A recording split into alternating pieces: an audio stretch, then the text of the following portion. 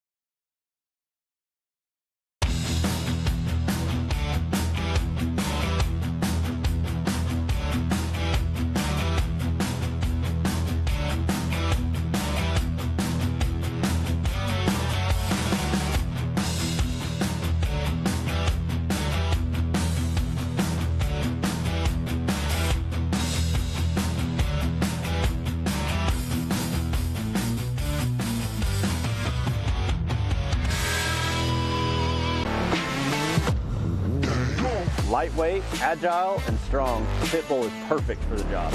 The Pit Bull is the first and only lift that can be used in the pits and in your garage. Elevate your racing with a Handy.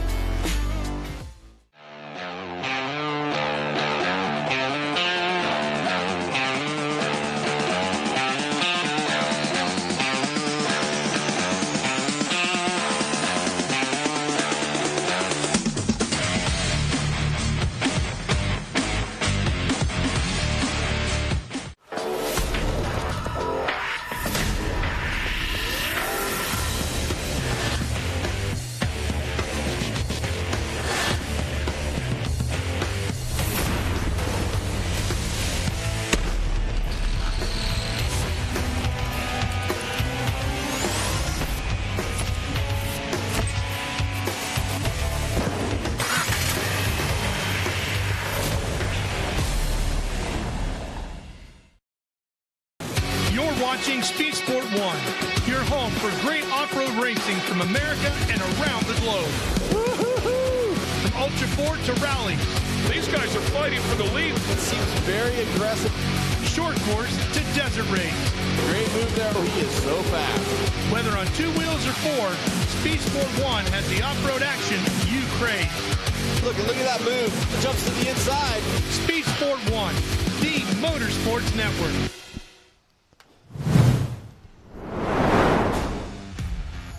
Welcome back, everybody. It's Scott Rain and Matt Edmondson here at, I guess you say, the news desk. Yeah. Getting ready Track for the side. second. Yeah, trackside. Rugged Radio's desk as we get ready for the second half of racing here. I guess you'd say round 2 of the day. We're jam-packing all kinds of race action into one single day, which would normally be run under 2 because of Mother Nature and yesterday and the rain. And she goes, you guys need to hang out with each other more. And she doused the racetrack. And we had a good time yesterday hanging out with everybody. You talked to a bunch of race teams. Yeah, we had the ability yesterday to take some time and catch up with everybody and figure out what they've been doing in between visions. There's a lot of prep work. There's a lot of stuff that's been going on that they've been working on, so it was kind of cool to get that opportunity. And from what you heard last night, these guys talking about, did you see any of that coming to fruition in the first round this morning? Yeah, one of the things that we talked about was, Corey Willis, a lot of the changes that he made on his car for Pro Turbo. We saw him run real strong fourth up there. Corey looked really good on the track. Kanan Baker looked amazing. Gosh, huh? Yeah, that was just unreal. He was on rails. Made his way all the way up there and battled at the front, and I'm pretty sure he ended up second, right? Yeah. So that was an amazing race, and all morning, every race we've had has just been – great racing out here today. The weather's been great. Yesterday's rain made the track today perfect. The track crew just prepped again before we start race 2s. And I'm excited. This is, race 2 is where you got to put it all on the line, right? So this is, yesterday, while we have all this time, we like you said, we get these opportunities to talk to these people. And, man, yesterday Pam got to catch up with Zach Beavers. So we're going to send it down and see what they had to say about it. Turbo class. Zach, you have a lot of racing experience, not only with short course. I know you've done some other racing as well. But this year we have a new track compared to last year. What do you think about the track this year? They've put in a lot of work out here, and it's been really good. You can see the difference from last year to this year. The dirt that they've been sifting and working to bring in has made a huge difference on the overall cost of everything, and then the overall raceability of it too. It develops good lines, and it has good blue groove and gets good traction, so it's a good racetrack surface. And speaking about traction, it's really about setup out here because of this year, we have the S turns, those big M turns that we have out there. Last year we had the 80-foot tabletop jump, so you had to do a lot of adjustments to have your car ready for a different track out here. Absolutely. So we have a complete different setup. We've changed the whole front of the car, different A-arms. Texera Tech, they've got adjustability in them. We can tweak things and make the car turn better. And the most important thing out here is to get around the corners as quick as you can and to not break traction and to drive as fast as you can all at the same time. So it's pretty tricky. Definitely. And I know you do some practice at home. Now, you are an everyday person out there. You do not do racing for a living. This is a hobby for you. On your normal daily job, you are construction. So having that ability at home to basically build your own track and get some seat time, does that help you when you come out here to race at MidAmerica? Yeah, so where we're working right now even has kind of similar dirt and stuff, so, whenever I need to test something, I just hop on a bulldozer, I go build my own track. We go out there, do some testing, and get the car set how we think it might need to be, so it's nice to have a bulldozer. Well, it has to be nice that you can build your own track, but good luck out there. Can't wait to see you back out on the track. Absolutely. Thank you.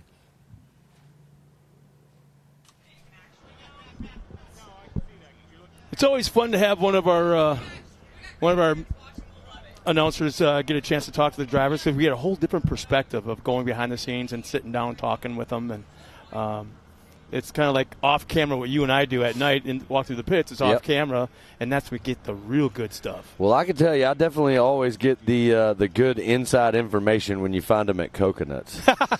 That's when they typically let it loose and tell us all the good stuff, all the details. But, yeah, that was awesome. Zach Beavers is one heck of a racer, man. He is a Texas boy, and he's ready to go out there and do some more battle coming up. Right now, we are jumping right back to the top of the order, so we are going to start back with amateur NA. There you see him lined up and ready to go. There's the Old Glory flying on top of that car.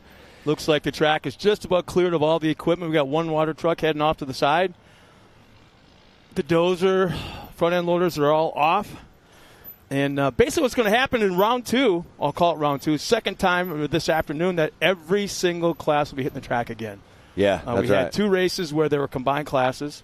But it's going to be – this is the nuts and bolts. This is – everyone was excited this morning. Didn't know how the day was going to go, and everybody was excited, happy. It's kind of like we talked about the breath of fresh air after Visions, getting right back at the racetrack. Yep.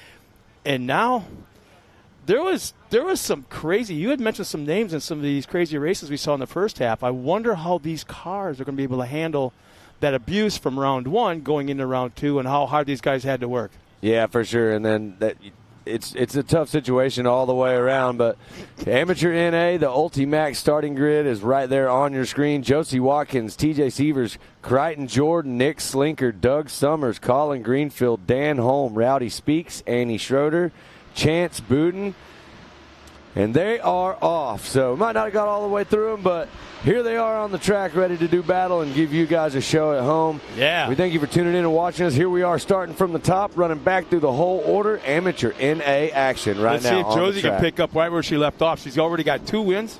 2 wins under her belt, or is it 3? 2 wins. I believe it's 2 for today, and looking pretty good so far right there. So Watkins, Sievers, and Van Beekum, the same 3 always up front. Yeah. In this class, they battle pretty hard right here, and we're going to see who's going to get the better of who in this race number 2. Looks like Watkins made the move. There's a 237 going to the front right there over Sievers. Yeah, Ryder needs a really good break. He needs a break right now. At least a decent podium finish. He looked really strong this morning. Oh, no. that Can't see the number yet. We'll get a reading here in a minute on it, but got a little turtle action going on. Track crew will get out there and make sure they're all good to go. One of the busiest guys at the racetrack, George Cruz, is watching us. Man, that guy. He's not shooting. He's watching. I'm surprised he's not working out. Nah. Cruz is one of the best photographers, videographers out here with us. You've probably seen a lot of the features that he did out here, especially the one we got to watch earlier that was so cool from the pond. He is awesome at that. Yeah, big shout out to Cruz and all our media guys. We got our racing drones out here filming everything. These guys are absolutely incredible at what they do, and our whole production team. But right now, check that out. 1, 2, 3, duking it out right now on the track. Right now you got Watkins, Sievers, and there's Van Beekum. Van Beekum checking up a little bit. Sievers going to take it to the outside line. Josie got a little loose coming into that corner. Was able to hang on to the lead, but she lost a pretty sizable gap back to second. Still up front as they complete lap number 1. Well, as you can see, they definitely did some track prep. The track is wet right now. They threw down a lot of water. This track will take a lot of water, though, and it'll soak it right up real quick. So I wouldn't be surprised if maybe we see another water truck session later on. But right now the track's looking really good.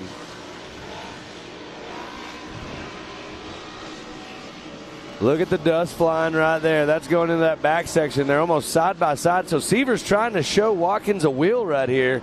Not able to do it, just not close enough. Trying to set up to get the inside line right here, heading around that sweeper into that step up. She's giving him the inside line. She's giving him a chance to peek to the inside, but he's just, like you said, not close enough yet to take advantage or shake her up a little bit. Well, the other thing is she's carrying a ton of speed running that outside line, so she's coming through that corner actually faster than Sievers is. He's just got that shorter inside line. Amateur NA action, the battle up front, 1 and 2. Still Josie Watkins, Sievers, and Van Beekum, 1, 2, and 3. Watkins able to hold on right there and slide right on the outside back into the front. Boy, but you can see that Sievers is looking for that spot. He's just looking. He's putting the pressure on, and the thing that I like to see, if you can stay that close to the leader, lap after lap, turn after turn after turn, that tells me your car's just a tick faster than the leader. And he's just waiting for that one spot. He's planning that pass. You talk about it all the time. He's 3, 4, 5 turns planning ahead of where that pass is going to be.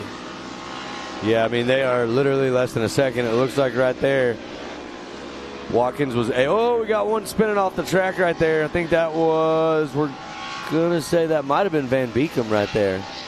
Yeah, Van Beekum spun right off the side of the track right there, so not the break he was looking for, but also look at Watkins has pulled a little bit of a gap over Severs. That allows Summers to move up into the third position. Doug Summers. There's Nick Slinkard in fourth. Ryder Van Beekem. He's falling back, man. Ashley Routon. There's Ashley Routon in fifth place. She's driving her mom's car, trying to show her how to get it done out there. She said, Mom, let me take this car real fast. I'm going to show you how to drive it fast. And she's doing just that. Great drive for Ashley Routon. Colin Greenfield running in sixth. Dan Holm in seventh. Rowdy Speaks in eighth. Ryder Van Beekem dropping back. He's in ninth now. Annie Schroeder in 10th. Chance Buden in 11th. Crichton Jordan 12th, and Randy Holm in the 13th position. But out front, nothing changing. Watkins doing all the work to protect that top spot right now, and Severs trying to find every hole that he can to show her a wheel and take over that top spot. But right now he can't find the spot. It's just she's got all the speed, and she's looking dialed in, very smooth on the track. Yeah, if you've been with us all morning long and watched this all the way through the pro classes, you'll remember that some of the pro classes, not all of them, but some of the pro classes actually had that competition yellow where there was a break in the little race and they regrouped everybody and went back to green flag racing. Not every class gets that competition yellow, and this is one of those classes that doesn't. Yeah, that we got to see that earlier. That really helped in the pro light trucks, right? When they did that competition yellow, Greaves had gotten around Connor Berry, and that allowed Connor Berry to link back up. And by the end of it, it was a complete shakeup. Everybody that was up front in the first half. We saw a mistake from a guy that never, and I mean never, makes mistakes, and that was Kyle Greaves. Yep. Went up and rolled. In fact, the thing is, he rolled it in the same spot that everybody else was rolling it, right here in front of us. Yep. And hurt his truck, limped off the track, and was not actually. I think he pulled off the lap before the white flag. But I do believe, with that being said, he still clinched the Pro Light Championship. So we'll talk about that later on. But yeah, we got some great racing action still going on here. Well, speaking of white flags and lead changes, the white flag just came out, and Severs has made the pass. So Severs has gotten around Watkins and got into that top spot right now on the track. I think this might be the first time that Josie hasn't been in the front all day long. I don't think she has ever been in second. I think she pulled the whole shot in every race and then went on to win. Well, what's happening here you're seeing is basically a flip-flop from what we saw in race number 1 here. So you're going to have a 2-1 and a 1-2. So that would actually put Severs in the catbird seat for the weekend championship. That's right, for today. Severs has found all the speed right now. Last lap around, Severs was 2.5 seconds faster than Watkins. So either Watkins is having an issue with the car, or Severs has just found the lines that he's wanted all day, and right now he is clicking them off to get to that checkers because he looks really good. You know, I don't want to take anything away from the drivers, but keep this in mind. It's been hot out there in that track. She's been out there for 3 races now. Going to be 4. If she hasn't been hydrating, if she hasn't been keeping herself fit this afternoon and refreshed, she might be getting tired. Yeah, that could be it too. Yeah, we always talk about that, especially in other forms of racing. It's fitness that lets you run to the end. And, yes, these are some short races, but this is a 2-mile track out here. And this track is it's hard on you, especially when the heat's out here like this. And so these drivers are doing their best to stay in shape, get ready. And here we are coming around to the checkers. It looks like these two Josie stayed did right with their them. best. And there's the checkered flag. Severs taking the win. Watkins in second. And I do believe if everything stays the same, we'll see them as they come around here in just a second. But Doug Summers running in third, Slinkard running in fourth, and Ashley Rowden in your top 5. Made Mama proud. So if I let you borrow my car, you have to get it up front. And she did just that. So that was an awesome drive right there.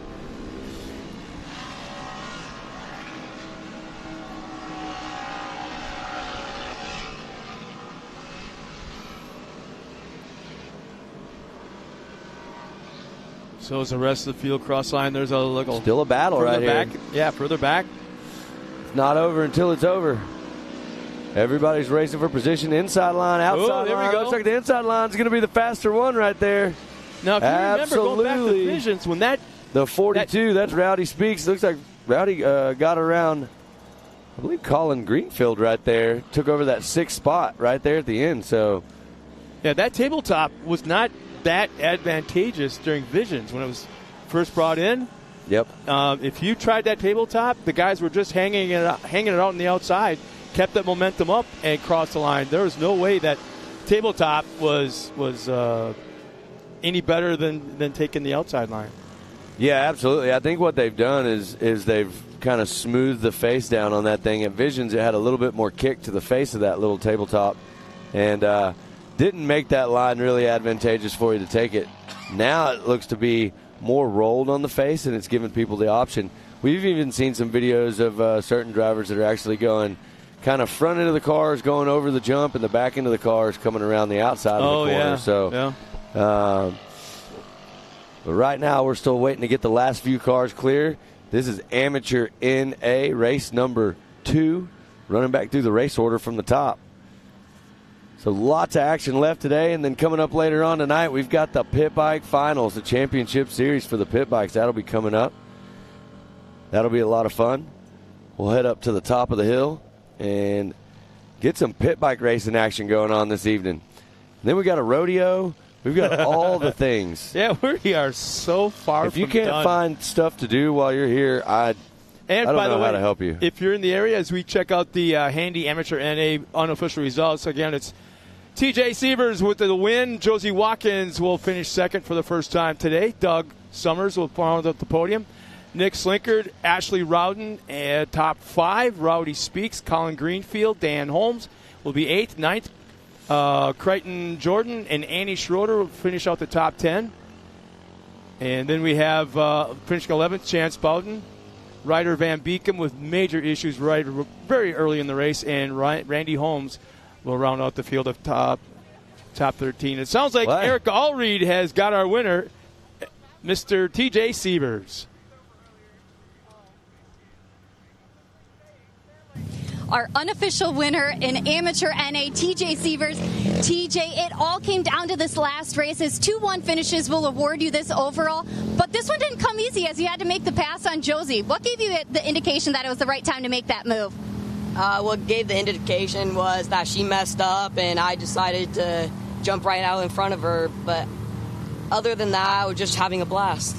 Well, TJ, congratulations on this overall win. It was definitely well deserved. Thank you. All right, and we are back. That was an awesome interview. TJ Sievers was like, well, she made a mistake and I took over. So simple solution right there. But well, we're going to send it to break really fast. And when we come back, we got lots more racing action for you here today at MidAmerica Outdoors for round number 5 of the Side-by-Side Short Course Championship.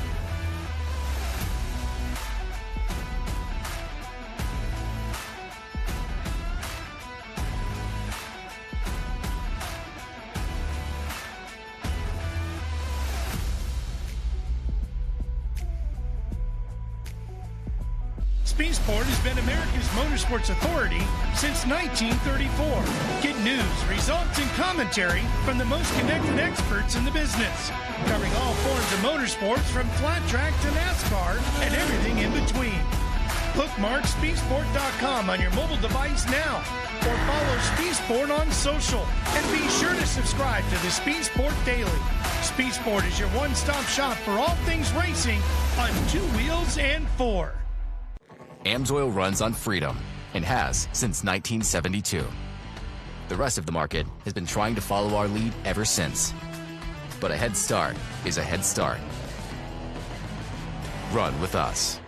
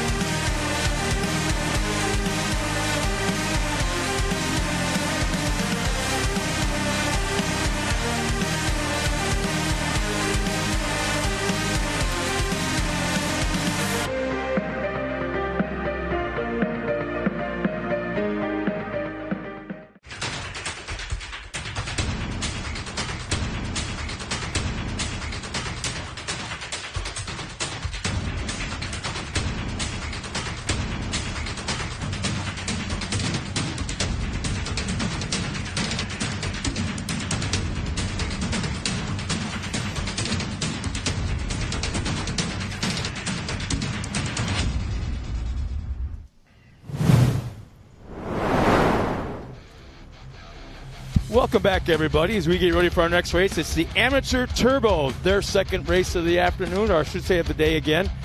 Pretty stout field. For sure. There's some pretty cool names in there. Some situations from race number 1 that we probably need to address before we take the green flag. Go ahead. Tell us what you got. All right. Well, we got Charlie Stewart starting on the pole in the 143. Justice Schmeider, the 26. Ariel Boyarsky in the 735 will start fourth. Our third. Fourth, Mason Prater. You and I both talked to him earlier. Started 17th, finished fourth in the first race. We'll keep an eye on him. Great race. Parker Frank in the 108 will start fifth. Sixth, Rich Ravy. Jace Jilson starts seventh. Andrew Shipman starts eighth. Ninth will be Kevin Hall. 10th, Brittany Dunn-Crisco. Sean Murphy will start 11th. Chris Fowler will start 12th. Mitch Frank will start 13th. 14th, the Randy Boyder. Kawan Lawson will start 15th. Brandon Jensen will start 16th. Taylor Haas, 17th. Hank Hall was running up front in the first race today. I guess the fuel line came off. Just lost everything. And so he's back out on the track, got everything taken care of. We'll see how he works his way through the field in a brand new car for him. And then also we got Bruce Davidson, 19th and 20th will be Jeremy Chilson. So, yeah, I'm really anxious to see how this Mason Prater does. He's from the West Coast, got a vast off-road racing resume, both short course and out in the desert, running in Baja. But kind of surprised us both in the first race. We really weren't paying attention because who's Mason Prater? Well, guess what? I think we're going to find out pretty quick. Yeah, he came up here and had a little conversation with us while we were on a short break, and we got to talk to him about that charge that he did from the back to the front. It was very impressive. He also told us he was having a boost issue. He was getting pulled in the straights, and so he's got that dialed now. So we're going to see what he's got right here. Amateur turbo action getting ready to go. We've got TW and the crew out there leading them around. We're going to get this rolling start lined up. In fact, I'm getting a message off of Facebook from Rob Mitchell, and we appreciate you for throwing this information out at us. Randy Boyder is out there in Rusty Pipe's car. There you go. All right, cool. And you know what? That paying it forward is continuing. It always does. You know, everybody here is all about supporting one another and making sure everybody gets the race. And that's one thing we've seen time and time again out here. So it's awesome to see the sportsmanship and the camaraderie between racers out here and how they will do whatever it takes to make sure, you know, their fellow racers are out on the track. I mean, we've seen them loan cars. We've seen them loan parts, do everything, teams helping. And there we go, green flag coming. Now we have got Amateur Turbo race number 2 on the track, ready to go.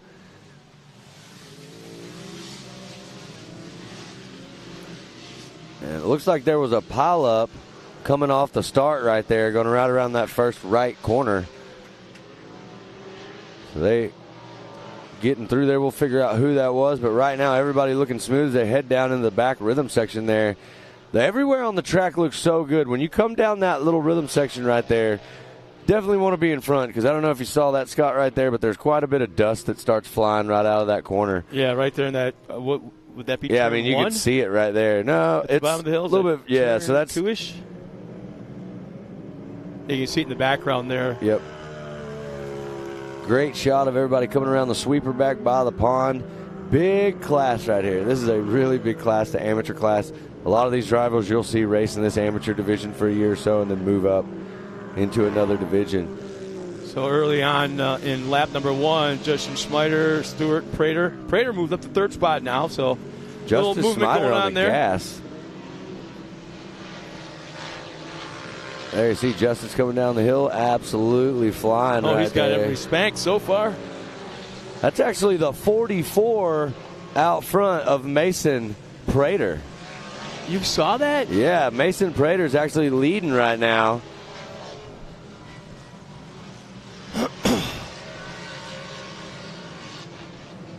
Looks like we got an Amsoil instant replay of what happened at the start right here. So it looks like they got a little tied up together. Nobody flipped, just got hooked. Not too bad. Slowed everybody down a little bit, but right up front, I mean, that's what it is right there when you get out. You're going to battle as hard as you can and try to get that top spot. Mason Prater showing us how to do it. Coming from last to fourth in race number 1. Now he's up in the front, leading the pack. And he is looking to Johnny get this Holter's win. car. I don't think Johnny Holter, who runs a Pro Light, he's ever run Amateur Turbo here before, but he's got a car here and put Mason Prater in it.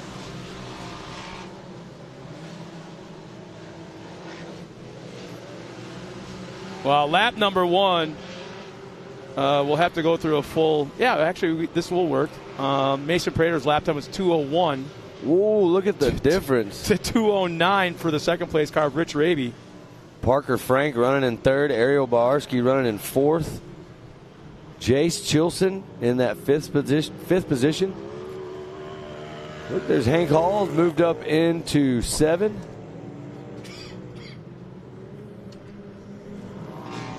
Great drive right here. We're watching as these drivers come around the back section. Still no change out front. Prater's still running away with it. I mean, he's got a 2:01.166 fastest lap.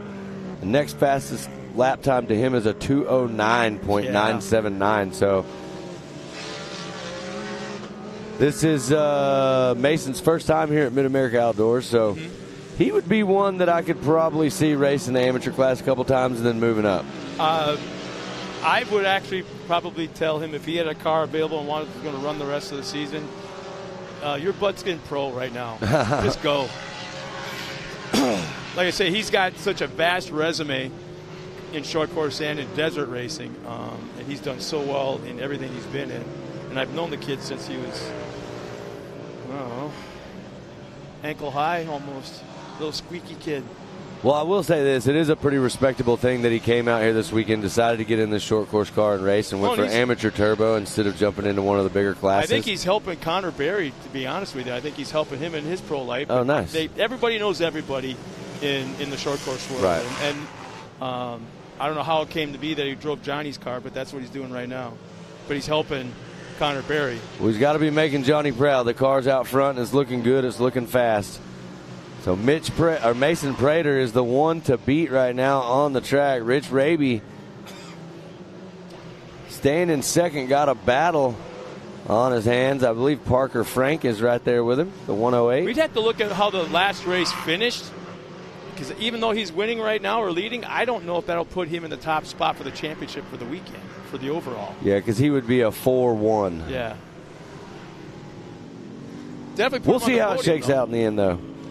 Right now, lots of action. Amateur turbo. This is a lot of fun to watch right here. It's an incredible story to see him come out here the first time here at the park, start dead last, move from 17th to 4th, and now lead the way in race number 2. It just shows you.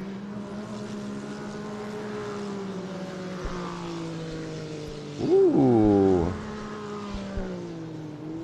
So we are hearing that unofficially, it looks like Mason Prater could get. If it finishes the way it is, he could be your overall winner with a 4-1. And Ariel Bawarski looks like she would be second place out there with a 3-3. So impressive right there. Hank Hall's moved up into that 5th position. It'd be neat to see him with a podium finish in the brand new car. Nice looking too. Never thought that color scheming, that color combination would work, but on a race car it does. Well, there we are watching the 4-4 Mason Prater in the Razor. Throwing the car into corners, making it look real smooth right now. He's going to come back over that start finish. There you see the white flag is out. Oh, how about that? Hank Hall jumped into the top 5. Ariel Bawarski still in that 4th spot. Parker Frank 3rd. Rich Raby 2nd. And Prater still showing the way around as we go back to 6th, 7th, and 8th. Will be Jace Chilson, Charlie Stewart, Mitch Frank, Randy Boyders in that 9th spot, Andrew Shipman in the top 10, Sean Murphy 11th, and on down the line. And yeah, we're getting reports that Mason Prater is 6 seconds. Yeah, he was slower. Whoa, something must have happened. We're about to find out. It looks like is that maybe on board with our leader right there, and that looks like Rich Raby maybe running down your leader. Well, as we say that, it really seems like the 44 may have had an issue, may have got the car going again. I'm not sure, but right now he looked like he was back on the throttle super hard and spreading the gap out just a little bit. We'll see as they come around. Well, look, we got our 3rd place driver, Parker Frank, the 108, getting all in the mix. Looks like we got a couple of cars at the top of the hill, several cars actually Looked like they got tangled up in something. We'll see if we can get a replay and see what's going on up there on top of the hill. Yeah, he's waving the white flag right now. So nobody in front of Mason. So if Mason can hold on to it, I mean, he's headed towards the checkers. It looks like he's got that car dialed in again, and he's back under full power. If not, something else that went wrong with the car that caused him to slow down a little bit. That's scary when you have that big of a lead, and all of a sudden the second place car has a 6-second. Well, let's look at this. Now that I'm seeing the numbers right. Well, now that I'm seeing the numbers right, it's actually 8:11, from what I can tell. Up front.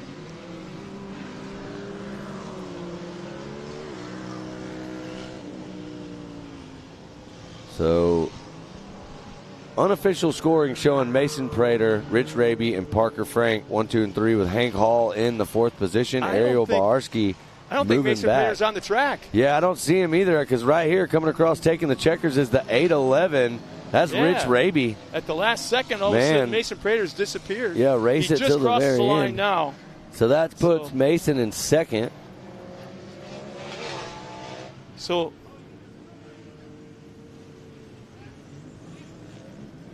whoa. I think we're going to have a shakeup right here, Scott. I think with that little change at the end with Rich Raby going to the front and Mason Prater actually being in 4th, so that's actually going to put Charlie Stewart unofficially in the top spot for the overall with a 1-5. Okay.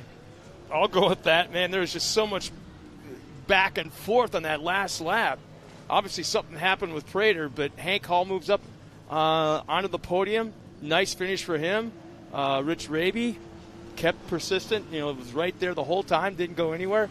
Made the pass and took the win. But this is where you got to be a scoring expert. Sit down there and start crunching the numbers, and that's not my job. Yeah, nobody ever accused me of being good at math. So here we are. With the right rear gone, I can't pick up a number. Obviously, the driver's pretty darn frustrated. Not exactly sure where on the track that is even. So we'll get some information from our track crew here in just a second, find out what's going on, and we looks like we got some work to do at the top of the hill to clear some cars up there before we jump into our next race.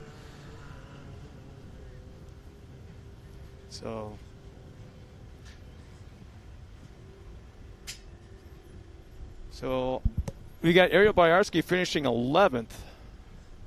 Might possibly. She hasn't actually crossed the finish line, so it might actually be Ariel Bawarski. Is the first driver that didn't complete 4 laps. So it looks like that might be the 7:35 of Ariel Bawarski. Yeah, you're right.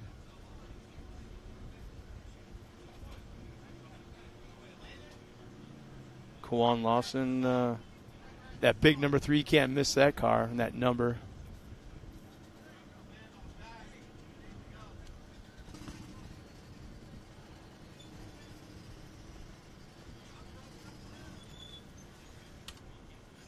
Well, there it is right there. We've got the handy unofficial results. So big shout out to Rich Raby hanging in there all the way to the end, capitalizing, taking that top spot. Parker Frank second. Hank Hall, 3rd position. Nice drive, Hank. Mason Prater in 4th. Charlie Stewart in 5th. Jace Chilson 6th. Mitch Frank 7th. Brittany Dunn Crisco in 8th. Chris Fowler 9th. Sean Murphy in 10th. Ariel Bawarski in 11th. Randy Boyder in 12th. Andrew Shipman 13, Brandon Jessen 14, Kewan Lawson at 15th position. There's Justice Smider in 16, 17 spot Kevin Hall, Taylor Haas in 18, Bruce Davidson in 19, Jeremy Chilson in the 20th position. So that is the unofficial results for Amateur Turbo race number 2. And it looks There's something going on everywhere on the track. It was hard to stay aware of what was going on any given spot on that in that race. Yeah, here are the highlights right here. So check out all the action we just saw in Amateur Turbo. Lots of it right here. So that was the first incident.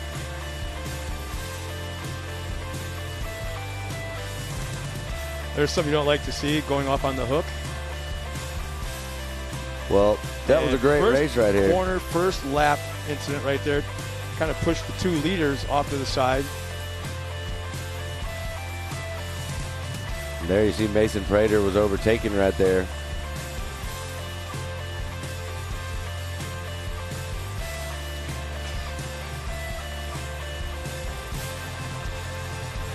Well, let's step aside real quick as we get ready for our next race. It'll be the Youth 1000.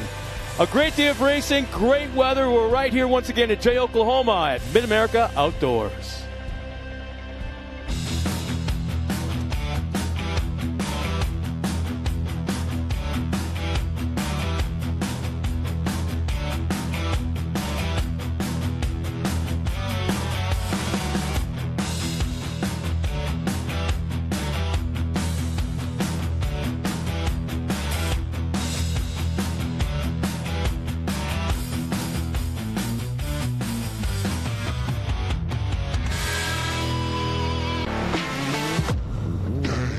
Lightweight, agile, and strong, the pit bull is perfect for the job.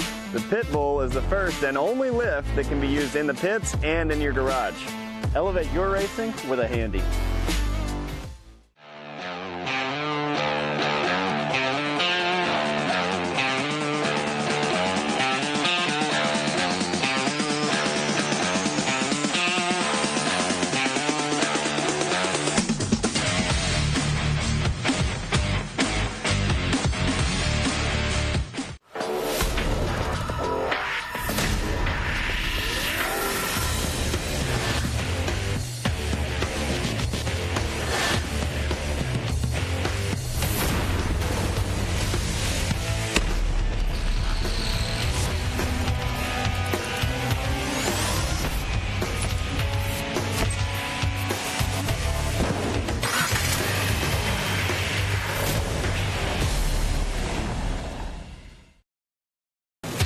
Watching Speed Sport 1, your home for great off-road racing from America and around the globe. From Ultra 4 to rally, these guys are fighting for the lead. It seems very aggressive. Short course to desert race. Great move there. He is so fast. Whether on 2 wheels or 4, Speed Sport 1 has the off-road action you crave. Look at that move. Jumps to the inside. Speed Sport 1, the Motorsports Network. And welcome back again once everybody as we get ready for our next race. It's the Youth 1000, and this is a large field right here. 14 cars getting lined up, waiting for the track to clear, getting ready to take that green flag. Should be a good one. I'm excited to see this one. We got to see some great racing earlier. Once again, Seaver's back out there, RJ Tremblay. We've got Cotto, Jones. Man, there's a whole bunch of heavy hitters out here earlier. Cole Warner, we got to see him earlier, absolutely dominate in that 170 he's got, or the modified class actually. And then there's Quentin Arnold again. There's Ryder Van Beekum. So lots of fast drivers in this class coming up. And there you see them lined up and ready to go on the starting line. Yeah, you saw a moment ago a car going off on the on the forks. I talked about you don't want to see your car being pulled off on a hook. Well, it's even worse if it's on a front end loader being hauled off. So once again, here's our Ultimax starting grid of the Youth 1000 class. TJ Sievers in the 101. RJ Tremblay starts second. Mia Cotto third. Riley Jones fourth. Dylan Jackson fifth. Zoe Easton sixth. Seventh, Ty Luckmeyer. And eighth will be Cole Warner. And Damian Shamlin will start 11th. 12th will be Quentin Arnold. Chance Bodin in the 13th spot. And Ryder Van Beekum in that 14th. Let's see if he can put it together. He's had a rough day. 2 rows ready to battle right here. We see the track crew getting that cleared off, making sure everybody's safe, and then we will go racing. Youth 1K action. We're burning right through it, Scott. I've had a great day up here with you. It's been awesome racing. We still got a lot left. I'm excited to see some stuff coming up. What? It's almost too quiet, though. There's got to be something like just ram-banging, 3-4 cars just beating on each other. That's what I want to see today. Well, we've definitely seen some of that. As you can see right there, they're definitely clearing everything up on top of that hill. We've had some absolutely incredible finishes today. We've had a lot of action. I mean, between you now and our producer in our ear, I'm being told otherwise. So, yeah. I do remember that race. I hope so. It was only a couple hours ago. Yeah. I'm old, but not that old. So there you see track crew still working to get everything cleared. One thing about MidAmerica out here is we definitely care a lot about safety. We want everybody to have a good time, but we want everybody to be safe while they're out here doing it. And that's why we take the precautions we take. And we have the best track crew, the best medical team. Everybody out here on staff is, top flight. So big high five to all of them for everything they do. And, in case, we haven't mentioned it before, it's a hot day out here, and they're standing out in this sun so that all these racers can be safe. And flaggers out on the track and the medical crew and our whole team that runs the races here, Billy Champion and his staff. So, man, big high five to them. It's been a great day so far. We got a lot of racing left. We still got pit bike finals coming up later. We still got a rodeo. We've got all kinds of stuff. We got fun at Coconuts. I mean, surprised you named that one last. Well, that is the last thing we do every day. So, yeah, that'll all be coming up later. We're super excited. In case you don't know where the rodeo is out here on the property, it is new at location. The new entrance on the other end of the property. So go up to the top of the prairie and head to the other entrance back there, and you'll be able to find right off the highway, the rodeo arena right next to the highway. I mean, it's a perfect spot. If you're driving by, you literally turn right, you come right in the entrance, and you go right to the Can't rodeo. miss it so from the highway, yeah. If you're at home watching, you're local, you're around here somewhere around Jay, Oklahoma, come out tonight, hang out with us, watch TK Pro Rodeo, voted top rodeo in the U.S. This thing is quickly taking over and becoming one of the best shows out there. So that'll be coming up later tonight. We've had slack. We've had a couple of nights of rodeo stuff, and we've gotten to watch all that. And tonight it'll all culminate, and we'll have a really, really big event up there. So I think we're going to have a special awards presentation at the rodeo with our pro light top three finishers. That is what I heard. Over the championship, which would be kind of cool. Yep, that is what I heard. Drive right into the corral and. They don't know yet that part of that deal is the top three all have to ride bulls also. Oh, that's a given. If they drive these pro light trucks, I mean, a bull should be nothing. It's the same thing, yeah. They'll buck you. Yep. I'm going to go talk to TK and make sure they get good ones, too. So as I look at this field right now, I can't help but think if we had to I got to say the guy in the pole is probably the best. The guy in the pole is probably the one that I think has the best shot at pulling off a win this afternoon. Who do you got? Severs is going to be definitely one to hopefully get up there and battle. But I'm going to pull for my man RJ Tremblay. He had a great first race. RJ has the speed. He's had one of those seasons where he's always been right there up front. I want to see RJ get to the front and get a win, and I think it would be a huge confidence booster for him. He's got some big things coming up. I think it would really just, kind of elevate his racing right now and put him back where he needs to be. So I think we're going to see a battle between Severs and Tremblay for sure. But there's several people in here that we can't count out. There's several, really fast racers in here. So, I mean, it could be Miyakato, it could be Riley Jones, Dylan Jacobson. Any of them up in the front in this group could be leading this pack here in just a few moments. So yeah, I mean, we talked about quite a bit all the changes to this track, and I really, really like that change. I mean, it was neat to have them go up the hill at the start and then do a left-hander and come straight down the hill right at us, and then go into a right-hander. But I really like the fact that it gives them a chance to separate. I mean, it's a long straightaway up the hill and a long straightaway down to the bottom into that right-hander. So it gives them a chance to separate at speed. And again, when I say at speed, these cars are flying down that hill going to that little bit of a right-hander. Well, it sounds like we're getting pretty close right there. I see TW making his way off to the side of the track, and he will give these guys a green flag coming up here just shortly. But, yeah, you're exactly right. I mean, this is a really fast track. We've talked about it, over 2 miles long out here. There's a lot of sections on this track where you can see some of these guys build a ton of speed in the straightaways. They have a ton of power. They're making the straightaways, and there's other cars that are handling real well in the corners. And they know how to keep that momentum of coming down that hill, how to make those turns, yeah. So We're seeing, a few different strategies of the car here and how they're setting it up. In that expert turbo race, I just want to bring it up that Austin Dinger was absolutely flying. Mm-hmm. I mean, it was incredible to watch him in the straightaways and how fast that car is. He's so smooth. He's in such control of that car. I mean, he's on another level for sure, and that was a big win for him. But we got another round coming up. We're going to see if they can do it again. And right now we're waiting to get this Youth 1K race number 2 underway. 4 laps for these drivers. You know, some of these drivers also, they run multiple different series. And anything to get wheel time, more wheel time. But it's like MAO is their home base. It's their home series. Even though I'd say about a third of them run that Red Bull series. That's basically all over the country, including Alaska. But, yeah, green flag is out. Here we go. Anything the guys can do, gals can do for wheel time, they're doing it. How about this? Looks like Robert Van Beekem will lead them into turn number 1. Ryder Van Beekem right there. So Ryder jumps right out to the front. So and one car's pulling off already. 4th.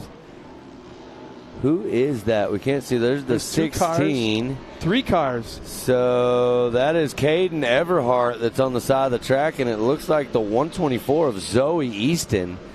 So both of those 2 cars getting tangled up in the beginning and on the side of the track. There's actually a third that's right to the right of those 2, a little bit further down the hill, and then headed down that back straightaway, there's one car pull off the track as well. You can see it way back in the picture.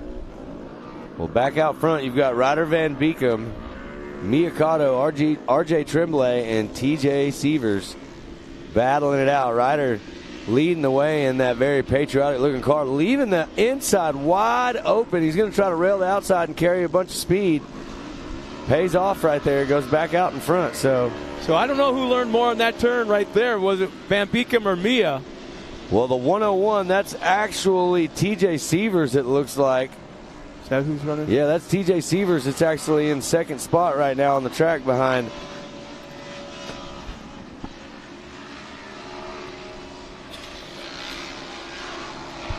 Excuse me, that's TJ Sievers right behind Ryder Van Beekem right there. And there you see RJ Tremblay in that 3rd position. Looks like Miyakato actually running in the 4th spot.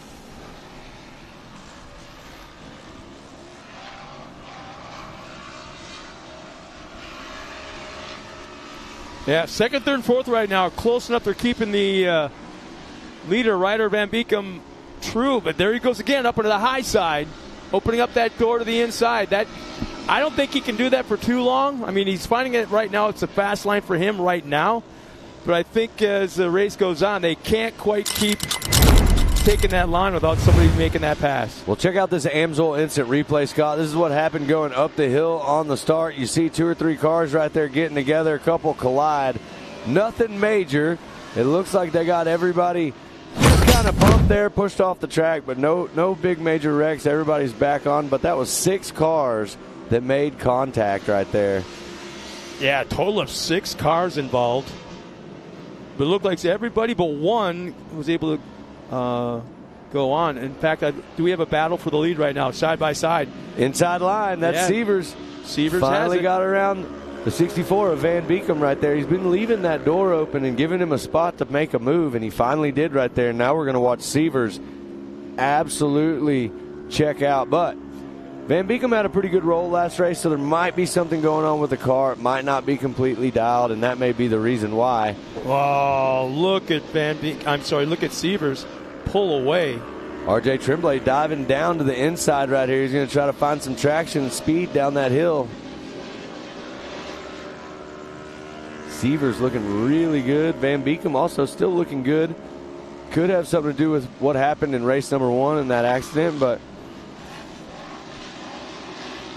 knowing Ryder Van Beekem, he wants to get back around Sievers, and he's going to try to do it right here. But he's got RJ Tremblay coming in fast, and it looks like in that 4th spot, Miyakato is catching up to the group too. So we got a battle right here, 1 through 4. It's anybody's race. Yeah, I'd like to think that Ryder would love to finish on the podium and go home with some hardware, because between him and his dad, they're in I think 6 total races, and to go home empty-handed all the way to Phoenix would make for a long ride. As we'll see Robert Van Beekem up here later on this afternoon.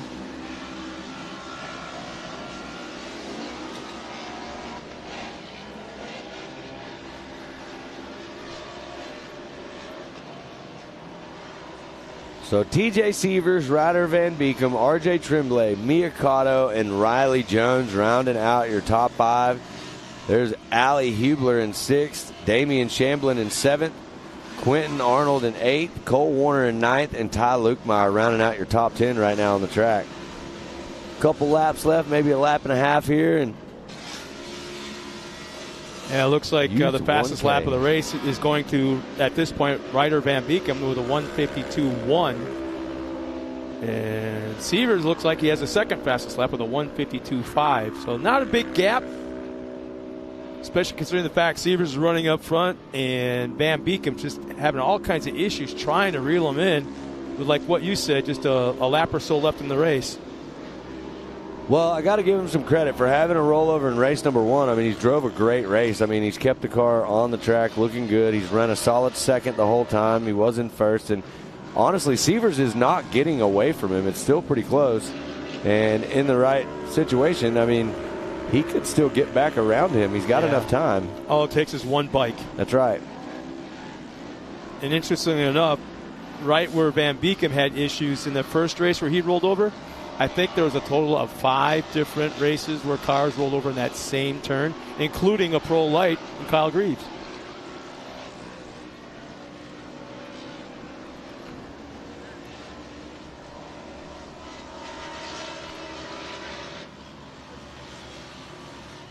White flag coming up one more time around.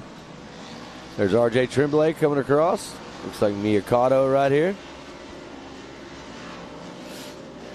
So your top 4, all about evenly gapped out right there, but they're staying within distance of each other. They're in striking distance if anybody makes a mistake. Yeah, I kind of thinking unless you said something almost catastrophic happens, TJ Sievers has got this in the palm of his hand, and Van Beekem just is running out of time. Sievers has looked real smooth all day. He's ran multiple classes and been extremely fast out there on the track. The 101 is showing us how to get some work done today here at round number 5.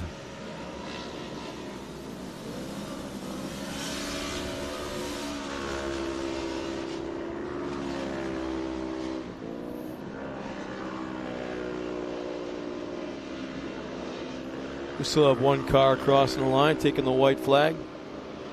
Well off the pace. Not sure who that is. They have a flat on the back. Is that I think it's Cole Warner. 11-19? Yeah, Cole Warner. Looks like he's got a flat right rear. So he's going to try to limp it through to the finish, salvage this race, get some points. Back up front with the 101, TJ Sievers. Finding it interesting enough, Sievers is now taking that super high line, way up on that banking and coming down and using that momentum and picking up that speed. That's the same line that was Van Beekem was using earlier on. Well, Sievers has got a couple more corners, and he's going to take the checkers right here. Ryder Van Beekem still close in second place. RJ Tremblay still running in third. So just a couple more corners. Actually go around this corner right here. Headed straight for the checkers. He put in work. TJ Sievers taking the checkered flag, the 101. Van Beekem will take second, but man, was there a charge by Tremblay in that last half a lap, maybe 2 cars back in a gap at the finish line. So nice half lap for RJ Tremblay trying to reel in Ryder Van Beekem. As our podium finishers will be Sievers, Van Beekem, and Tremblay, 1, 2, and 3. Mia Cotto crosses the line, that 4th spot. Riley Jones in the top 5.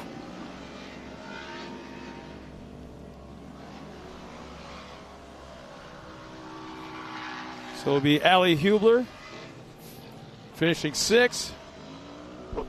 Quentin Arnold should be coming up next, a little bit further back. Yeah, it looks like Quentin right here coming across the finish line. Yep, 106.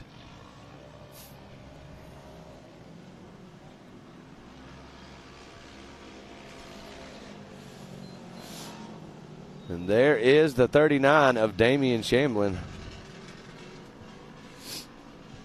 Yeah, there's some tired cars crossing the line. To expect. You know, the one thing about, we talk about this, but these youth drivers, they drive multiple classes. So you say tired cars, I see tired drivers also. I mean, a lot of them are running multiple classes, but Here you are right here, the handy unofficial results of Youth 1K. TJ Seavers top spot, Ryder Van Beekem second, RJ Tremblay in third. There's Mia Cotto in fourth, Riley Jones in fifth, Allie Hubler in sixth, Quentin Arnold seventh, Damian Shamlin eighth, Cole Warner ninth, Ty Lukemeyer in 10th. And there's Dylan Jacobson in 11th, Chance Budin in 12th, Zoe Easton 13th, and rounding out the field is Caden Everhart in the 14th position. So great racing right there for Youth 1K. And we're going to keep all this action going. Scott, what do you think is going to happen later in Pro Turbo? I am very, very hopeful that my man Kanan Baker can be back up front again and dice it out with him. That was impressive. That was beyond impressive. Well, wow. You know what? We're going to stop talking about that real fast, and we're going to send it to Erica. She's got an interview with our winner. Take it away, Erica. TJ Seavers taking the unofficial overall in both Amateur NA and Youth 1K. TJ, what an incredible day for you. You have 3 wins on the day and 1 second-place finish. Try and sum up your successful day of racing. So I have to give all thanks to my dad, Bobby, Arnar Steele. Without them, I wouldn't be at this weekend, and I'm just having a blast out here. Well, it definitely shows in your riding. TJ, congratulations on such an incredible weekend. Thank you.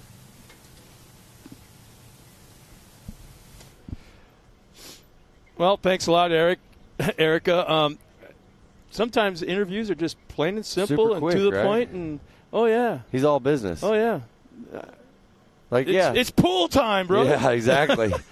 The sun is at its hottest right now. Everybody's headed up there to that pool where we're sitting right now. I can see tons of people up there hanging out, and it was just super, super cool. So, well, Scott, I know the other day that you got to hang out with some of our friends from the Gas Series, and I heard they videoed it.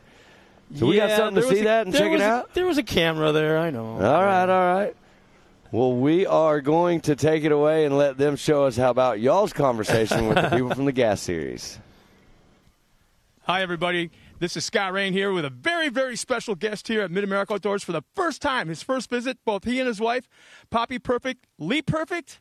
Welcome to MidAmerica Outdoors, and what do you think of the place so far? This place is unbelievable. We just got the tour, got to check everything out. It's just amazing facility. Back here meeting the team, getting to see the races this weekend. It's going to be a really fun weekend this weekend, checking everything out. We should also mention that you and Poppy are members of the team now as well, with Great American Short Course coming on board with MidAmerica Outdoors. Yes, the Robinettes bought the series out, and we're here talking about the future. We got some really exciting stuff coming up. Got 2 races in the Gas Series left this year, October and November. Finish off the year strong and be coming out with a lot more information about next year and what's going on. It's super exciting. Anything you can kind of tell us? Any teasers? Come on, man. I know you bank a lot of information. Nothing yet, but it's coming out, coming weeks, coming months. We're going to try to hit it hard this rest of the year, and the info's coming soon, and really try to get this series going. We've got a lot of help now with this new team we're meeting here to do a lot better things and bigger things, and it's going to be awesome. He likes to keep things really close to the vest, but I swear, by the end of the weekend, I'll get it out of him, and I'll let you know. Thanks a lot, Lee. Thanks. Appreciate it. Well, as we get ready for the next race, you have to experience a Great American Short Course race. It's very much like what we see here. Yep. But you throw in, I want to say 5 different truck classes, 2 different buggy classes. It's a smorgasbord of short course off-road racing. There's also side-by-sides, don't get me wrong. There's probably, I want to say 4 different classes. But what's neat about it is as day goes along, the races get faster and faster and faster and culminate with Pro 4s at the end of the night. 4-wheel drive, 900-plus horsepower. And if you're in the grandstands, you can feel the grandstands move. It's under your butt. You can feel it move, man. Well, I can see how you smile about that. I can tell that you're definitely feeling the vibrations when all that's going on. But it's pretty interesting. If I remember correctly, they ran one of those races at King of Hammers, right? Yeah, in fact, yeah. So you knew it's something when you had the guy that runs King of the Hammers, Dave Cole, actually come running up to all of us after the exhibition, after the race that we had, specifically in Pro 2, and hugging us all because it was just nuts. So that's very cool. I can't wait for everybody here to witness. It's one thing to see Pro Lights, but I want everyone to witness Pro 2s and Pro 4s. Well, we had an incredible finish in this race that's coming up right here. This is Youth 800, and we saw an absolute crazy finish, and I do believe we got a replay of it right here. So here's the Amsoil instant replay of this finish earlier with Coach St. Peter and Cole Warner. This is the last turn right here. Yeah, right here coming up to the finish line. I mean, they were side by side. Cole edged him out. I mean, look at that little bitty bit right there. Yeah. So I can tell you this right now. On the bumper. Code's probably not very happy about that, and he's going to be out to get some redemption and get that first place spot. So we're going to see what he can do right here. This is coming up right now here in just a second. This is the 800cc and under.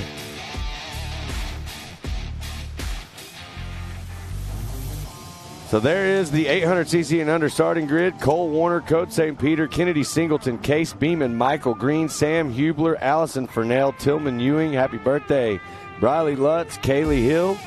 And there's Tucker Burza rounding out the 800cc and under field. Yeah, before we take the green flag up, there's one birthday that I forgot about, and that's Kurt Greaves, the dad of Kyle Greaves. I do believe the unofficial Pro Light Truck Series champion. His dad is here, and it's his birthday today. So happy birthday, Kurt Greaves.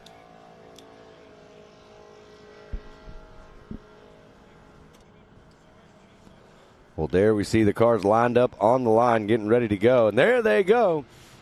Headed this way, 800cc and under. Let's see who's going to get the jump. It looks like a Singleton jumping out to the front with the whole shot right there. Holy smokes, and again. I do believe that's Coach St. Peter. I think it is in that second spot. Yeah.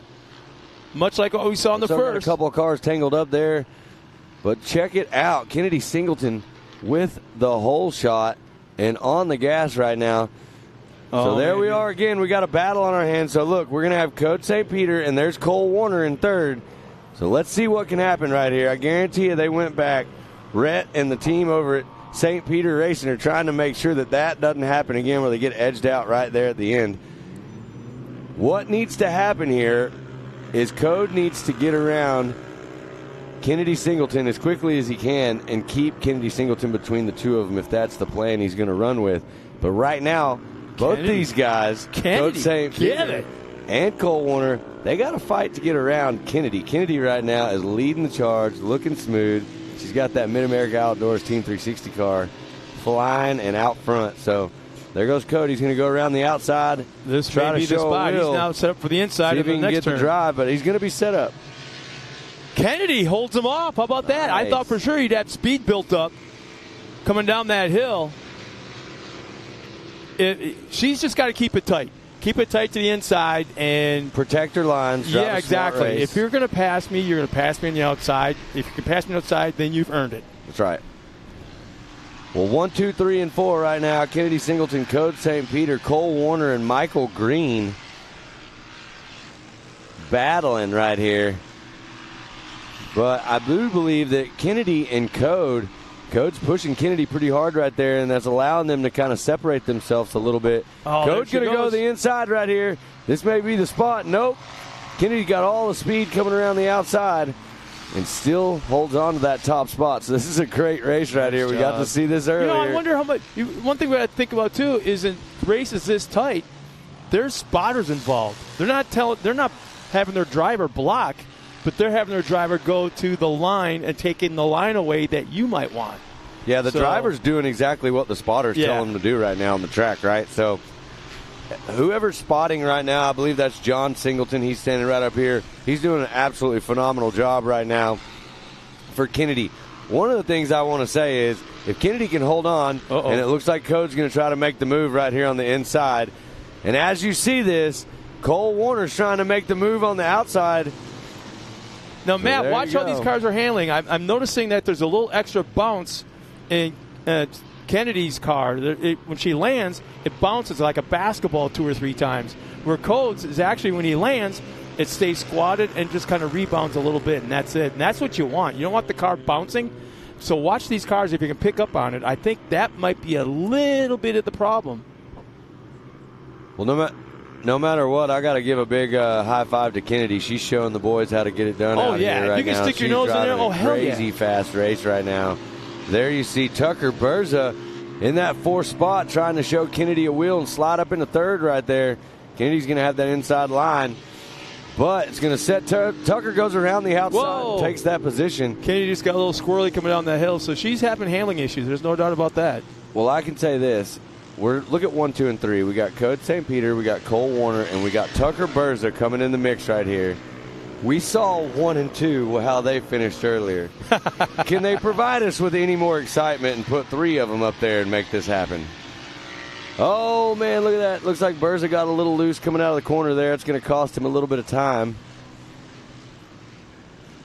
Code St. Peter driving a great race right now, holding off Cole Warner.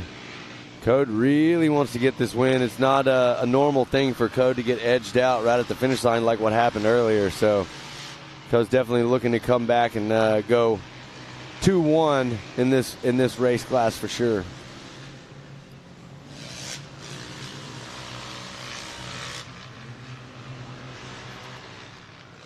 Keep in mind, these are just little kids, if you want to call it that. They're muscling these cars around. This is a workout. These kids are moving these cars left to right, up and down through these jumps, through the rhythm sections. Right now, we're looking at lap times. Code St. Peter, fastest lap a 2:01.8. Fastest lap for Cole Warner is a 2:02.8. So Code a little bit faster, but as you can see, Cole has tightened up the gap. Oh, Code's going to go outside right there, kind of open the door, but he's got a lot of speed going up the step up. I just wonder if that part of the track, if the spotter can see that area, so all of a sudden you find yourself not getting help from your spotter. You try that outside line on your own without the spotter's help, and all of a sudden you might have had a little bit of an issue, or you lost a little bit of ground to the person in 2nd place.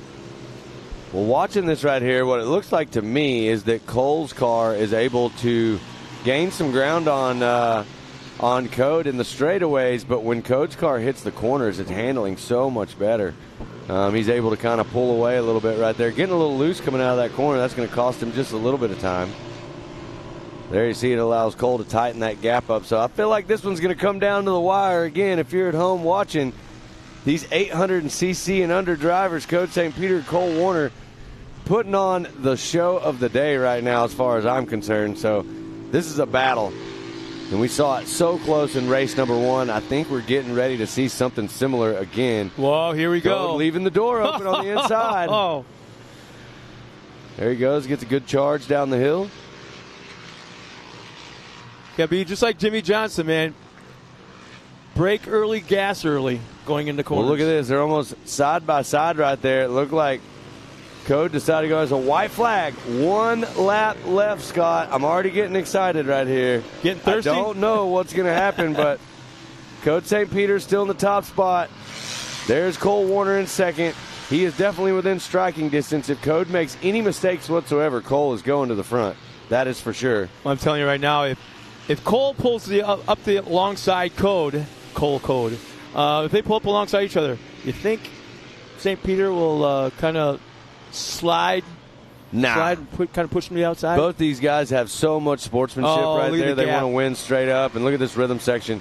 Coach found some speed going through here. But I will say this. I've seen Cole Warner in this rhythm section run him down right at the end and make some moves going into this sweeper. Not close enough right here to do it.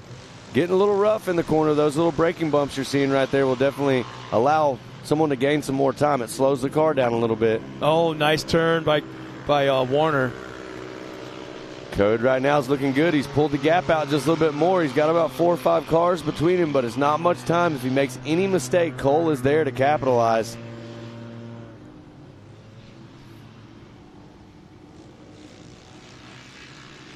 That gap has shrunk again. It is, but these are fierce competitors. We're going to see it all the way to the checkers right here. Code getting a little wide right there, straightening it up, looking good coming out of that corner. He's got a few more corners. He's got to make it through this back section. Cole is right there. He's all over him. I'm sure the spotters are telling him exactly where he is right now.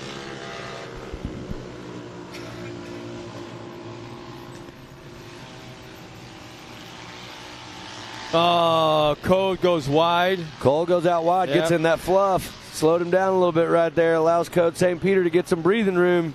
Yeah, one more turn for St. Peter. Checkered flags at hand.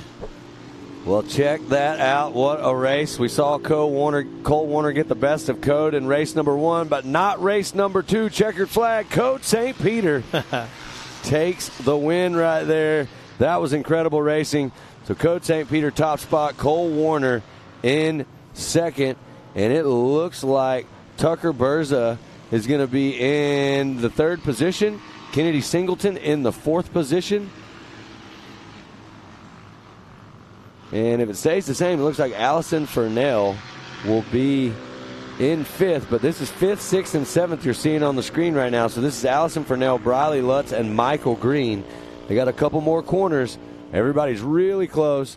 Looks like Michael Green looking to make a move from the back. He had to check up. He had no place to go, so he had to check up. Tough break for that, but he was on it. You're right. He was looking for that spot. So it looks like Allison Vernell is going to come across the finish line. There's Briley Lutz and Michael Green, 5th, 6th, and 7th right there.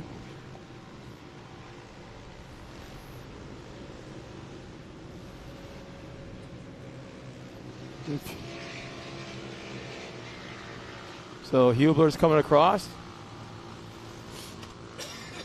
What a great race. I actually just got a text message from someone that said this race right here has been my favorite race of the day. Oh, Such really? a good race. And it absolutely was. I mean, that was incredible racing between some of these young drivers right there. Awesome to see Code hold on to that and get the win here in race number 2. But Cole Warner extremely fast. Looking really good out there on the track. So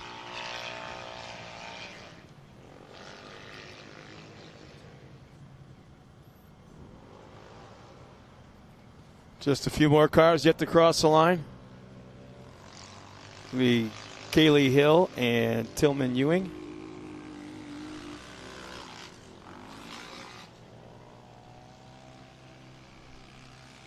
So Tillman crosses the line and Kaylee should be right there. And she'll cross the line in the 122, finishing in that 10th spot.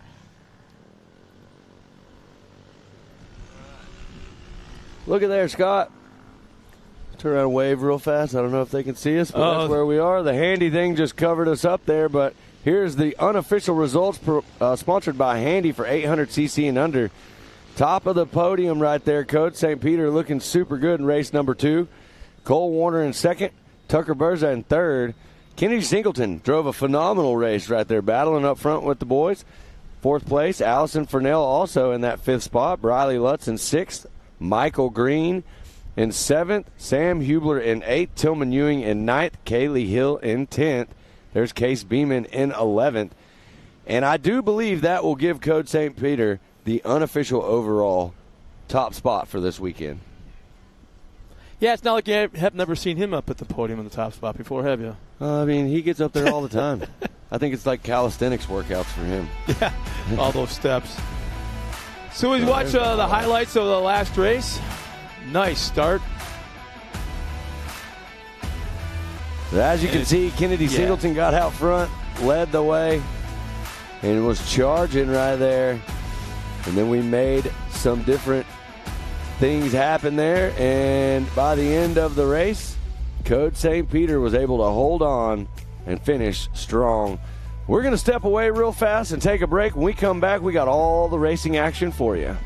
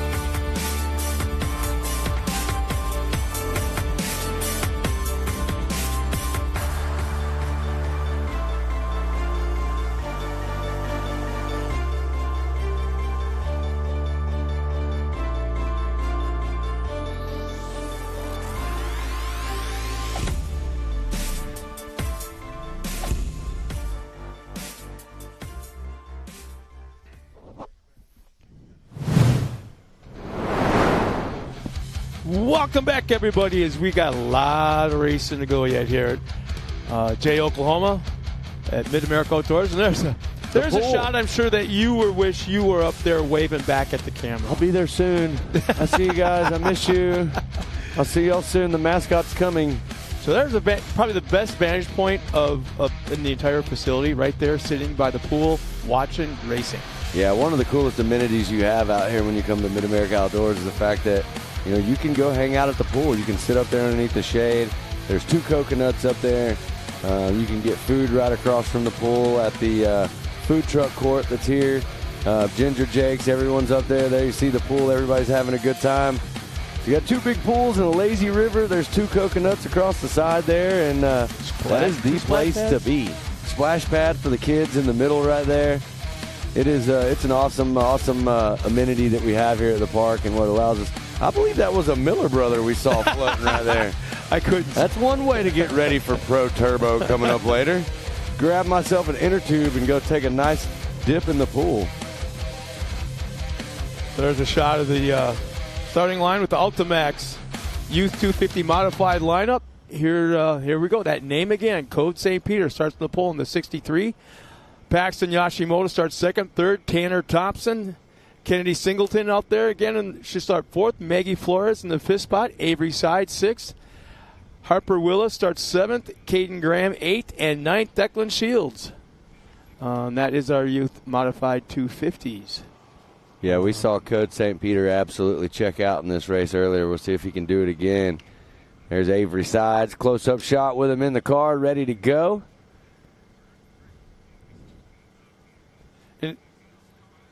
Yeah, Sides had a little bit of an issue in the last race, but we're going to see if he's got it all fixed. We talked about this earlier. A lot of these drivers had some adversity in race number 1. They're back out there. The cars are fixed. They're on the line. We're going to see if they can capitalize in race number 2 and get a little bit better of a finish result to help their overall for the day. Yeah, that's a neat camera angle, real tight into the cockpit. You kind of get an idea of how safe these kids are. As the green flag comes out, we're underway, and yep, that crazy orange car heads its way up to the front. So Paxton Yoshimoto, Code St. Peter, and Tanner Thompson all up in the front right now. And it looks like Code St. Peter coming down the hill, absolutely flying, and going to take that top spot. Sending it over the big jumps in this little car, raking in some frequent flyer miles right now.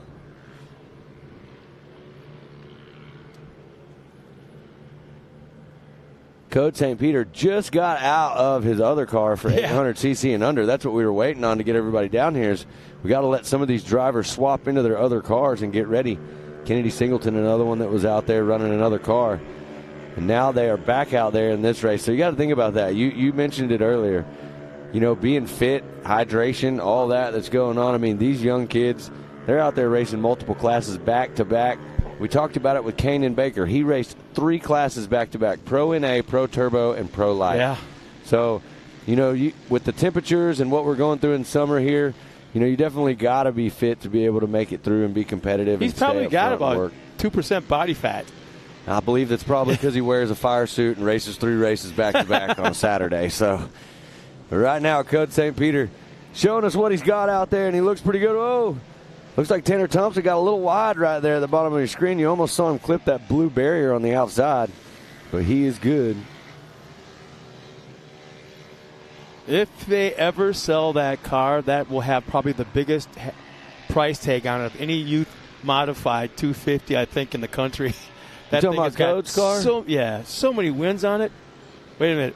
You got a funny look in your face. What are you not telling me? No, what are you not telling me? I don't know. I feel like, Code's getting older. He's getting faster. He's going to move up one day, and I could probably talk Tom out of that thing for about $20 and a cheeseburger. But I don't know. We're going to try and find out. It's a fast car maybe for sure. Maybe a ski boat. Oh, I don't know about that. Well, there you go. Code St. Peter, the 6'3", in that orange car, looking good. Paxton's still running in that second spot, lap time of 2:03.7 to a Code St. Peter, the 2:01.8. That's after lap number 1. Tanner Thompson, 2:09. So he's a little bit further back. Needs to work his way closer to our leaders. But they're all getting separated in the first lap or two. And we saw this happen in race number 1 for these guys and girls out here. It was definitely one where everybody got gapped out quite a bit. Code St. Peter is absolutely running away with it out front with incredible lap time, a 2:01.8 for the fastest lap time. Next fastest lap time on the track is a 2:03.7. So Code is spreading that gap out every lap he comes around right here. So great drive for Code St. Peter. Going to be a joyful ride back to Texas with some more hardware to hide to. You know, I will tell you this. I actually got to go see his. You made a statement earlier that someone was going to need to build a new trophy room because of all the trophies. Yeah, what's his wall look like? Oh, well, I can tell you that I went into the trophy room, and it is awesome. So he has a legit room inside of their race shop that's just for Code. And Tom himself is a big-time racer, and so he's got one, too, out there. I want to go out in the 6100 truck. Yeah, they go racing out west in that thing. And so Code following right in Dad's footsteps. He's looking really good, really sharp out there. I did get to talk to Tom a little bit, and I will tell you this. There's going to be some big changes come next year for Code and his program. I think that from what I'm hearing from St. Peter Racing, they're really going to dive deep into this thing and put a lot of focus on trying to help cultivate Code into the next biggest thing. And I think that he's definitely on the right track. Well, I think that they'll do great, and I think that he's got the best people backing him, you know, especially with Tom and Rhett and I believe Code is 9 or 10. I'm not sure. Okay. I was going to guess 11, but yeah. Somewhere right there.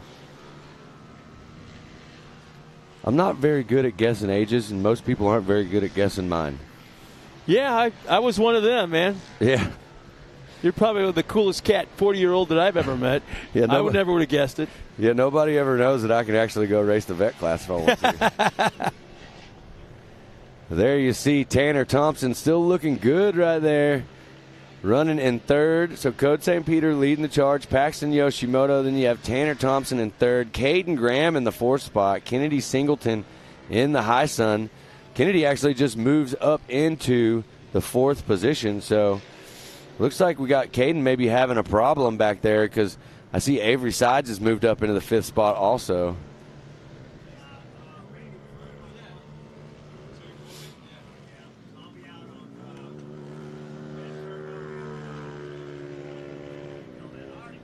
Well, Code St. Peter coming around. Not a lot of work left to do for Code. He's so far out there in front, I believe the gap for him is about 26 seconds back to Paxton Yoshimoto. So Code, pretty dominating win right here in this U250 modified race for sure. And that's not unusual. No, it's definitely not. You know, what's more unusual is to see things happen like him getting edged out by Cole Warner earlier in that deal, and that was super impressive. There you see the 71 of Kennedy Singleton running in fourth place in the Heisen right there. Driving a great race. You know, talking about Paxton Yoshimoto, you know, it's how do you keep yourself motivated? It's like running second. Yeah, I'm excited for second. I'm going to be on the podium, racing for the podium. And then you get up to the podium, and then you talk to some of these kids, and like, second sucks, you know, kind of thing. You know, they have that tough winning attitude, that mentality that only the top spot matters to them. Hey, which is kind of cool, though. I mean, there's one truth about it: second place is first loser. So nobody wants to be that, right? Yeah. You always want to be on the top step of the box. And the one cool thing about these kids is they come back out here. You know, they get upset.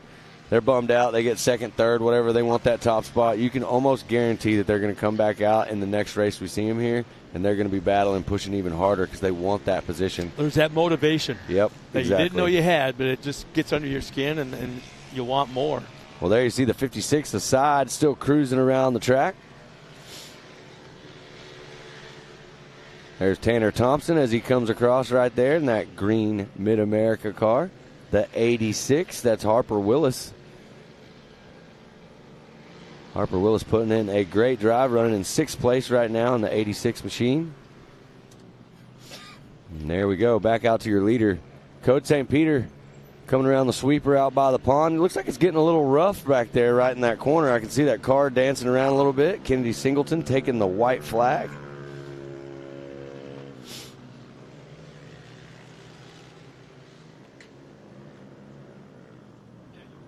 You mentioned that how the cars are dancing around a little bit. It's like just like any big car, these shocks, when they're just the pistons go up and down, up and down. You got all the fluid and the nitrogen inside just being pumped back and forth, up and down inside there. The shocks overheat too. They can get hot, and they lose their compression. They lose their rebound, consistently. Where you start seeing that basketball bouncing that we talked about. As Code, let's see. Well, let me say, he's getting a little squirrely right there coming around the corner. You got a couple more corners. 11 seconds. He's even slowed down quite a bit based on that from what we're seeing here, because he has definitely got a big gap right here. But Code is absolutely flying. He's going to be pumped on this one for sure. I know the team is. I can see Dad right here behind me right now with his headset on. And here he comes. One more corner for the Orange Machine, the 6'3" of Coach St. Peter. Going to take this Youth 250 modified checkers right there. Big win, way out in front of everybody, all by himself. Yeah, there's no doubt that he's taking the overall this weekend. Oh, yeah, absolutely. This race for sure, he's going to have that overall. Went 1-1. And what a great race right here for Code. Code did awesome. Paxton Yoshimoto, Tanner Thompson, Kennedy Singleton, all of them putting in one heck of a race for sure. Still a few cars out on course as we're watching. See who's just coming out of the final turn here. That's Tanner Thompson right there, the 21, MidAmerica Outdoors. Tanner actually finishing in third position, so great drive for Tanner Thompson. And look at that view right there. One thing, in case if you're at home and you're looking up there and you're going, what is that in the back right there? Well, ladies and gentlemen at home, that is the largest airbag landing ramp in the world. I heard that suffered some damage. It definitely might have. But I can tell you that we tried. J.O. Archer was here. I just saw earlier that J.O. Archer just medaled at X Games. So big congrats to J.O. Archer and getting that medal. He did an absolutely insane no-hander double backflip over a huge gap and best trick for X Games.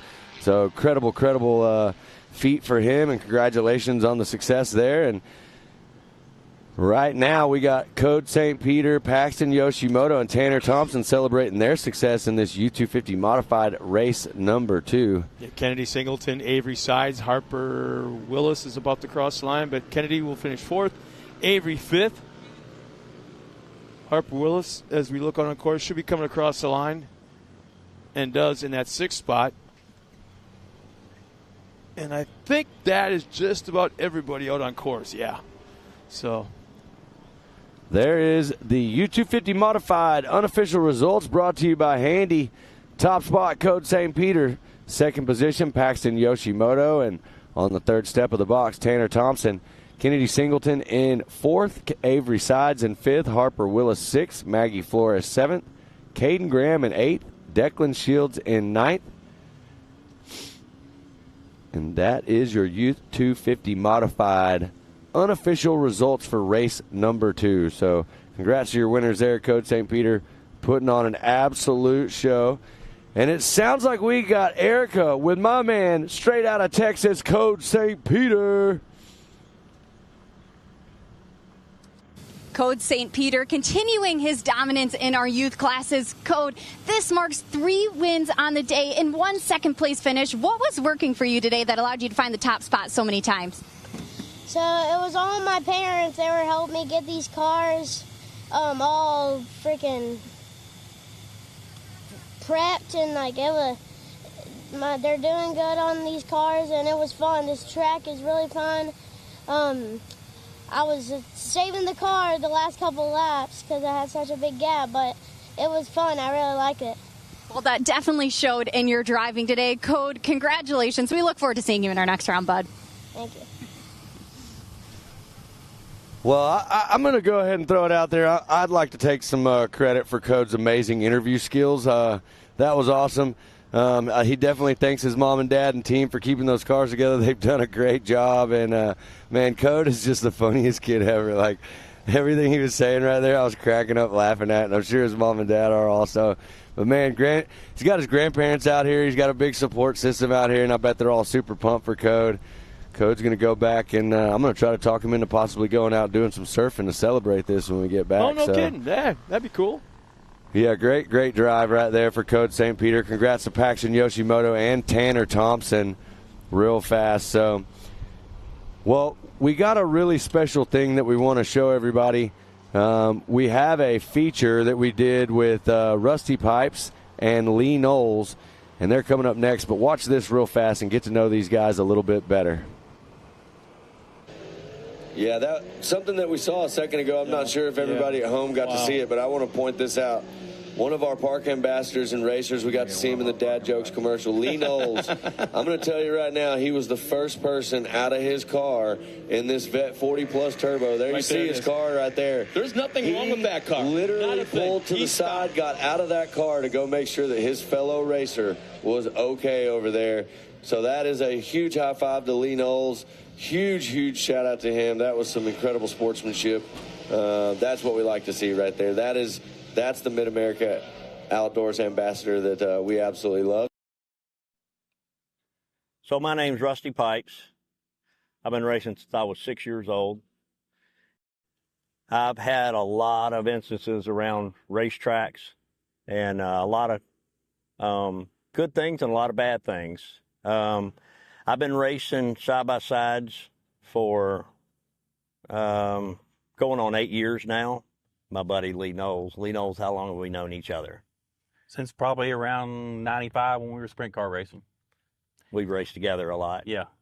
Many laps under our belt. And we've done our fair share of trading paint with each other. Yeah. Yeah.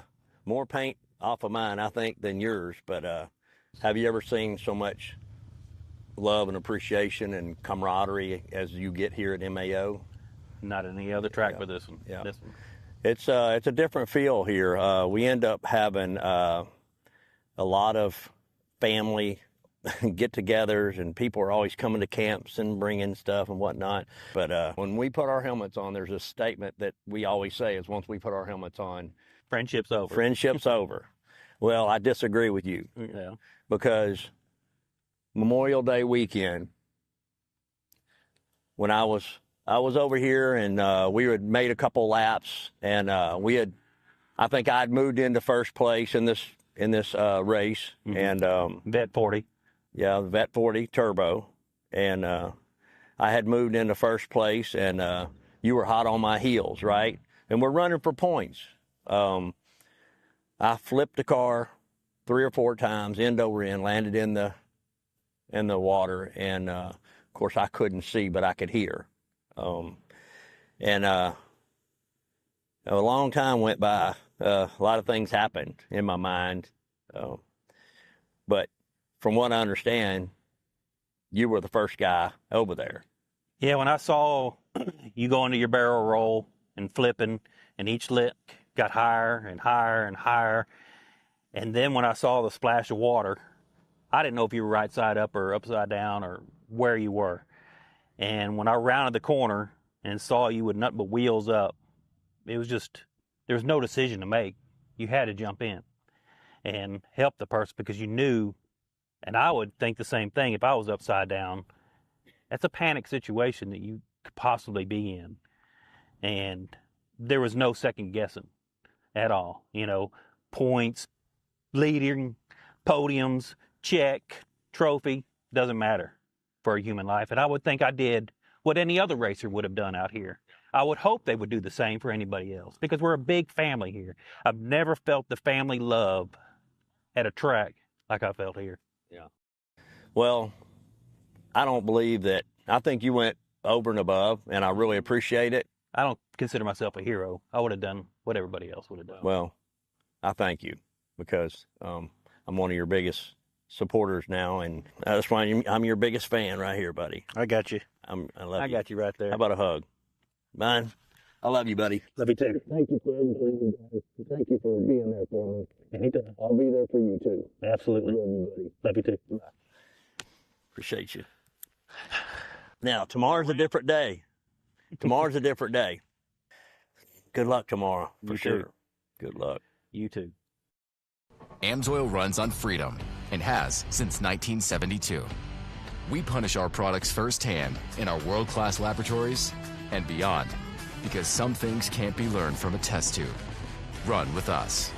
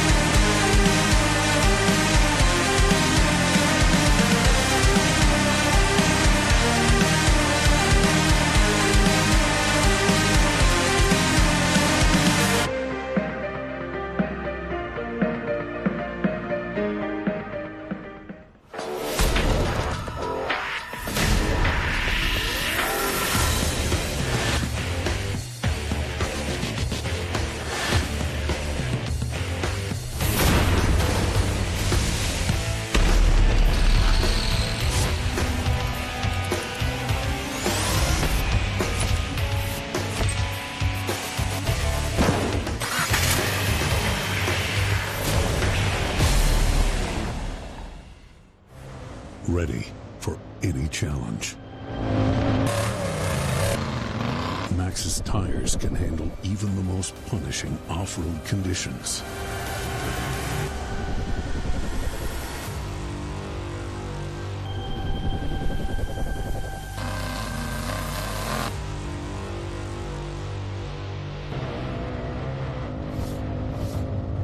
Maxxis tires. Tread victoriously. Speed Sport has been America's motorsports authority since 1934. Get news, results, and commentary from the most connected experts in the business, covering all forms of motorsports from flat track to NASCAR and everything in between. Bookmark speedsport.com on your mobile device now, or follow Speed Sport on social, and be sure to subscribe to the Speed Sport Daily. Speed Sport is your one-stop shop for all things racing on 2 wheels and 4.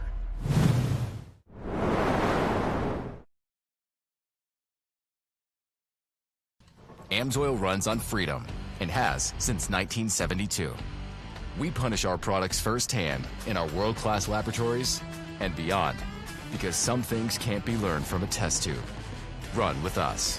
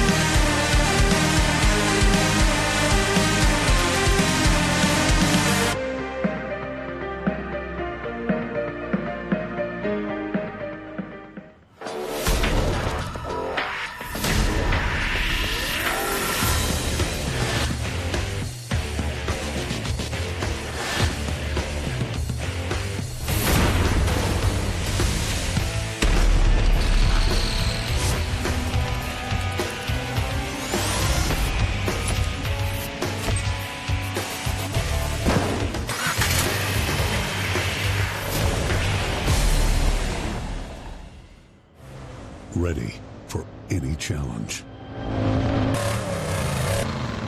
Maxxis tires can handle even the most punishing off-road conditions.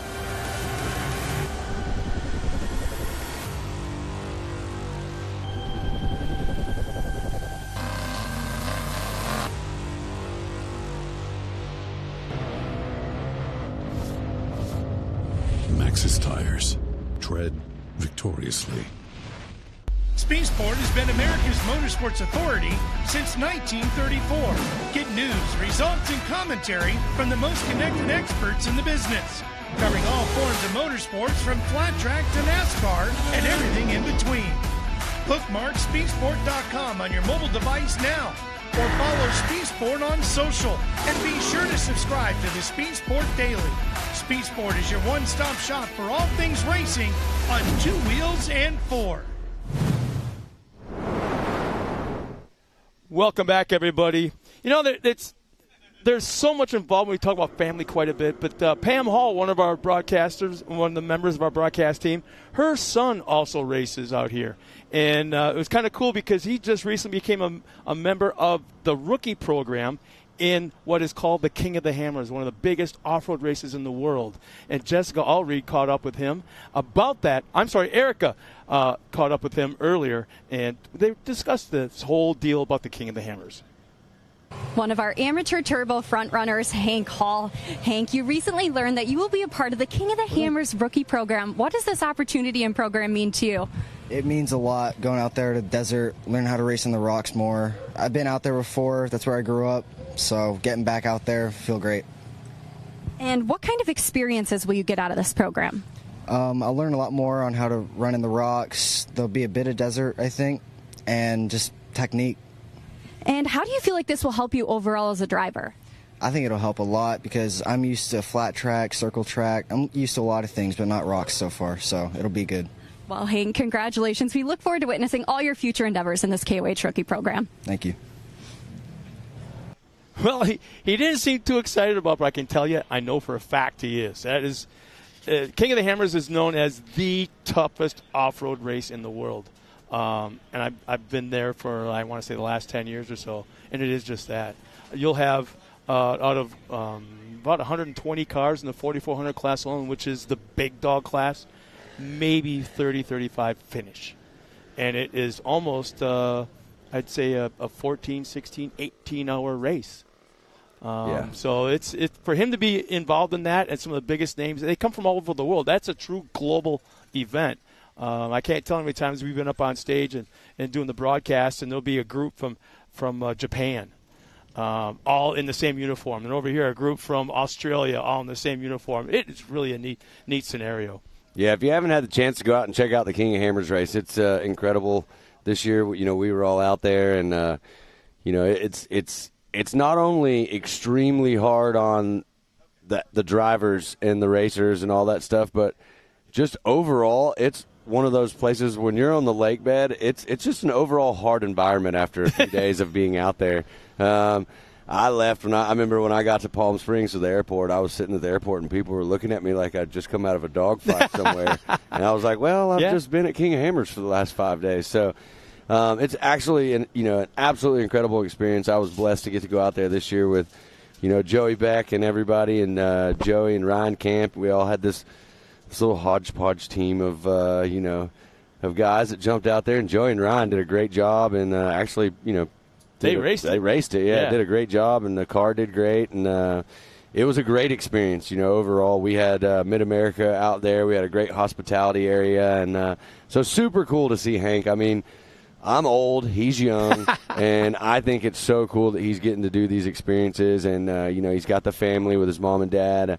They are supporting him in every way and putting him on a pedestal, and I think it's so cool. It reminds me of when I was young and racing, and my parents were totally in. So that's awesome, man. Congrats, Hank, and we look forward to watching that as it goes down the road and we'll see where you go. Hank out here every race. Yeah.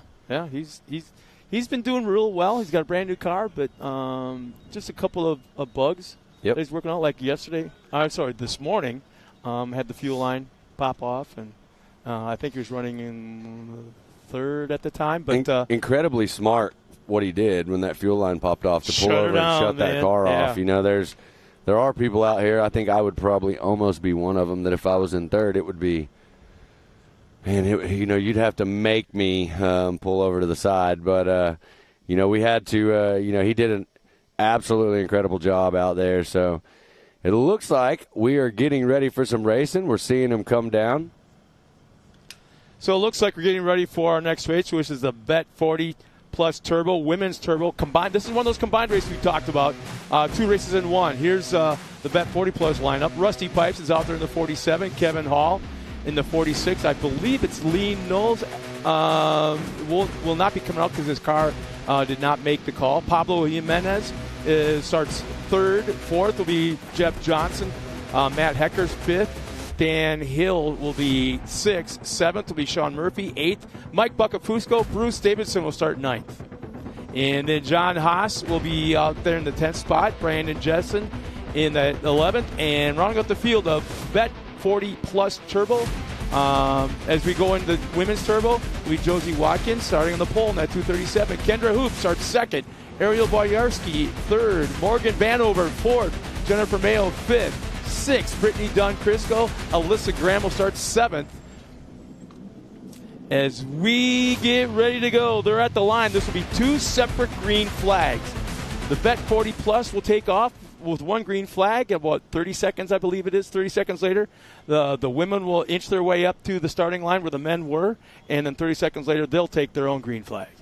Yeah, and I want to point something out. I'm almost positive. I think I see Lee Knowles' car out there. I think it's actually Rusty Pipes' car that got damaged. Yeah. He let someone borrow it. The car's broke, so he is not going to make the call to be back out here in this race. But here they go. There is your Vet 40 Plus Turbo drivers. Look at that inside hole shot right there. Not exactly sure who that was, but it was definitely a K&M. And, man, I know I say it a few times, but shot out of a cannon. That's exactly right. There you see him coming right there. It looks like Lee Knowles going a little bit long there over the tabletop, but he is running that second position right now on the track. Here comes the ladies.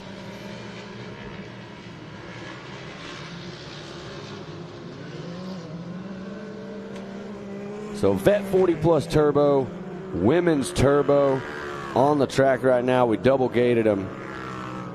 So we're at Vet 40 Plus Turbo. This is the front of the pack right there. You see Lee Knowles and your leader battling.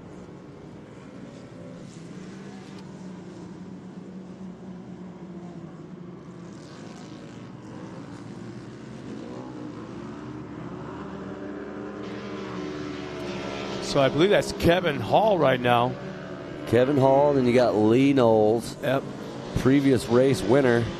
Definitely bummed out, not even out here on the track right now. Look at the ladies, Kendra Hoop right there, and it looks like Watkins is running in that second position.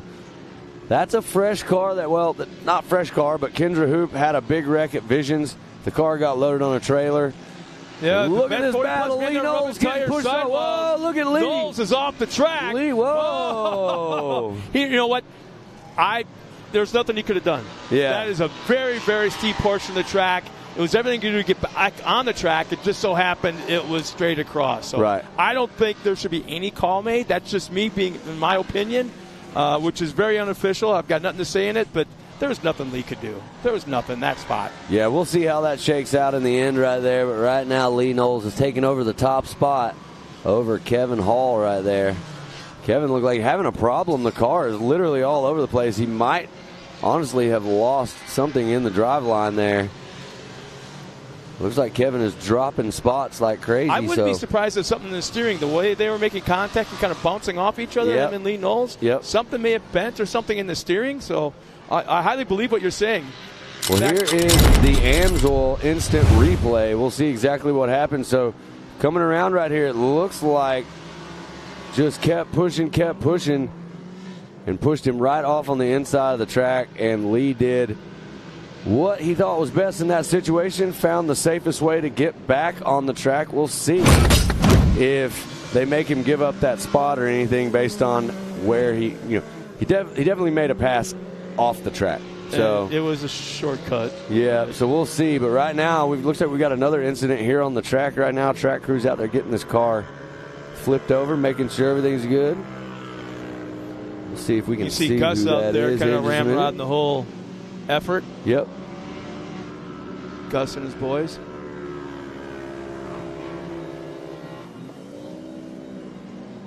Can't tell if there's damage to the right front or if it's just that the way looks like the 107? 707 of Brandon Jessen. So I think that is right there on the track.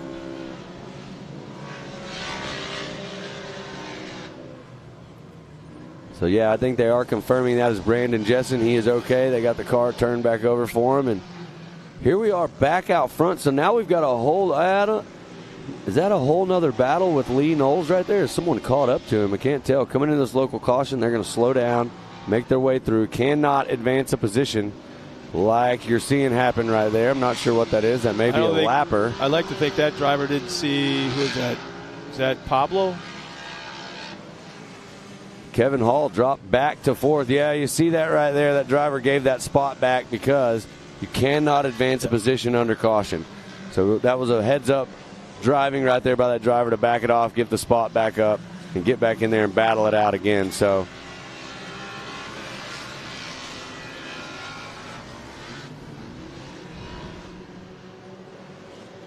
Josie Watkins still leading the ladies over Kendra Hoop. Brittany Dunn-Crisco looks like she's running in third. Great drive, Alyssa Graham. And then we will see, it looks like, what I see out here, like Lee Knowles is leading your Vet 40 Plus Turbo. But we'll get an official ruling on that. Yeah, where did Matt Hecker come from? We're going off of timing and scoring right here on our laptop, and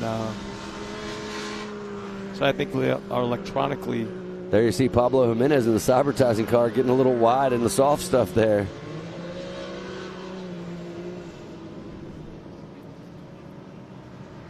Looks like Pablo Jimenez is running. Matt Hecker running in 5th. Pablo Jimenez running in 6th.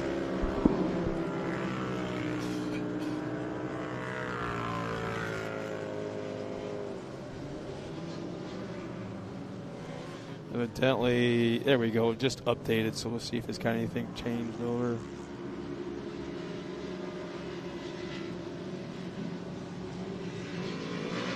Oh no, Lee Knowles on the side of the track. It looks like he's lost a shock or something on the back right. That car is collapsed left rear back there. Is just sitting, like you said, a busted shock mount, broken shock. Something has that car sitting squatted all the way on the ground. So that is going to allow some people in the field to move up right here. So I think that's going to put Kevin Hall back into the top spot, I do believe.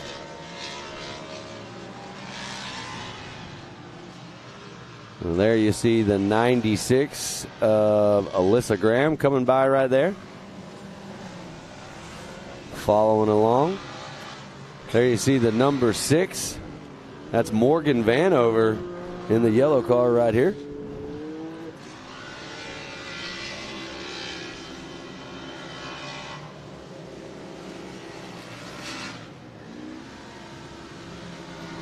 So time and scoring has Kevin Hall running up front, Pablo Jimenez in that 2nd spot, Matt Hecker in 3rd, Sean Murphy in 4th. Not exactly sure if that's what we see on screen, but I think that's what we got on. Well, there on our laptop. you see the ARD machine right there. So white flag is out. Well, they'll be coming around. Vet 40 Plus Turbo and Women's Turbo right now going down on the track. Not much time left out here, so if you're going to make some passes, you need to make it happen now, because you got 1 lap remaining. Kevin Hall out in front on the gas, looking good, trying to get this win right here.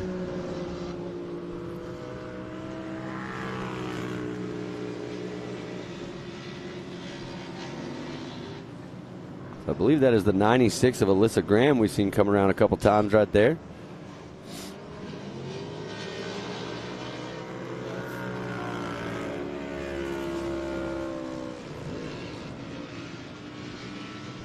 There's the number 6, Morgan Vanover, coming through, taking that white flag. As you see, some moves being made right here. The ladies, looks like Kendra Hoop is actually in front of Josie Watkins at the moment.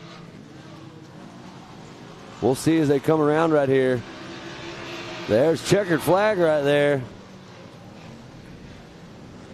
Yeah, Pablo Jimenez, well, he just crossed the line for that 2nd spot. Yeah, so Kevin Hall and Pablo Jimenez, 1 and 2 right now.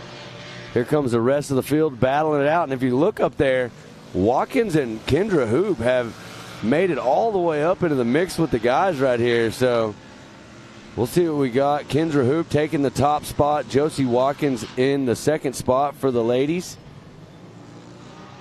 And it looks like Kevin Hall, Pablo Jimenez, and Matt Hecker, 1, 2, and 3 in your Vet 40 Plus Turbo.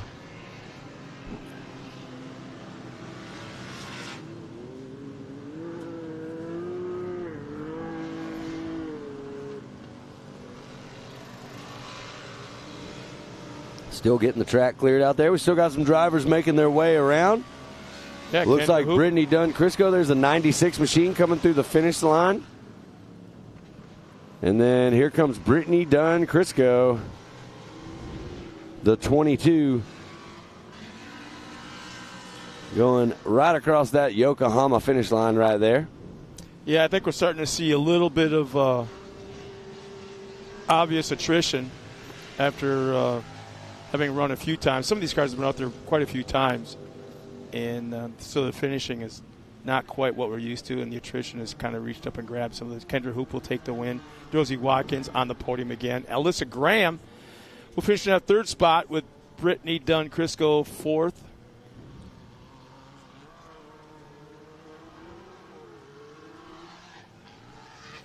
Still got a couple cars on the track we got to get clear. There's the 6 still coming around. So a great drive from Morgan Vanover. Does your wife ever check in and watch you on the live stream? So my wife is working today in the ER, and I would hope that she's not watching TV. Yeah, I can tell you right now that if it was me and I was in there to try to get any kind of, medical attention and she had a TV show going, the TV show would trump me for sure. But if you came in, you're going to get the best treatment in the world, buddy. Well, it sounds like we have the results for the 40-plus turbo right here. So Kevin Hall, Pablo Jimenez, Matt Hecker, 1, 2, and 3. Dan Hill, 4th. Sean Murphy, 5th. Jeff Johnson in 6th. Mike Buccafusco in the 7th position. Lee Knowles there in 8th. Rusty Pipes, I don't believe he made the call at all. And Bruce Davidson, neither did he. We saw him wreck earlier. There's Johnny Haas, Brandon Jessen, and Michael Pritchard in your 13th position.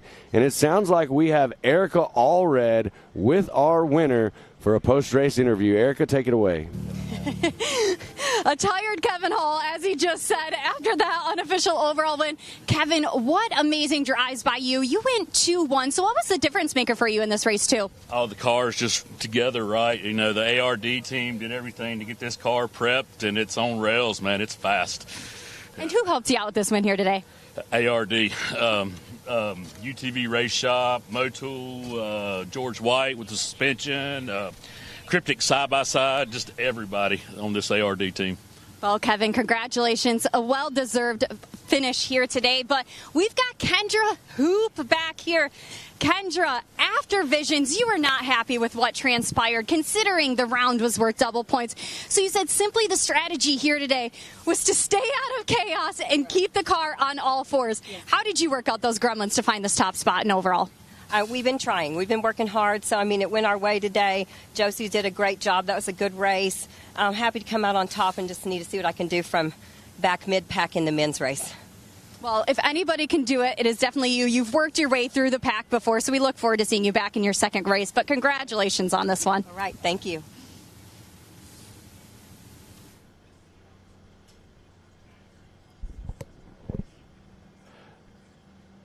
Well, thanks a lot, Erica, as we get ready for the unofficial women's results at the Ultimax unofficial results. We got Kendra Hoop in that top spot.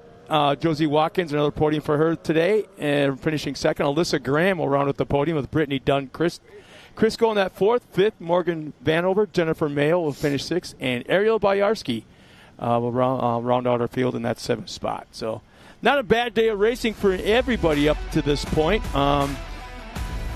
There's a little bit of a replay of what we just watched, both races. Again, we got one more race, I believe, with 2 combined classes. In the meantime, we're going to step aside real quick as we'll watch more footage of the last race. And we'll be right back with more racing here from MAO.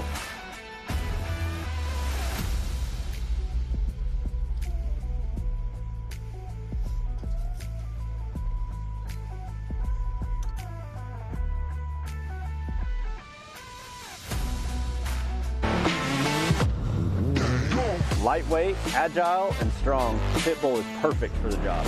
The Pitbull is the first and only lift that can be used in the pits and in your garage. Elevate your racing with a Handy.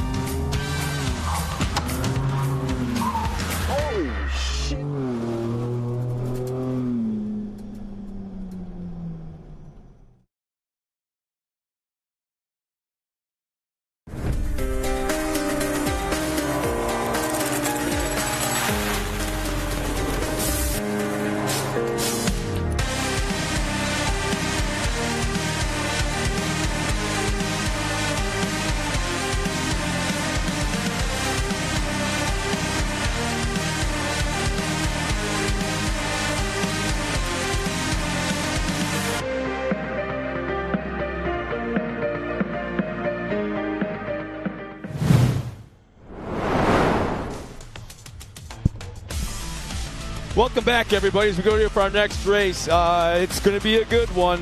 We've got, again, it's going to be 2 combined races into one. Cars are at the line getting ready to go.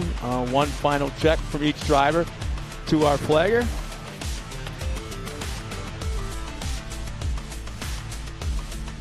Some shots of our racetrack as there was a little bit of track prep going on just a moment ago.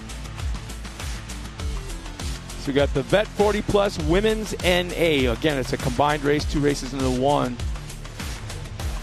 Total of, it looks like 17 cars. Here's our Vet 40 Plus naturally aspirated Ultimax grid. Terry Lackey starts in the pole, along with Jason Everhart, Mitchell Truitt, Rick Schroeder, Austin Sides, Justin Moore, Dan Holmes, Jeff Johnson, Todd Remereed is in the number, starts 9th, and Randy Clifton will start 10th, along with Randy Holm in the 11th spot. And then we have, and then coming up will be the Women's NA starting grid as well. Josie Watkins in the 237, she'll out on the pole. Camber Kirchmeyer, Brooklyn Singleton, Alyssa Graham, Crystal Rowden, and Leslie Yoshimoto. So we're getting ready right now, moments away from the green flag. The Vet 40 will take the green flag first, and then about 30 seconds later, you'll start to see the women an inch up to the line, and then 30 seconds later, the Women's NA will take the green flag. So we'll get ready in just a moment. Looks like the track is clear, getting ready to go for another race here this afternoon as we got a lot more racing to go. Beautiful weather here in Jay, Oklahoma. Few puffy clouds, beautiful blue skies. Grass is green. The trees are full and leafy. It's just a beautiful, beautiful setting for an off-road racetrack.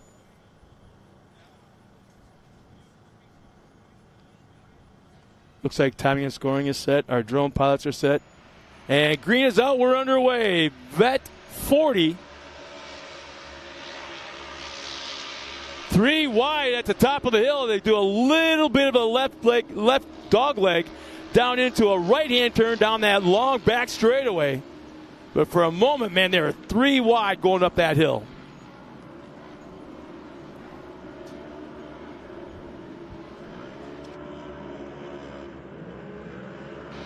And the women's are off.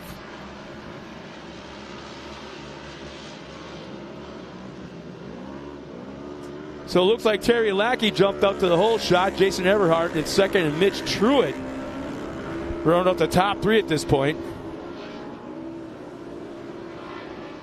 Nice repeat of what he did in the first race. Terry Lackey flying out there again. Looks like Josie Watkins pulls the hole shot. Camber Kirchmeyer second. Brooklyn Singleton early on. First half lap of this race. So Vet 40 and Women's NA. Both of these classes are NA classes out there. And look at that. Josie Watkins is absolutely on the gas right there. She is trying to check out and be done. Yeah, I think she's going to fill up her trophy room just in one day here this weekend. Yeah, it's been a really good weekend of racing for some of these drivers. They're going to take home hardware in multiple classes. We'll have awards coming up right after racing today, about 5:30. And we are also going to have our pit bike finals coming up. But right now, we still got a lot of short course action. We're looking at a really good shot right here in this corner as you see all these ladies coming down the hill right here. Big divot at the bottom of that hill. We've seen some cars that have hit that thing coming down the hill with speed, rocked up on 2 wheels. Some have saved it. Some have gone over on top of the roofs. Right now, it looks like everybody's got it figured out pretty well. Terry Lackey definitely, and Josie Watkins leading your charge in the 2 classes right now on the track. Good to see Mitch Truitt out there having a good time. Yeah, Mitch right now running that 3rd spot, our final podium position.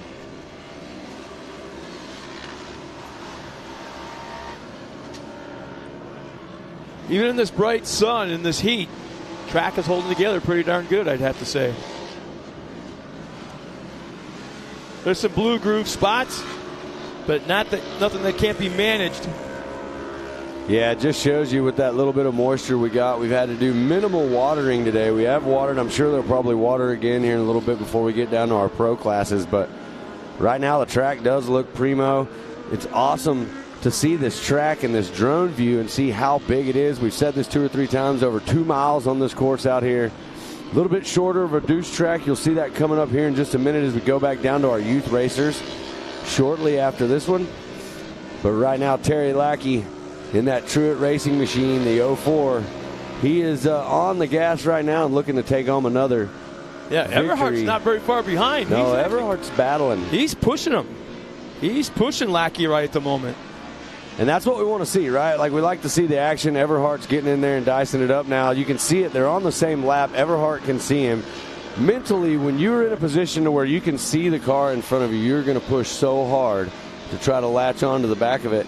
And Everhart's doing that right now. He's making up time as we watch him go around the track. That's what's cool about this racetrack here at MAO is the fact that you're racing your competitor, you're watching your competitor, but then also one eyeball's on him, but the other eyeball's got to be on the racetrack because you're racing the racetrack as well, and there's so many obstacles out there, the ups and downs, the bank turns, rocks popping up. It doesn't really matter. There's something going on everywhere on this racetrack, and the drivers really got to be aware of what's going on.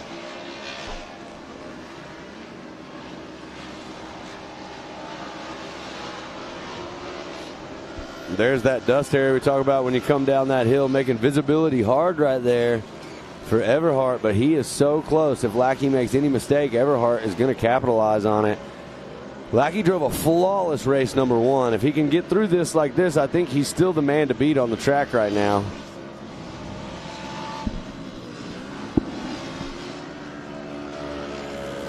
Josie Watkins still maintains that top spot in the women's NA. Brooklyn Singleton right there in second, and Camber Kirchmeyer running in third. Alyssa Graham in the top 4, so they're all right there as well. Very close lap times, in fact, between Singleton and Kirchmeyer, 206.6 and 206.8. So they're almost right on top of each other. There you see the 88 of Rowden. Crystal Rowden out there looking good. Driving fast, that TQR machine. And there we are back out in front with our leaders in your Vet 40 Plus NA. So Everhart still closing the gap. Oh, yeah, he's right on top of it. Yeah, super, super close right here. We'll see if he can do anything to get around him. There's the 82 of Justin Moore right there. We just saw, but now back out front. Look at this battle. It's tightening up. Terry Lackey is about to have to put in some work to save that number 1 spot, because Everhart is all over the back end of that red Truett Racing 04. You talked earlier about that line, that final turn before the start-finish line, that some of the cars are using that inside line a little bit on the front tires, but the back tires are on the downside. That's exactly what just happened right there. And let's see, Everhart used it to his advantage. Yeah, Everhart closed the gap just a little bit right there. And this is the white flag lap. So if he's going to make a move, he's got to make it happen now and get around the number 1 driver out there of Terry Lackey. There we see Josie Watkins at 237.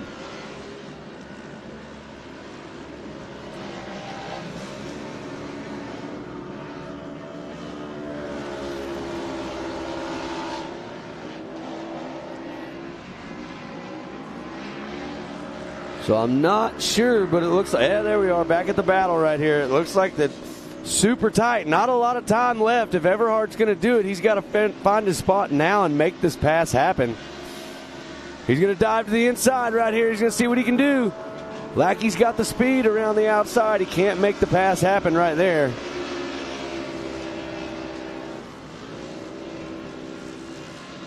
Tightening it up right here coming into this section. Everybody's going to slow down there. You see Everhart go to the inside, trying to be smooth through these corners right here. We've seen a lot of drivers that have pushed super hard in these corners and have ended up on the roof, trying to show them a wheel on the inside, not able to do it yet. We got one driver spinning out back to the front right here. Everhart's going to try to dive down low. They're almost bumper to bumper as they come around. Couple corners left. Everhart's all over him. He's got the speed. He's just got to find the spot. So this is what we were talking about. Let's see who goes inside and outside. Everhart going to go to the inside. We're going to get one, another close one right here. Whoa! Almost side by side again. And it looks like Terry Lackey might have edged him out right there, but we'll get an official result says right Everhart, here. but it looked like from our vantage point, Lackey had it. Man. It all depends on where that stripe is. Yeah, we don't know exactly where that stripe is that goes across the track. We are going to find out here shortly. That was an incredible race right there. Everhart pushing super hard. We saw that happen earlier.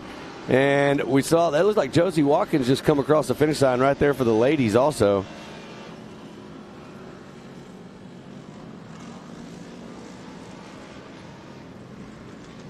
What a race right there. Jason Everhart, if he edged out Terry Lackey right there at the end, that was absolutely incredible. And I'm going to go ahead and say that one of the things that I really like a lot about this racetrack is that last corner right there with that inside-outside line. That has been a differentiator today for several classes. We saw Cole Warner and Coach St. Peter have a really close one right there. Now we just saw another one between Everhart and Terry Lackey. That corner is shaping up to be a lot of fun. The best that I can figure is 3/100ths of a second at the line. Incredibly close race right there. That was great driving by Everhart. He pushed super hard in the last half of that lap, found the spot. That inside-outside section, 2 lines right there. You make your choice when you go into that corner. And it wasn't that successful of a part of the racetrack when they built it, but after, 2 rounds? Yep. 2 weekends of racing is really come in. And, like you keep saying, it's provided some great finishes. Yeah, I mean, there's been some close stuff coming right there all day today. And that corner right there, having a 2 lines, an option coming in there, has really provided some people with the ability to make a pass. So, well, it sounds like we have a replay where we're going to get to see this finish again. What a race. So check it out right here. Everhart goes inside, Lackey on the outside. And as we come up the hill right here, you can see, it looks to me, I don't know where that line is. I got to say, and I'm not a scoring official, but for me, looking at that, that looks like Terry Lackey won that race. I'm with you on that. And we'll have to see what they actually put out in official scoring on that. But that was incredibly close. That's the kind of excitement we like to see. I'm absolutely surprised that my eardrum didn't get blown out by the producer right then. 46-44, 46-43. That's what I'm seeing on that last loop. So, so it's showing that Lackey would have had the faster lap right there. But there is the handy unofficial results, and it looks like it's showing that Jason Everhart gets the unofficial win.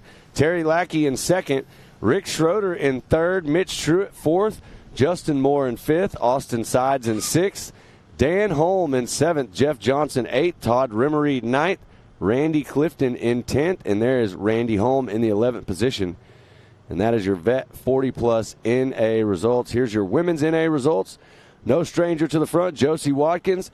Big second-place finish right there for Brooklyn Singleton. Camber Kirchmeyer in third, Alyssa Graham in fourth, Leslie Yoshimoto in fifth, and that is Crystal Rowden in that sixth spot.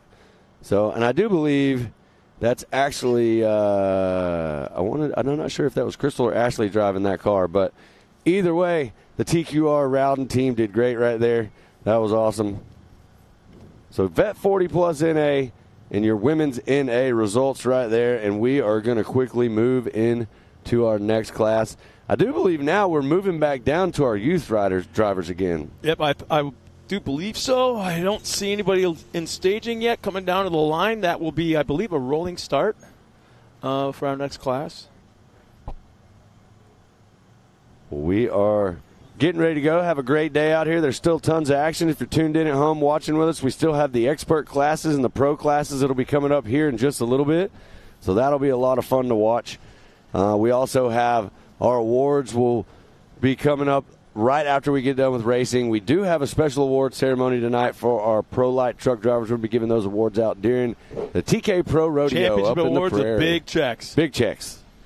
They're the big ones that, I just really want these guys to carry them to the bank and just try to deposit the big checks. Try to cash it. Yeah, for sure. So, but that'll be coming up later. We got a lot of fun. We still got, like I said, the rodeo, pit bike finals, and then tonight you can come hang out with us if you're here on property at Coconuts.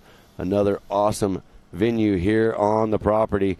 But it sounds like we have an interview with Erica Allred and Jason Everhart, edging it out, getting the win. Let's hear what he has to say.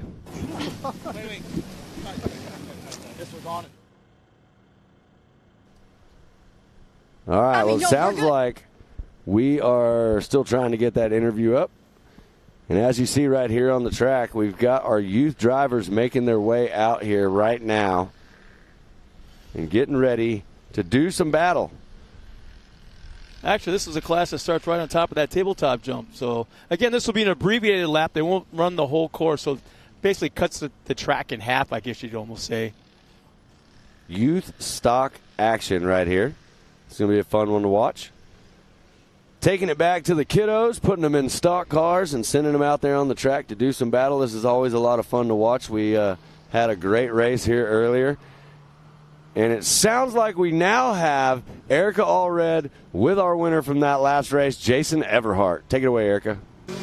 Jason Everhart just edging out Terry Lackey. We're going to have to review that one. It was so dang close, but what were you finding late in that race? Because, man, that one was one for the highlight books. We were about the same speed everywhere, and there was only like 2 spots on the track that I had more momentum than him, and I used both of them. On the way, he passed the bike on one, and I used the last one to edge him out at the line, I think. We've had a good race. He's a clean racer, and we lean on each other, but we never took each other out yet. Well, even Terry said that one was just so much fun, regardless if you got second, first, anything in between. So congratulations to you. What a race.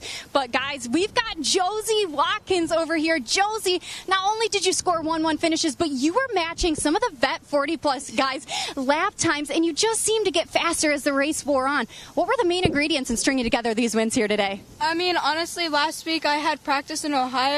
Jody Hickman drove my car up to Ohio, and I did over 500 laps last weekend in one day. Went through 35 gallons of fuel, and I just feel like seat time is key, especially in like this car because it's brand new to me and everything. So I just feel like seat time's key, and then trying to figure out lines and stuff with Travis Pointer. I feel like that's like the spot to be. Well, all of the hard work certainly paid off for you here today, because not only did you get wins in this class, but other ones as well. So congratulations to you and your team. Well deserved. Thank you. Well, thanks a lot, Erica. And it's always probably one of the most exciting moments is when the driver first pulls off after a win like that. And she captures that moment pretty darn good down there. Yeah, she did a great job. Erica Allred, part of our production team, and she is awesome. So here we see youth production stock grid lineup. Carson Hill, Emily Fowler, Caroline Claire Ewing, Waylon Coates, Hayden Vanover, Harper Hess, Lane Plummer, Piper Doublehead, Ellie Lindemood, and a few other ones in that class in youth production stock. And it sounds like we got them ready to go down there. I see TW. He's got that green flag in his hand. Everybody's lined up, and youth production stock is ready to go. 12 cars strong, getting ready to take the green flag. You can see them lined up right there on camera. And throw the green and run. He's getting really good at that. We're going to see if we can get back out here with Carson Hill. Carson Hill winning it in the first race. He's going to try to get back out there in the front. Looks like he's on his way right now. Diving to the inside. That's the 126 of Carson Hill. He's trying to take over that top spot from Emily Fowler. And there is Caroline Claire Ewing. So 1, 2, and 3 on the track just as they finished in race number 1. You always get, every once in a while, get kind of crazy messages. Just got a message now from Aces Wild, the band playing tonight, saying that they're on our way. On their way here. Headed this direction, yep. Well, I can tell you that if they're on their way, there's going to be a good show tonight. So Aces Wild Band, one of our favorites out here. We love having them here at the park, and I look forward to a night of fun music with them. But right now, we're watching the 126, Carson Hill, show us how to get it done right here. He did it in race number 1. He's going to try to do it in race number 2 and be clean, take home the top spot right here. Well, you had one car go off the track, down an embankment, slowly worked its way back on track. Not exactly sure who that is at the moment. I want to say it's the 301. So if everybody's watching, yep, and you were sitting there wondering, looking at the replay just like we were, how Terry Lackey did not win that. What actually happens is if you see where the flagger is standing on the finish line, the timing line is actually about 3 feet before him. So Everhart had that great drive, and as Everhart came around the inside line right there, Everhart got to that timing line before Terry Lackey, therefore taking it. Yeah, and you can see the 2 poles right here. These are the markers right in front of that red dirt bike right there. You'll see those 2 poles that go straight across the track. So it actually looks a little bit further, more like probably, 5-10 feet between those 2 markers and the flagger. So that's what we were trying to get some clarification on, so we knew exactly how that win was accomplished. Now we know, if you're at home watching, there's the answers right there. Right now, youth production stock. There you see my man, 126, Carson Hill, looking real good. Not making any mistakes, looking real smooth, trying to get to that checkered flag. One of the cool things about this youth stock class is everybody's racing a stock car, so they're almost identical. Very, very minor things you can do in this youth production stock class. You just send these kids out here. A lot of these kids will race. Some of these kids are new racers that are in this youth production stock class. My kid will actually be racing this class probably next year or whenever he decides he's ready to go. But I will tell you, Scott, they did deliver his race car today while I was here. So very cool. Right now, Carson Hill leading the way. Excited to see this right there, and that looks like we get the number on that car right there. Well, you mentioned that this is a stock class. One of the things that you can change is the roll cage. Yep. But you don't have to. So I'm seeing a lot of cars out there that had done that. They have changed the roll cage a little bit, maybe fit the driver a little bit more. And there's some cars out there that are right off the showroom floor. That's right. Outside of some safety features. Yep. But so that's kind of cool. Not a lot of investment, I guess you'd say, initially, right off the get-go. Probably more so in the driver's fire suit, the helmet, communication, that kind of stuff. Maybe the seat. But other than that, there's not a whole lot of big dollars being thrown into these cars. Yeah, bone stock cars for the most part right here. A lot of stuff more based around safety, like you said, Scott. And as we're watching this right here, these cars are not slow. They're fast, and these kids are getting around this track no problem. As you see the white flag coming out there for the 06 coming across the finish line right now.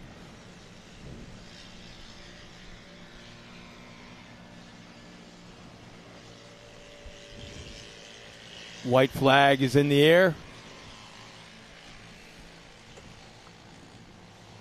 We got Heston Hess just crossed the line there a moment ago. So one more lap. Yep, Carson Hill right there. He is our leader on his final lap. And like you said, he's repeating. Oh, that's a 381. Okay. Yep. Piper doublehead right there coming across.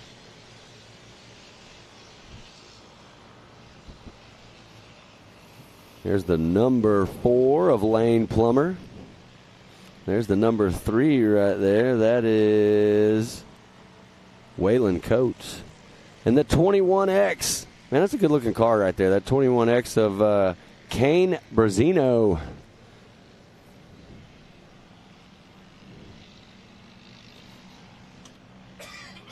So here comes the winner, the 126, Carson Hill, taking the checkers right there. Big shout-out to Carson Hill. Great, great race right here. He goes 1-1 in this class. There's Emily Fowler. It looks like Emily Fowler is going to take the second position. I do believe Emily was in that second spot in race number 1 as well.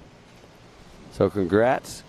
And it does look like Caroline Claire Ewing right there in the third spot. So big shout out to Caroline Claire. Great driving right there as well. Checkered flag is flying as we see Waylon Coates come across the finish line. And there is the 22 of Caden Vanover and the 24 of Harper Hess. So we got a couple more drivers out there on the track. There's the 127 of Tyson Raby. Making his way one more corner. He's going to hit that checkered flag. Finish right here. That is the 381 that just came through. Piper doublehead. And I do believe we have one more car on the course coming across the line in a moment. Got a couple out there. I believe that's Lane Plummer and Kane Brazino.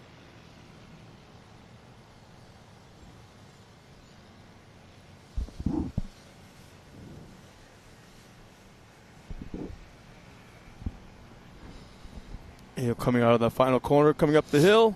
Checkered flag is waving. That's a pretty nice looking car. Yeah, I was thinking the same thing the whole time. Kane Brazino will cross the line, rounding out the. Oh no, we have one more car coming around. I believe that is Tyson Raby.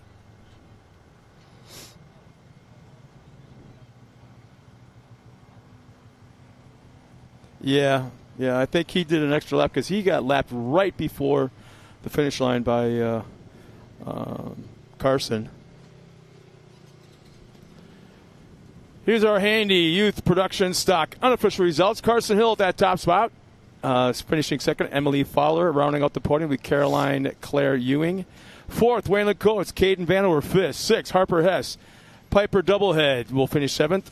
Eighth, Lane Plummer. Kane Brazino will finish ninth. 10th, Tyson Raby will come across the line. And then we got Heston Hess and Ellie Lindemood. I don't believe made the call in this final round for them here this afternoon. Now take care of youth production stock, their second race. Well, we will jump in to youth limited 6 and 8 and 9 to 12-year-olds when we come back from this quick break and word from our sponsors. AMSOIL runs on freedom and has since 1972. We punish our products firsthand in our world-class laboratories and beyond, because some things can't be learned from a test tube. Run with us.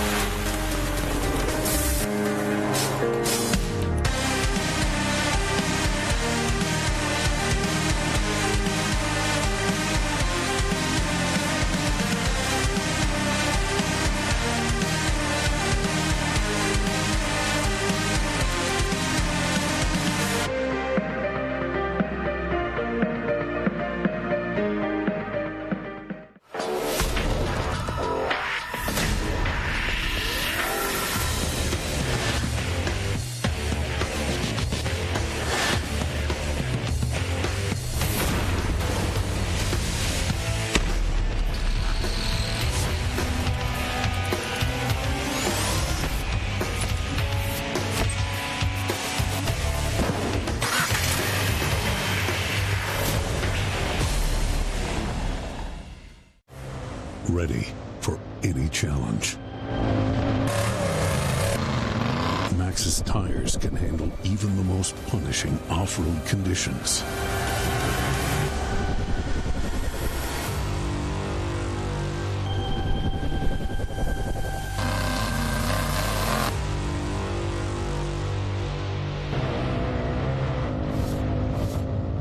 Maxxis tires. Tread victoriously.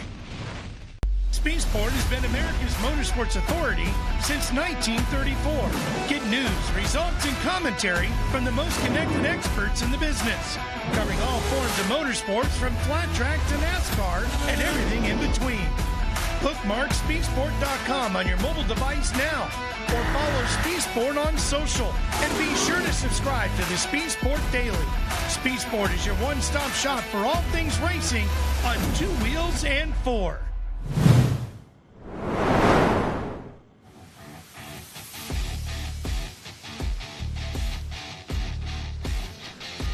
Well, once again, welcome back, everybody. Getting ready for the next race, and this is always kind of a fun one. I got to admit, the youth limited 9 to 12-year-old race number 2 for the day. Yeah, and this is actually going to be a double gate right here. So we've got the 9 to 12s, and we've got the 6 to 8-year-olds in youth limited right now, about to go.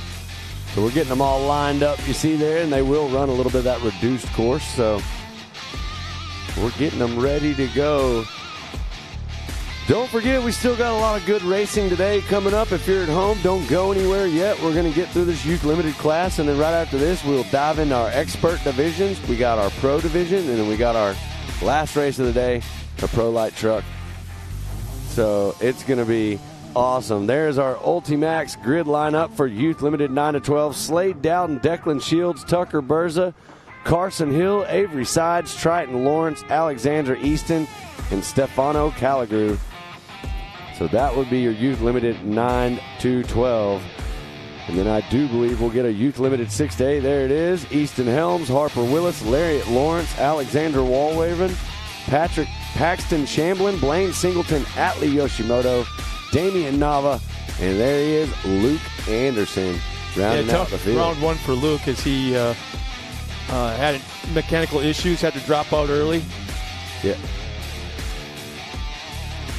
So we're not far away from getting into this Youth Limited race. We're going to start out with the 9 to 12-year-olds, and then we are going to dive into those 6 to 8-year-olds right behind them on the line there. We saw some good racing in this class earlier. We're going to get to see some again, I'm sure. I'm excited for this one. It's always fun to call the youth racing out here. There you see all the team dads out there on their pit bikes and side-by-sides making sure they're in the right place to help them out. You know what race it is when you see the parents or the spotters or the moms and dads come out on their pit bikes first and get their special spot on the track to be able to watch from. One thing I want to point out that's actually really nice is that a lot of these spotters are riding around in these high-end, limited Defenders and stuff with AC and everything. Oh, yeah. You know, I think about the moto days when everybody was running across the track and out there. I've seen moto moms and dads in flip-flops chasing kids around a Stasic race, and I'm like, why would you even sign up for any fitness when you got this? There's the green flag, so there's the first green wave. Green flag and a run by the flag man. So, yeah, Youth Limited 9 to 12 on the way right here. Yeah, I'm not even going to argue with you on that one. That was a really good race right there. TW almost lost to a 170. Getting ready with our next class to go off. So here comes the 6 to 8-year-olds. TW's going to make sure they're all lined up correct. He's got a quick window. So let's see if we can get them going. Wants to get a good gap between the two classes. Yep. He'll get a final thumbs up from each driver. They'll give him a thumbs up in return, letting them know that they're ready to go. All right, TW is getting ready. He's got a spot on the track where he wants to look and see where everybody is. They might have made it far enough around where they don't want to send him yet. They're going to wait, but it looks like he's ready to go. He's walking down the line for your 6 to 8-year-olds. TW, send him. We might need to put our hat together and throw some money in it for TW and some Nike running shoes. Yeah, I was going to say those boots look a little heavy. So right now on the track, Youth Limited 9 to 12 and Youth Limited 6 to 8.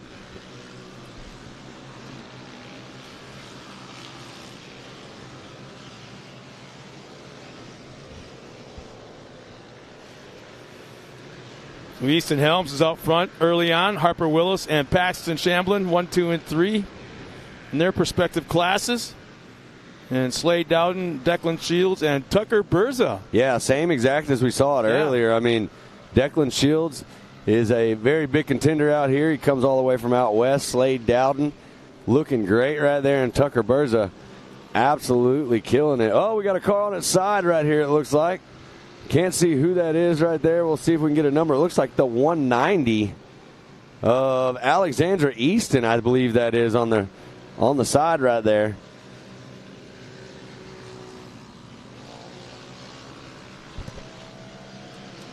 So it looks like we've got Dowden, Shields, and Berza, your leaders in one class, and then you've got Helms, and it looks like Shamblin and Lawrence. Or there's Willis in the mix in there too. We'll get an official reading on this as they come around. So Easton Helms, Harper Willis, Paxton Shamblin, 1, 2, and 3. And then you've got Slade Dowden, Declan Shields, and Tucker Berza, 1, 2, and 3 in their class. There you are on board with the 118 of Alexander Walraven and the 144 of Lariat Lawrence.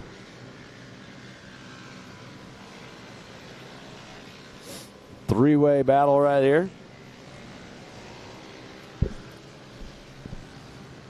Looks like the 37 of Paxton Shamblin right there in the front trying to hold them off. The 118 and 144 right here battling it out. Wow, 4 cars are all together right across the finish line. Yep. Looks like they went right around. That looks like possibly a lapper already. Dyson, and look at him trying to find a spot right there. The 126. That's going to be Carson Hill in that Heisen trying to get around. So the white flag is out already. Not much time left. We got some action on the track right here. Look at everybody bunched up together. They're going to be fighting all the way to the checkers.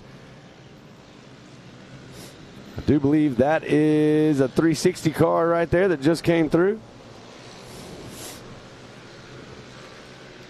That's Blaine Singleton. And then there's Luke Anderson is who I believe I saw right there. One of my favorite guys out here at the track. Look at this. We got them stuck in there all together. There you see Luke Anderson in the back in that 11. 6 cars all together, bumper to bumper. Who is it going to be right here? All right, checkered flag. All right, I do believe when they come across right here, we're going to throw this checkered flag.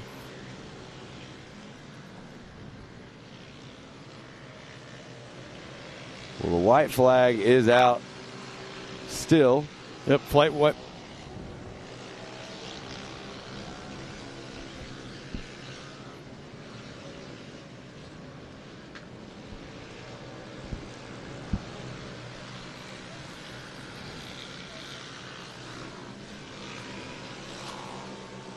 Well, there we are on board, riding right along with some of these drivers. They go. Here comes the checkered flag for Easton Helms, it looks like, taking that top spot right there. And here comes the rest of them charging to the finish as they come through right here. 4, 5, man. Looks like racing. Harper Willis, Lariat Lawrence, Alexander Walraven, Paxton Shamblin, and Luke Anderson coming through right there. And as we come around, we're going to get ready. It looks like there is Slade Doughton taking the checkers right there. Declan Shields right behind him.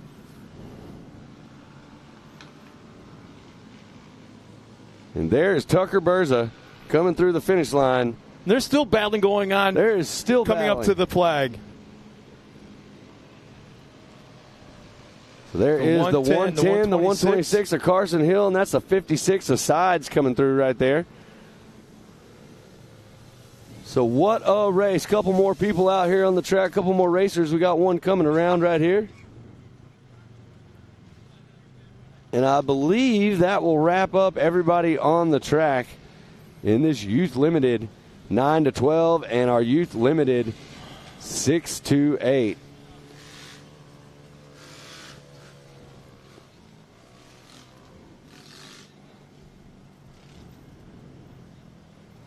Well, there is the handy unofficial results. I believe this is 9-12 Youth Limited. Slade Dowden, Declan Shields, Tucker Berza, 1, 2, 3. Triton Lawrence in 4th. Carson Hill 5th. Avery Sides in 6th. Stefano Calagru in 7th. Alexandra Easton in 8th. And I believe we'll get one more of the unofficial results. There it is. Easton Helms, top spot. Harper Willis in 2nd. Lariat Lawrence in 3rd. Alexander Walraven in 4th. Paxton Shamblin 5th. Luke Anderson, 6th place. Atlee Yoshimoto in 7th. Damian Nava in 8th. And Blaine Singleton in the 9th position right there.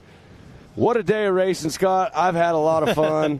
We are coming to the end of our broadcast time here with you guys at home, and we're going to let Ken and Pam step in. They're going to call the rest of these races. We got to go get ready for awards and pit bike and the rodeo and all the rest of the stuff that we have to do today that's action-packed and fun. So we got that coming up later. But, you know, Scott, I had a blast with you again today. It was fun calling all this action. It was great racing. They put on a show for us, and we loved it. It was a blast. So we're going to step aside here just shortly, and we're going to let Ken and Pam take over. Scott, how do you feel about today? Oh, I just love watching you right now and the enthusiasm that's in your voice. With all the action still to come. Yeah, and all the pro classes, like you say, all the events going on later on today. again, this is a destination. You got to come out here at least once to MidAmerica Outdoors here in Jay, Oklahoma. Experience this in. Just walk around the property. Hell, hang out with us at the races. That's right. Or just hang out at the pool. Or just go to the rodeo. It doesn't matter. There's so much going on. Again, like what you said, thank you so much for joining us. Our part of the broadcast is coming to an end. We're going to turn it over real quick to Pam and Ken Stout and enjoy the rest of the day's racing. Yep, we'll see you guys later at the Pit Bike Finals, and don't go away. Lots more action still coming your way.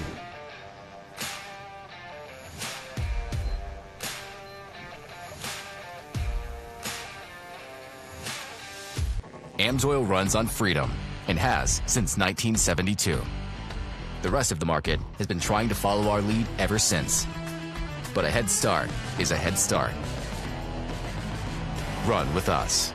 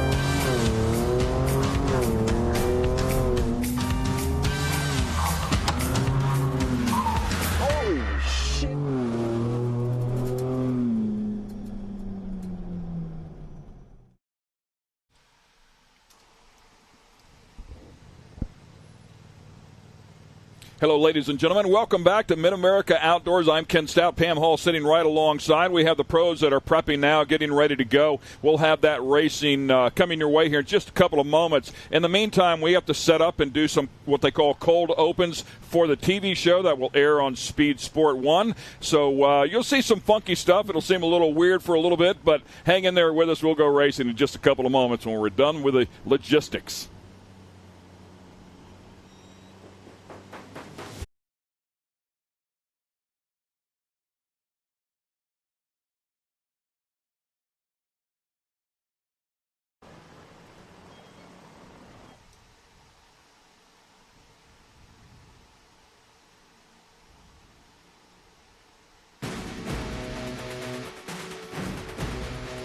One day ago, it was a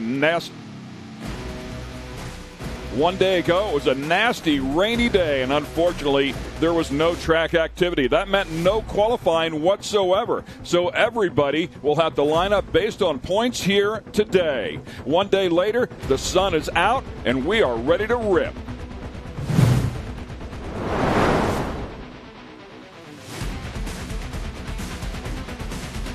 Welcome, ladies and gentlemen, to MidAmerica Outdoors. We're in Jay, Oklahoma. It's a 1,600-acre complex. It is an absolutely gorgeous place with a lot going on for sure, including a lot of racing. I'm Ken Stout. Pam Hall sitting right alongside. We have a condensed version of what should have been a two-day weekend now into one day. So we'll have two races each category all day long. Of course, we will focus on our pros here, and certainly Pro Light is going to be a topic. Yes, and that weather yesterday, I mean, it put on a good, track for us for today's event, but right now we are getting into the big boys, the big dogs, the guys that everybody wants to come out here and watch. Yeah, for sure. And, of course, this will be the fourth and final round for the MAO Truck Championship. That means big money is going to be handed out. Over $100,000 paid out over the course of the entire 4-weekend session, and a bonus $25,000 to the champion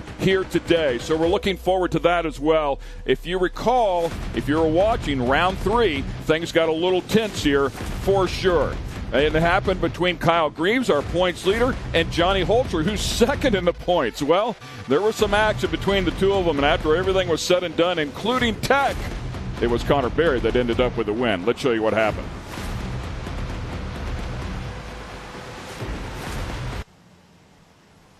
So we'll walk you through here. It was a really slick track. Kyle Greaves was trying to hang on to the truck. Johnny Holter got into the back of him there. It turned him around, and after race control took a look at it, they dinged Johnny Holter. I tried to stick it in there, and I just kind of tapped him a little bit, and I braked to let him straighten out to see if he could get back going straight. I was going to let him keep it, but I mean, at the end of the day, contact or not, that's not how I want to do it. That's not how I want to race. I think what happened was a little much, but that's out of my hands. Right when the race was over, I was out saying sorry to him when he's all hot, but that's not how I want to race at the end of the day, and just go out there this weekend and bang some doors, and hopefully we can get another win, kind of redeem ourselves. The problem that we had was when we came into that corner, I rotate and I drive down the hill, not in the blue groove, and he drives through the corner. And from what we see, he drove into me enough just to get me spun out so he could take the lead. For him, it was he couldn't get it stopped soon enough, and he just ended up getting into me. The problem with us that we saw is he did it the day before to somebody that he could have passed easily.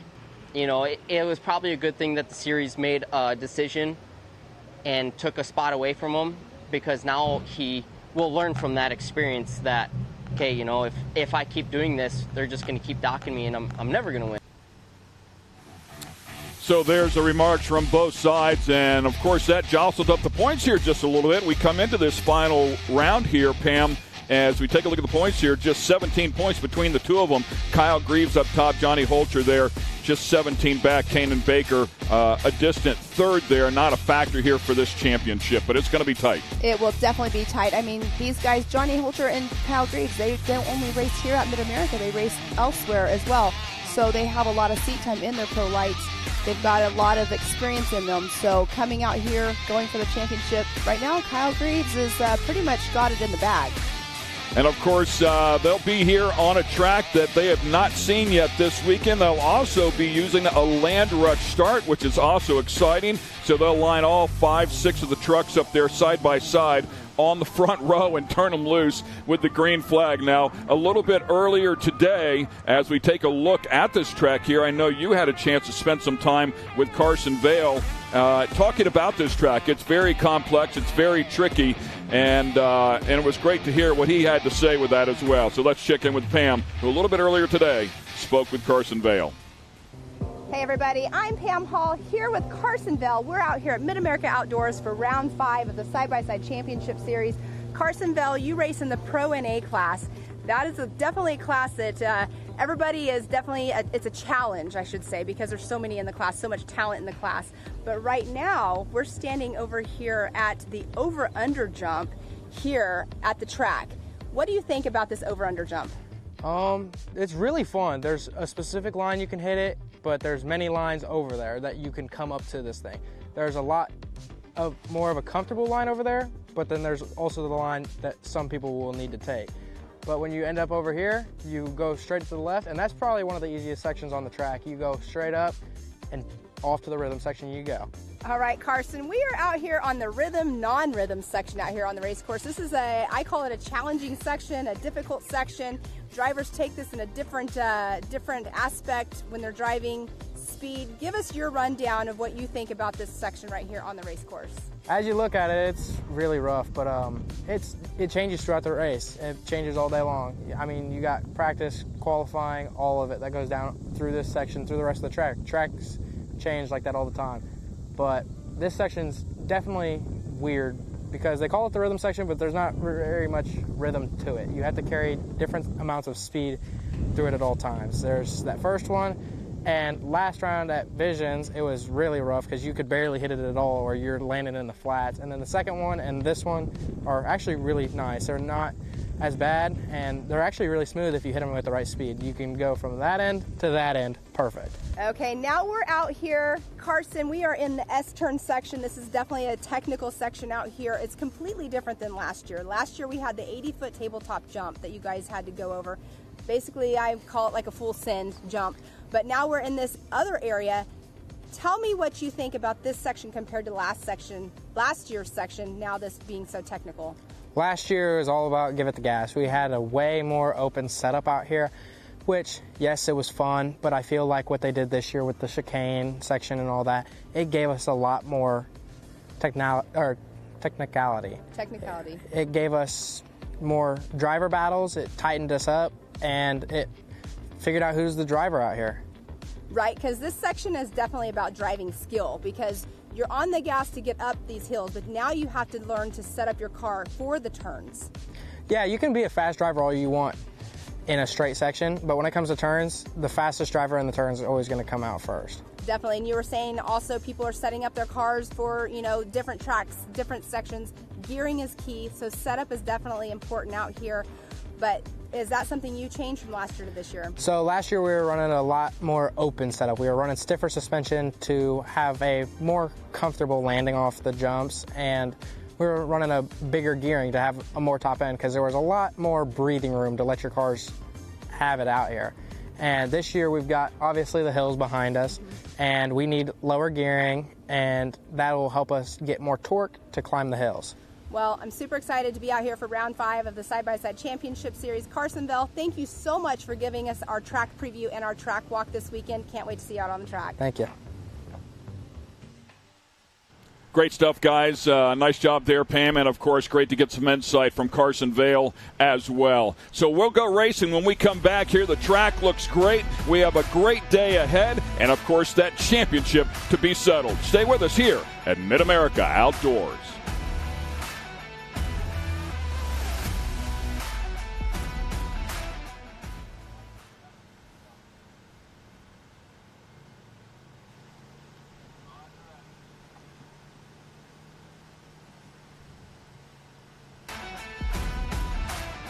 And there's a look at the cars lined up for that Land Rush start here in our Expert NA category. Time to go racing here once again. We appreciate Race Control and all the racers working with us as well as we get things set up there for the TV show, that first segment in the can as we prep and work around everybody's schedules here today. And a lot going on after we get done here racing as well. There's rodeo going on, as you well know, Pam, so we needed to get that done now because our producers and a lot of our production team will go over there and take care of that. So just some of the stuff that goes on as it's a busy day with this condensed schedule, and we're putting together TV shows, obviously the live stream, a couple of different streams here today, and also the rodeo as well. So it's busy, and we like it that way. Yes, we do. We love it to be busy, but we do have our Expert NA Ultimax grid lineup up on the screen. We do have Luke Seyfried and Landon Seyfried, the twins, in 1 and 2. Blake Helms in that 3rd position. Yeah, and that top 3 in the points just as they finished up there. And Kate and Isabella as well, also 4th in the points, and she finished 4th in that race. So funny how it goes, right? Everybody right in line, pretty much where they need to be. But I think it's the Seyfrieds that really put on the show. The brothers were really duking it out, and it was a lot of fun to watch them go at it. The lead changed back and forth a couple, 2-3 times. So we'll find out what they have for us here in this second race of round 5, and of course looking forward to who's going to win the overall here. So far the overall has been won by the Seyfrieds, either or Luke or Landon, all season long. Yes, and here we go.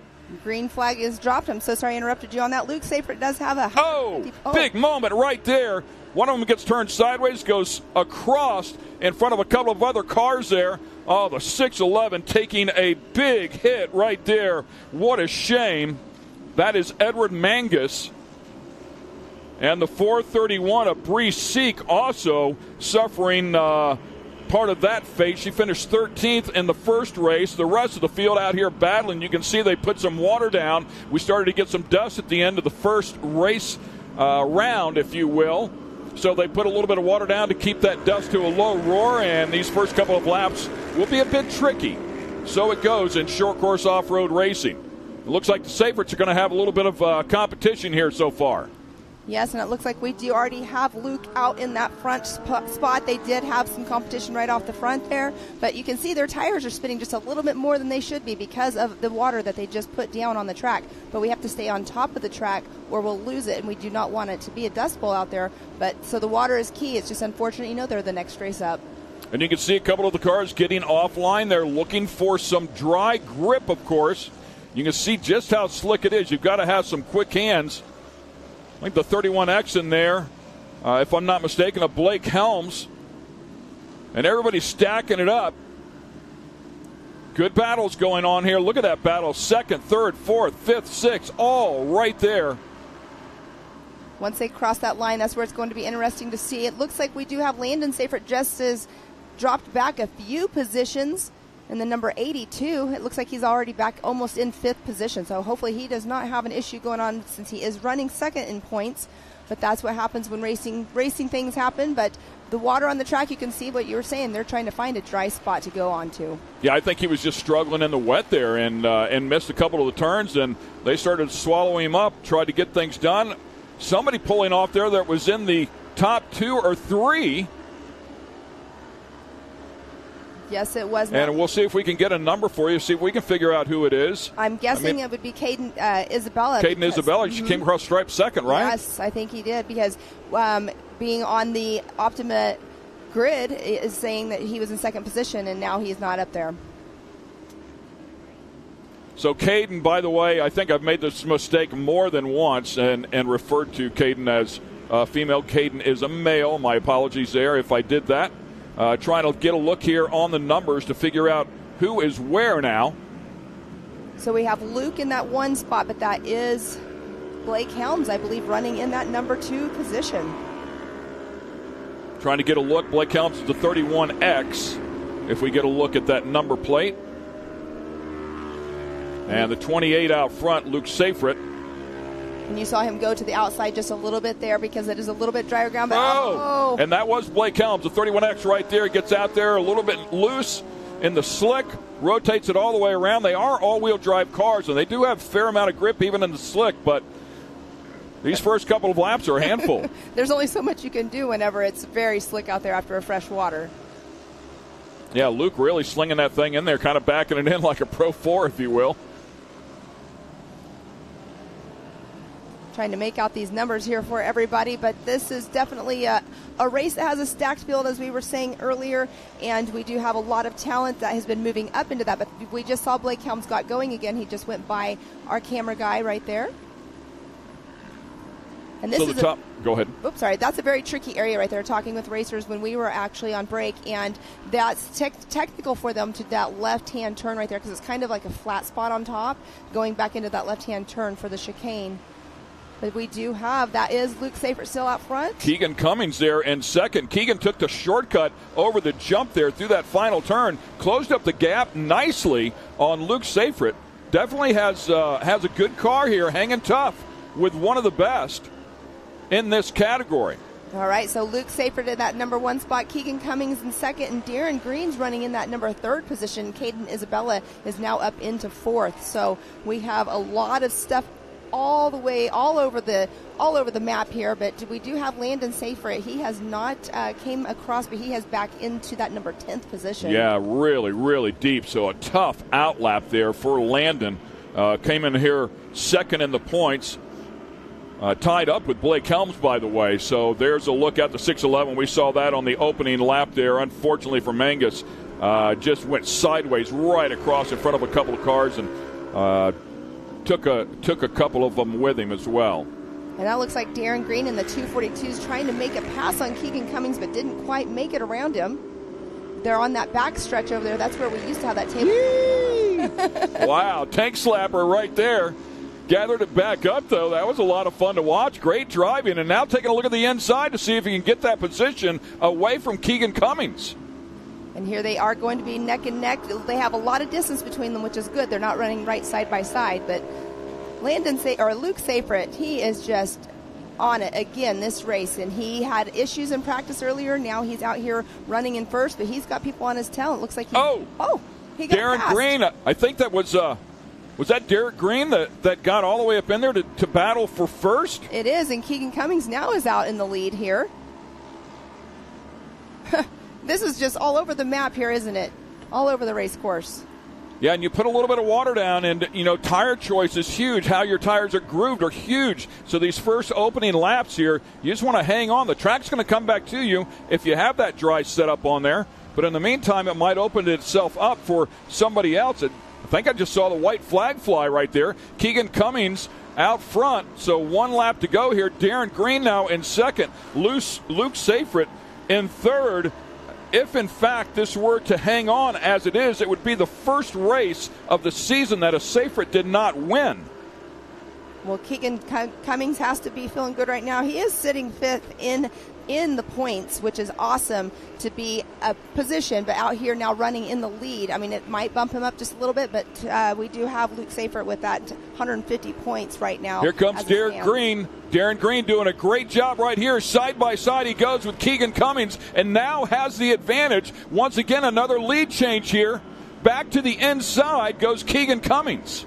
Well, they have a great race between the top three going. Keegan Cummings in that first, but Darren Green in that second. He just keeps trying to find that window opened where he can slip in and he can just get into that number 1 position. Luke Seyfried hanging right there. Luke Seyfried coming up now, taking a look at the outside. They go 3 wide. One of them breaks right in the middle of everything. That's Keegan Cummings. Oh, my goodness. Our leader goes down here on the last lap. We saw that in race number 1 as well. Unfortunately, it happened to Colin Truitt in the last lap. Car broke, didn't make it to the finish line. Ends up deep in the field. Luke Seyfried's going to still have a shot at this thing. And he's back. How about that? Wow, it's amazing. This race has been a very exciting race for everybody watching at home. I can only imagine what our people in our stands are doing watching this race as well. Yeah, it's ever-changing. That's what we love about it for sure. An action-packed race is what we love to see. The drivers will come back. They won't be happy with the slick conditions. And, if you know you're going to get this, and like I say, if you have an option, if you brought another set of tires, you could make that tire choice change. Mm-hmm. But a lot of times you don't know till you get up there to the starting line. It's just a tough call. Through the final turn, though, looking for the checkered flag. And Seyfried, trying to keep this streak alive for the family, is going to get it done. Congratulations to Luke. Luke won earlier and will win here, so no doubt gets the overall. Congratulations to him. Darren Green and Caden Isabella. Caden Isabella works his way back up to third place. What a great effort there. Definitely, and Blake Helms came through in that 4th position, which he is sitting 3rd in points. So what a great race. I love that. So much action, so much back and forth. Definitely Luke had his work cut out for him to get back up in front and get that number 1 box. Yeah, exciting stuff. Really surprised at how things, shook out there. Well, and here we got to look at our point standing. So we have Luke with 150 points before today's races. Landon Seyfried and Blake Helms were tied for points. And you do have to drop a race at the end of the season, so it'll play out. I mean, obviously Blake just finished better than Landon, so it's just all going to play out in a points battle at the end of the day. Yeah, and I think in terms of the overall for this round, if my gorilla math is correct, Caden Isabella will actually finish 1 spot ahead of Blake.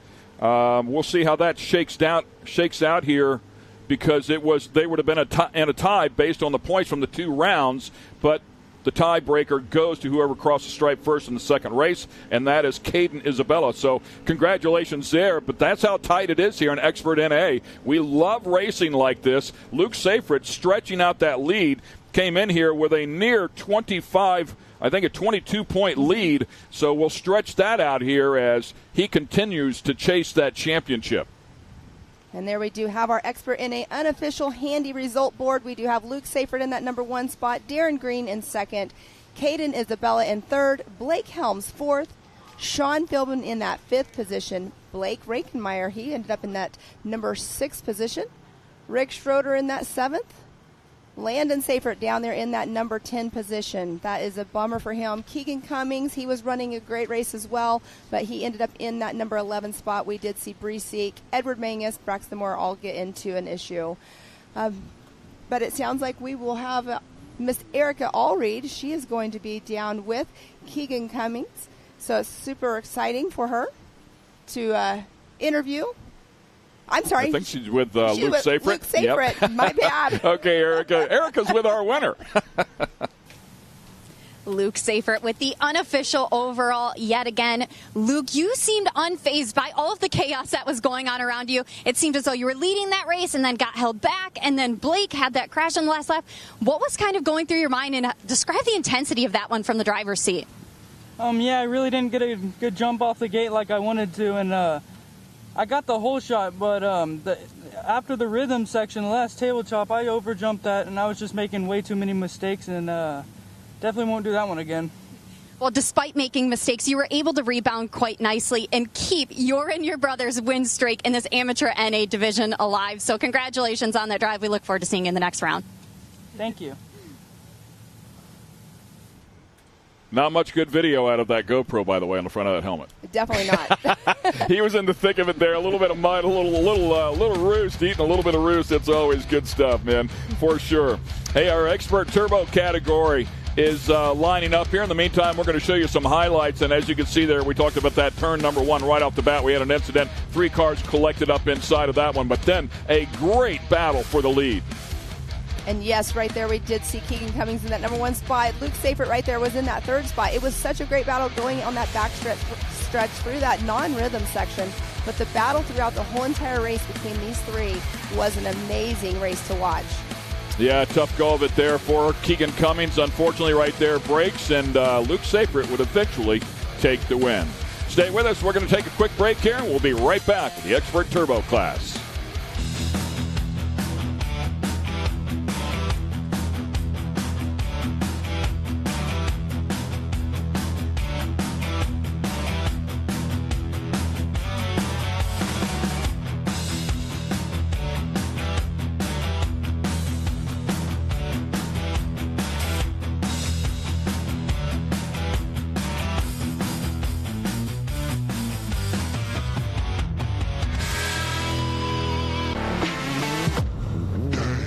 Lightweight, agile, and strong, the Pit Bull is perfect for the job. The Pit Bull is the first and only lift that can be used in the pits and in your garage. Elevate your racing with a Handy.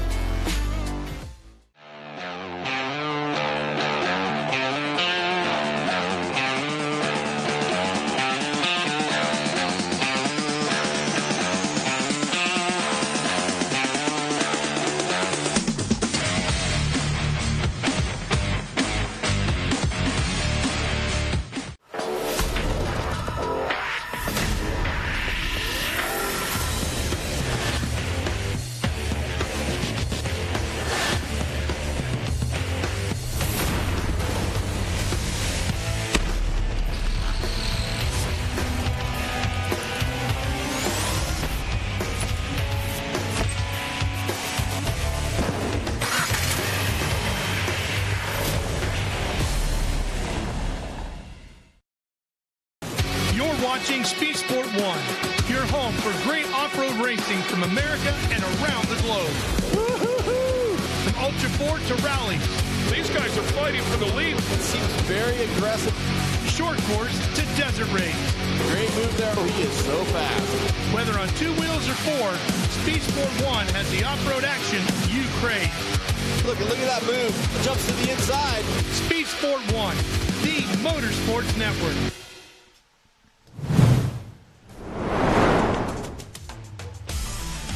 Jay, Oklahoma is where it's all happening, right here at MidAmerica Outdoors. There's a look at our Expert Turbo category, one of the largest classes in the field here today. Always exciting to watch them go at it. Austin Dinger's been hot as of late, came here out of round number 4, won that round, and then, of course, stuck with it, picked up the win here earlier today, and I mean in dominating fashion.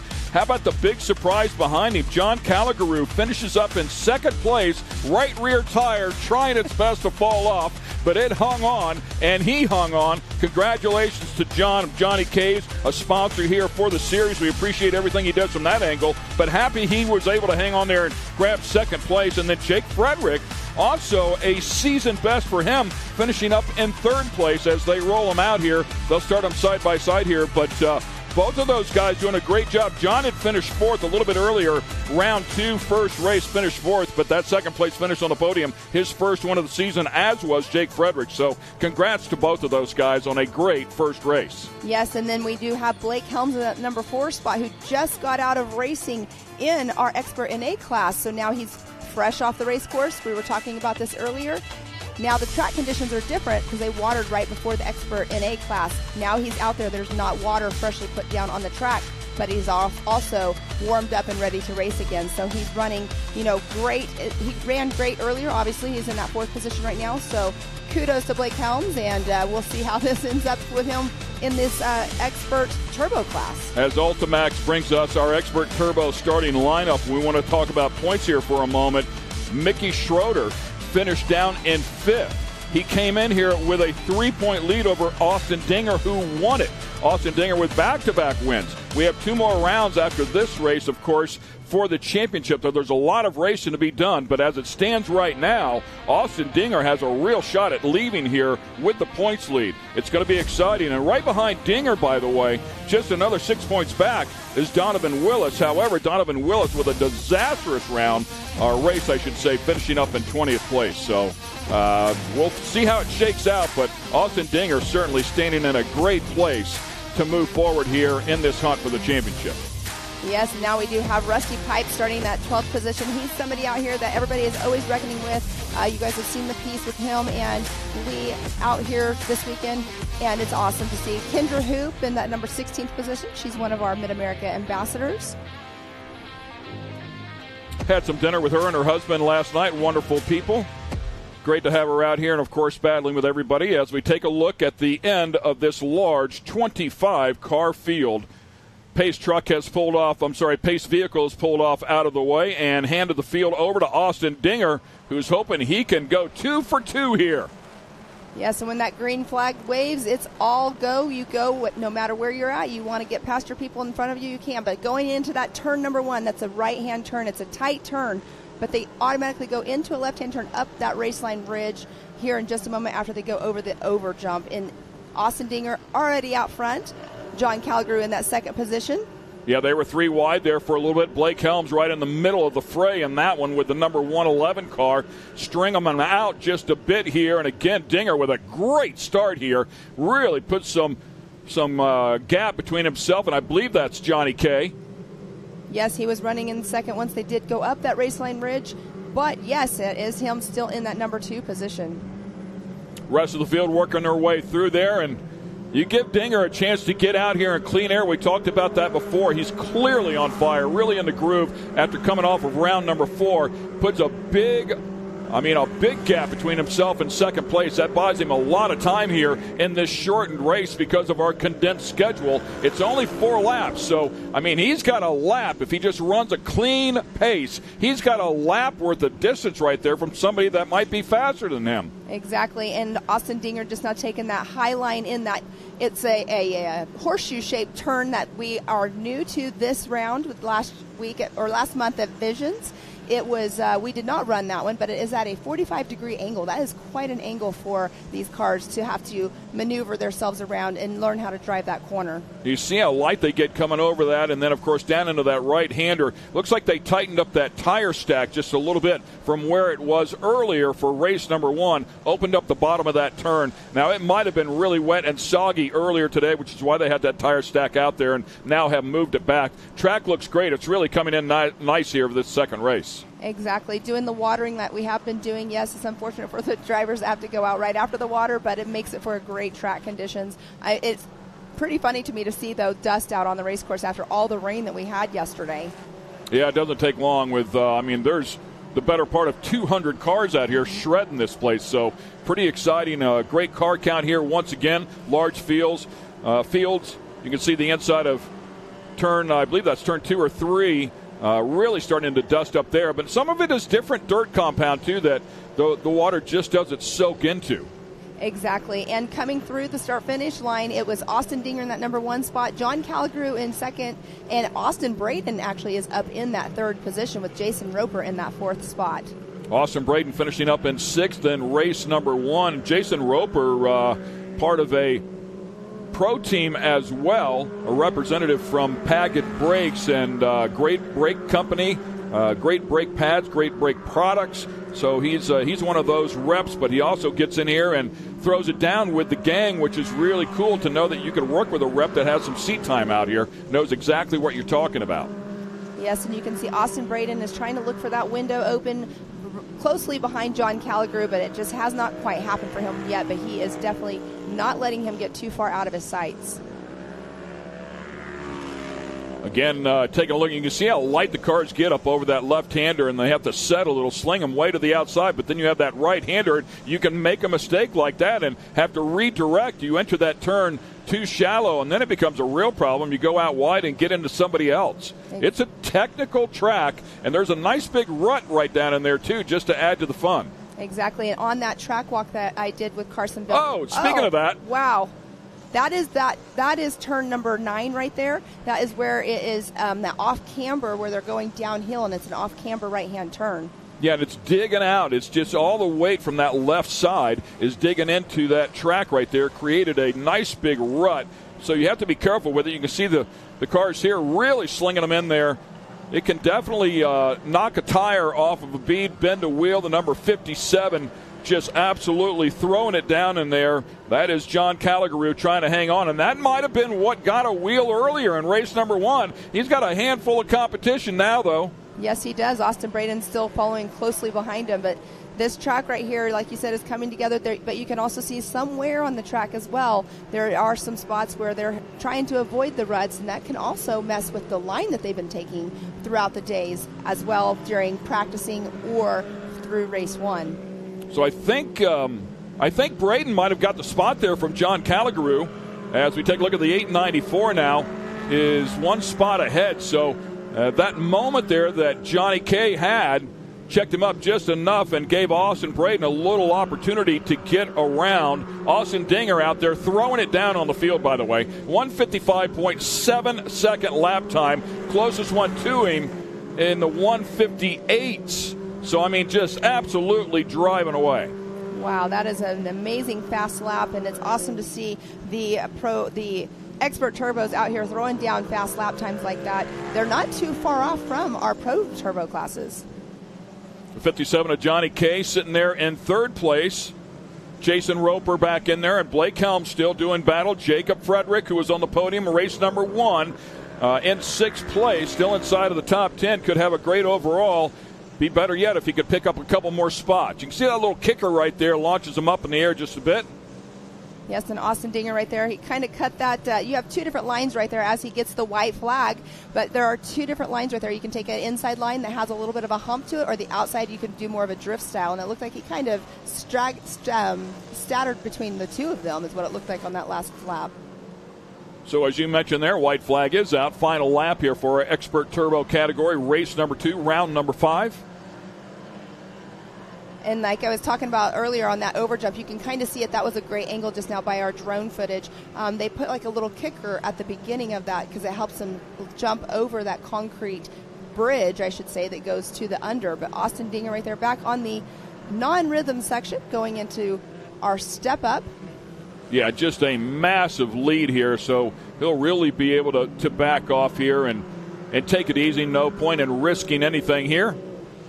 No, just keep good pace as he's doing, and just don't risk it through the turns. Exactly. With that white flag coming out, that's where you don't want to take any chances whatsoever. But we have seen quite a bit throughout the day, the last lap, no matter what. He'll bite you. Exactly. There's something on the last lap and today. There's something to do. It seems like it happens right here for some reason. Of all places, I mean, one of the easier spots on the track, if you will. Yes. You would think it would happen up in here, you know, where it really stresses the car. You've really got to be on point here to drive this part of the track at speed. Yes, exactly. You're exactly right on that. But how cool is it that they're doing that big 45-degree angle U-turn up there, the horseshoe? That they didn't get to do that at Visions, and the drivers were super excited about getting to add that to the track. So they added just a little bit of distance to it, but it also sets them up better for this S-section turn on the backstretch of our track.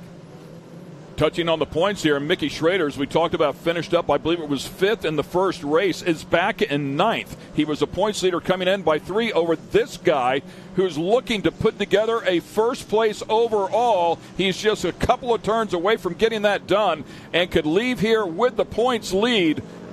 There it is. Checkered flag is out. So congratulations to Austin Dinger. This is the weekend he was hoping to have, and this championship points lead will change now. Austin Braden across in second. How about Johnny K? No podium finishes all season. Boom, back-to-back podiums. So congratulations to Johnny Calligaroo as well. Great job. Yes, and he had to work for it today, having that issue in race 1 with that rear tire on the last lap happening. But Blake Helms in that number 4 spot. Jacob Frederick in that 5th, but what a great race by our expert turbo class. We had 25 cars that were in that race just now. Actually, 20 cars. I'm sorry about that.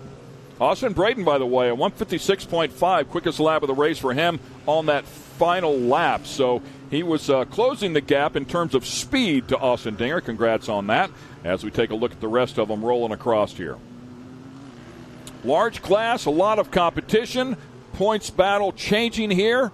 2 rounds yet to go. That's a total of 4 races. We'll keep an eye there on the number 23 as well of Perry Mahaney out of Arlington, Texas. And if I'm not mistaken, this might be Perry's first weekend with us. So Perry out there looking to just finish this one up, and there's something said for that as well. And notice he is in a RS1. RS1s are a NA car, and you can run an NA car in the turbo class, but you cannot run a turbo in the NA class. It's good for seat time, if nothing else, right? Exactly. Get out here and get some seat time. So here's a look at our handy unofficial results for the Expert Turbo category. Congrats to Austin Dinger. Excellent weekend there. Back-to-back wins will give him the overall. Austin Braden there in second place. John Calligaroo with back-to-back podiums here in round number 5. Blake Helms and Jacob Frederick inside of the top 5. Yes, and we had Mickey Schroeder end up in that 9th position, as we have been talking about earlier. Lee Knowles ended up in 13th position. We have Cooper Stewart in that 15th position. Kendra Hoop, she came out there. She's been racing a lot. She's in that 17th position. But Donovan Willis, he ended up in 18th position. Perry Mahaney in 20th. So it's been a lot of fun racing today. Take a look at the rest of the players. Yeah, too, Bree Seek just with a tough weekend here. Unfortunately for Bree, 23rd and I think 20th here. A tough go of it this weekend, and she was doing really solid inside of the top 10 in points. So it goes. All right, down with our winner. That is Austin Dinger and our Erica Allreed. Austin Dinger with his 3rd consecutive win. Austin, you and I chatted after your win in round 4, and you said you weren't quite satisfied with your car, but since then you said you made small changes to the suspension and brakes, and they had big implications. Do you feel like those paid off today and contributed to this overall? Because, must I say, you looked incredibly comfortable up front.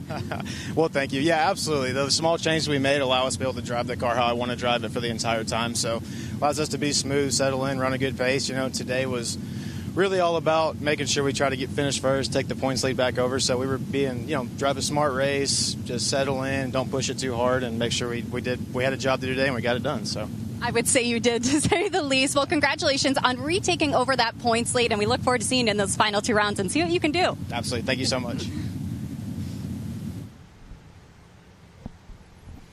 And once again, we welcome you back here to the booth. We have a lot of racing yet to go here. Some great racing as it's now time for our pro classes, Pro NA, Pro Turbo, and Pro Light, where we will crown a champion here today. Hand out a bonus check of $25,000 to that champion as well. So good stuff coming your way there as we take a look at just some of the grounds here at MidAmerica Outdoors. We will take a look at our starting grid here for the Pro NA category. Coming away with the win in the first race earlier today, Kanan Baker was absolutely on fire, just driving around the outside of people, then doubled up inside of the Pro Turbo category. I don't know what happened over there in that pit, but he is switched on. He's definitely 100% on that. And we do have Owen Van Epperen. He is in that number 2 spot. He was out there running a great race as well. Cross Kirchmeier. I mean, come on, Cross Kirchmeier, a great race almost every single time he's out here. Carson Bell, 4th position. His car is on fire this weekend. He's doing amazing in this Pro and A class. Yeah, as we look back at that race as well, I mean, Chase Carr was up in there, was leading for a while. Owen Van Eperen was leading for a while. Sean Hess had a moment, ended up on his lid there with the Honda. Kanan Baker had to go around a couple of people to get up to the front. Aliana Baker finishes up inside of the top 10. It was a busy race. It was really exciting for sure. We had a lot of fun. You talked about Carson Vale having a great run. Another young, talented driver. I mean, a number of 15-year-olds and 16-year-olds. Colin Truitt, by the way, was either in second or third, and on the last lap had something go away. So a tough round for Colin Truitt, who had a fast car. Very tough. And Tyler Rimreed, he ended up on his lid as well, got back on his wheels and kept going. Aaron Cuevas, he finished up in that 11th position in race 1, so here he is starting. But we do have them doing the rolling starts. I love the rolling starts. I know we always talk about this, like rolling starts or land rush. What's your favorite? But I love watching these rolling starts. It's really great for the show and great for me being my favorite. I love watching it. Well, everybody has a favorite. I love the land rush starts, but I love it when they stretch them out some 10 wide. That's an exciting start as well. So either way it goes, it's a lot of fun, and the best are going to come out here and throw down right now as they go through the final turn here. Pace vehicle has pulled off out of the way, handed the field over to Kanan Baker there in the white Baco-sponsored machine. Green flag out. Here we go. Second race here, round 5. Colin Truitt already way down on the inside, trying to find some room. Can he get through that turn? He's way back in the pack, scrapping up. I don't know if he was able to or not. They would have been 3 wide easily. Yes, I'm not sure. I actually just saw him, but yeah, that was definitely a bottleneck right there. Going into that right-hand turn, it's a definitely tight right. Chad Mayo right there with a 401 on top of his car. Makes it very visible, but look at this. This right here, this is where the adrenaline is pumping. And you know, Kanan Baker right now is going, okay, I know I'm out front. I need to keep this position because I don't want to be in the dust. I want to keep my number 1 spot for the day. Yeah, a lot of this track in really good shape. That one spot really dries out. You can see the level of dust there. Pretty scary. I mean, you just can't see anything. And great opportunity for a wreck. It looked like somebody might have just hooked a rut right there, right when they made the camera switch. I don't know if somebody went for a ride there or not. We'll try to figure that out. It looked like the one of our recovery vehicles was heading that way, so you might be correct on that. But right on that backstretch there, they were going straight into our S turns. Yeah. That's number 64. And that's a scary situation right there. You can see the water coming out of the radiator, as you might imagine, extremely hot as well. Certainly capable of burning people. So we hope everything is okay there, as safety was over there immediately. Great to see them there so quickly. It'll be a local caution for now. Left rear going down there. I don't know who that was. It might have been Kirchmeier. See if we can get another look here, but left rear going down on that car is 3rd or 4th place. We'll get another view there. Kanan Baker out there driving away right now. And you can see Allianz in her bright hot pink cage. She's out there running an amazing race as well. Good first and second, safe. 3rd, 4th, 5th, it is on. Exactly. As they come across the stripe here, lap number 1. They did have a mandatory caution here. It's going to be really quick here. Second and third separated there by just a 1/10 of a second. And, yeah, that was a big moment. That was a big ride right there. Looks like that might have been Colin. Is that Colin Truitt over there to the left-hand side? Dodging it, trying to stay out of the way. But the way that car tumbled, it for sure got into the mounts for the radiator. And I think, consequently, we saw that fluid coming out. So really hope the driver is okay there first and foremost. Yes, and it was the number 64 of Robert Van Beekem. So he's had a very tough weekend. He's had a really tough weekend. Very, very tough. And 16 right there. We do have Aaron Cuevas running an amazing race as well. You can see the car is still like that. They get the driver out safely, and then what they do is they end up flipping the car back on the wheels, getting it off the track. But we do have, like you said, local caution. No advancements can be made on the track during a local caution, and they are supposed to bring their speed down to a 25-mile-per-hour speed limit through the local cautions. Our points leader coming in here was Owen Van Eperen and Chase Carr. They were tied up. Owen Van Eperen ending up in second place there in that first race. I'm not going to, hopefully this is not going on, but it almost looks like Kanan Baker has a right rear going down. And we'll take a look at that. He might have side-loaded that thing really hard. Good look at it right there. Maybe not. It looked like it was. Maybe it was just the way he was on the track. Well, you know, they get in a rut. Depending on the camera angle, if they're in a rut, it can look like it's completely flat. Yes.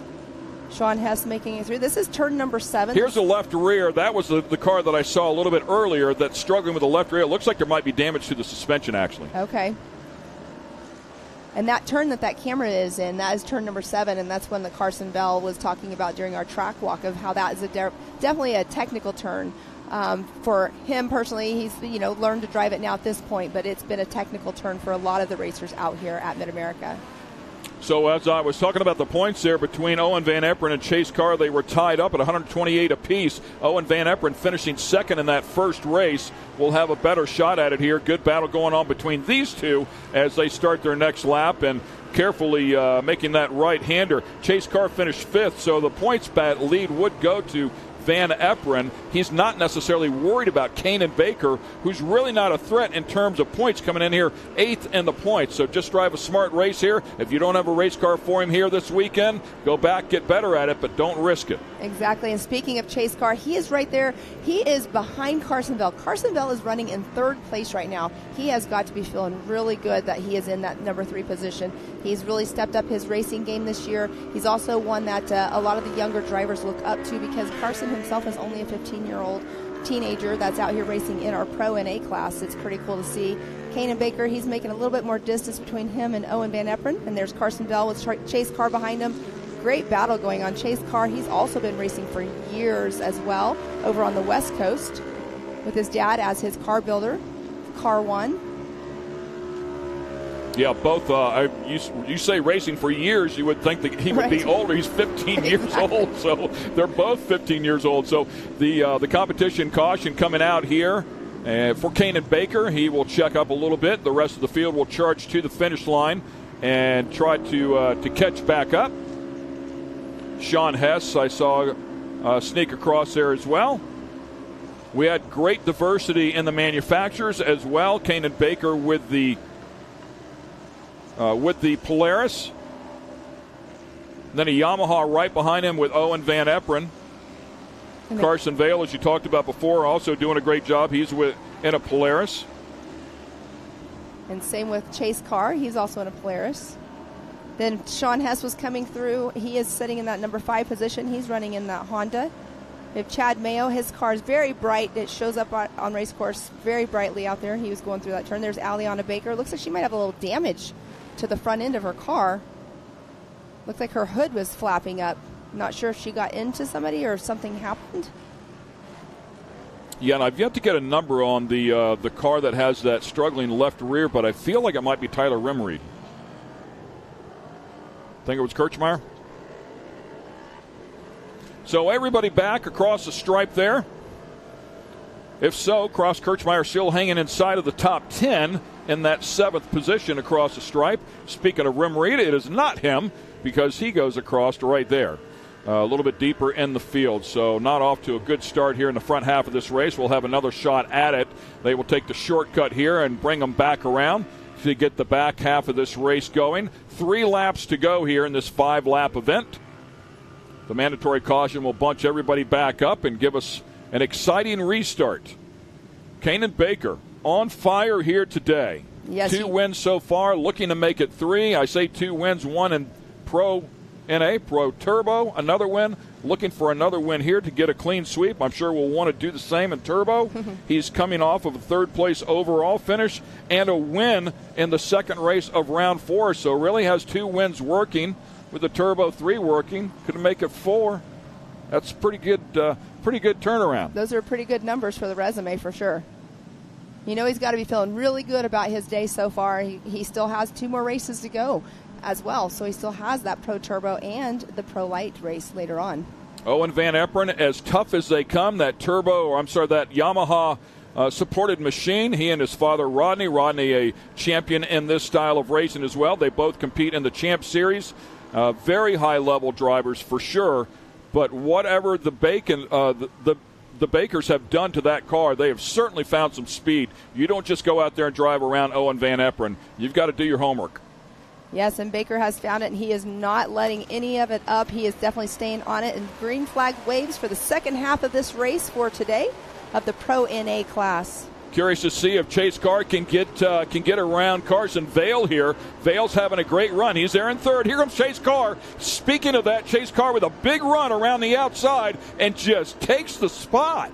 Yes, and you saw Carson Vale. He knew that he did not have the upper line on that, so he made sure that you could see he checked up just a little bit, because if he wouldn't have checked up, he probably would have got into Chase Carr, and that would not have turned out very good at all in that turn. Owen Van Eperen got off to the right-hand side looking for a little bit of fresh air, if you will, or clean air, so that he could see where he was going down the hill. A lot of speed there for that Yamaha. And right now, separated by just one car length. We'll see if Kanan can deal with it here. He's going to have a bit of pressure from the 5 car. Does a good job through that left-hander and gaps him just a bit. And this is what's so exciting about having the competition yellow. But look at that. That is Kyler Holcomb. He just took the outside line. I believe that is Carson Bell that he just passed up on the inside. But having that competition start like they just did, it's awesome because it brings the field back together and it makes for a good competition race. Yeah, it was kind of a good view there from that drone shot, because you started to lose vision and the dust just from the drone. Imagine being down at their level. You sit low in these cars, the vision is limited at best. Yeah, struggling right there, right? Yes, there's definitely a little lip right there that people are, when they're jumping into it, it's definitely kicking their car the wrong way. But Carson Bell has dropped down into the number 6 spot there. Sean Hess in the Honda, number 22. Sean Hess, who inverted in race number 1, tested out the roll cage. Everything's good clearly. Back here in race 2, trying to make a run at it. Currently in 4th place, so nice job for the Honda. Polaris, Yamaha, Polaris, Honda. White flag out. Kanan Baker's just got to hold on to it for one more lap. I know inside he's probably super pumped up. He's an amazing young kid with a lot of energy and a lot of experience. He has a lot of laps on this track here, not the new track, but out here at MidAmerica. He's also one of our MidAmerica ambassadors as well. Well, the hole in that left-hander pretty violent there. You can see him kind of straighten it out so that they don't have a whole lot of side load in the car when they go through it. Owen Van Eperen's not going away here. I'll tell you, any small mistake here out of Kanan Baker, and Van Eperen will make him pay. Exactly. He's just waiting for that to happen, and you know that Kanan's spotter's telling him, and Owen's just, like you just said, looking for that open window. The Yamaha seems to have good straight-line speed, and there it is right now. He gets a run on him. Kanan Baker able to hang on to it. Owen Van Eperen driving him clean. He could have drove right into the side of the car. Did not do that. Very respectful move there. And that's where racing experience comes in handy, because you know what's going to happen to you if you do that on especially a final lap of a race. Yeah, and if you hand it out, guess what? It's probably coming back at some point. Exactly. So smart move there out of him. Great job for Owen. And again, why risk it? Why risk damaging the car? You're the points leader here. The guy in front of you is not a threat in terms of the championship as it stands right now. So there's nothing wrong with second place and hanging on, stretching out the points lead, because the guy he's battling with is now right behind him. Exactly. We do have a battle going on behind them as well. We do have Sean Hess and Chase Carr. They were going back and forth, playing leapfrog, I should say, with each other. But it looked like Chase Carr took back over the lead. But Owen Van Eperen's just waiting, like you were saying. He's just waiting for that mistake by Kanan Baker, and Kanan Baker knows. You can see the holes there. Oh, look at that battle. Oh, and they get together. I think that was Chase Carr there, if I'm not mistaken. Was that Sean Hess as well? So Chase Carr, I think, got completely redirected here towards the end of this final lap. Checkered flag is out. So we have Kanan Baker and Owen Van Eperen, Chase Carr, Sean Hess coming in our top 4. How about that? Yes, Kyler Holcomb is in that 5th position. And you touched on it before. Kanan Baker will have, this track, we got one over right there. This track, I was just going to say, this track is developing some big holes, some big ruts in the bottom of these turns. You have to drive around them, maybe put the inside tires to the outside of those holes, find some way to not load that car up and do that. And I think Kanan Baker will come in here in the Pro Turbo category with that knowledge. Yes, and exactly. It looks like it was a 911 there of Dominic Benitez, and I believe Dominic Benitez also making his debut with us here at MAO this weekend, and we'll have that story to tell on the way home. Well, such a bummer. That's how come we see this all the time, stuff happening on the last lap, and this just happened in the last turn. So a 14th position for Dominic, but out here debuting, finishing a race sometimes is a win in itself, especially when you're new to the race course, you don't know anything about the race course or have never even been on the track. But here we do have our Pro NA handy unofficial results with Kanan Baker in that number 1 spot. Oh, and Van Eperen there with a good effort right to the very end, keeping Kanan honest. Chase Carr and Sean Hess, those guys really duking it out there on that last lap. Somebody fighting for that podium spot. So Chase Carr will keep it relatively close to the points. Sean Hess also a threat in the points there in 4th. Kyler Holcomb to round out your top 5. Yes, and Cohen Crawford in that number 6 spot. Aliana Baker, she is up there in that number 7 spot. So great run by Aliana. We do have Chad Mayo in the 8th spot. Cross Kirchmeier was having that issue with the tire. And then we did see Colin Truitt involved in the incident with Robert Van Beekum. Or not involved with him, but avoiding it, I should say. Carson Bell, he fell all the way back to the 11th position. He was running in that 3rd position for just a little bit out here. Aaron Cuevas in 12th. Tyler Rimreed did not take a tumble this race, so you know that's feeling good for him right now because last race was definitely a hiccup for him. He's running in that number 13 position. Dominic Benitez, as we just saw on his lid there on that last lap. And then we have Eddie Ensign that was in that number 15 spot. He only got 1 lap in, and we did see Robert Van Beeken have that issue. Hopefully all is good. Obviously he is all good and out, but the car did take a bad tumble. But we are getting a little bit of a highlight video here of this race. It was an amazing race. There's a lot of action in that race, taking the green flag there. Yeah, both races here, a lot of fun to watch here throughout the course of the day here in our Pro NA category. Kanan Baker coming out here, getting the clean sweep here and looking to get it all done. Yeah, that was a big moment right there, as we saw before. And I think you said that was Robert Van Beekum, if I'm not mistaken. Big moment for him. Left rear gone completely there for one of the cars, but scrapping out in the front was the 21 Baco-backed machine, Kanan Baker, who will win the overall here in round number 5. Congratulations to him, his first overall for the season. Congrats. Good stuff for sure. We will take a quick break here, and when we come back, it is time for Pro Turbo. Sport has been America's motorsports authority since 1934. Get news, results, and commentary from the most connected experts in the business, covering all forms of motorsports from flat track to NASCAR and everything in between. Bookmark SpeedSport.com on your mobile device now, or follow SpeedSport on social, and be sure to subscribe to the SpeedSport Daily. SpeedSport is your one-stop shop for all things racing on 2 wheels and 4. AMSOIL runs on freedom and has since 1972. The rest of the market has been trying to follow our lead ever since. But a head start is a head start. Run with us.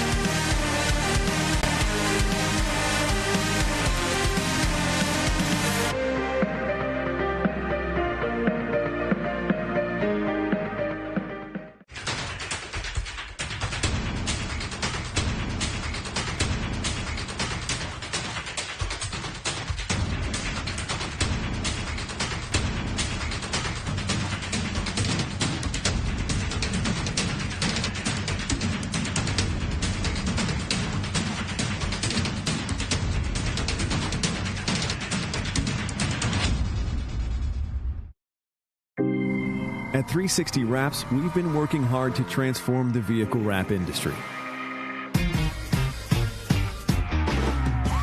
Wherever you are, we're standing by to show you the professionalism you deserve.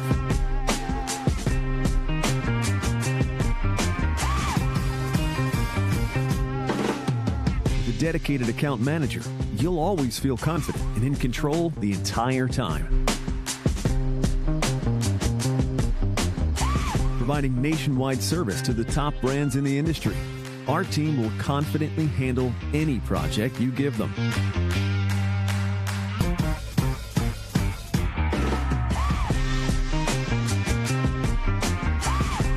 One contact, one company, nationwide service. Come by to experience the 360 difference for yourself.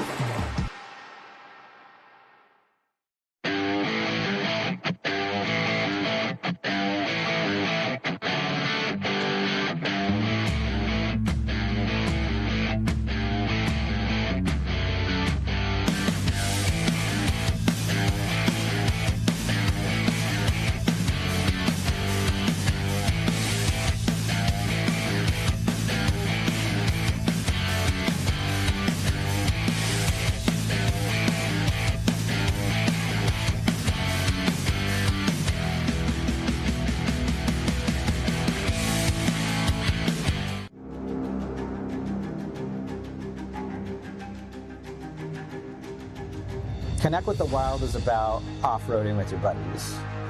Connect with the Wild is about going to Moab and conquering new challenges that you didn't think were possible. Ultimately, Connect with the Wild is about enjoying the outdoors in your vehicle as best you can. We're treating it like we know it's something special that everyone will remember.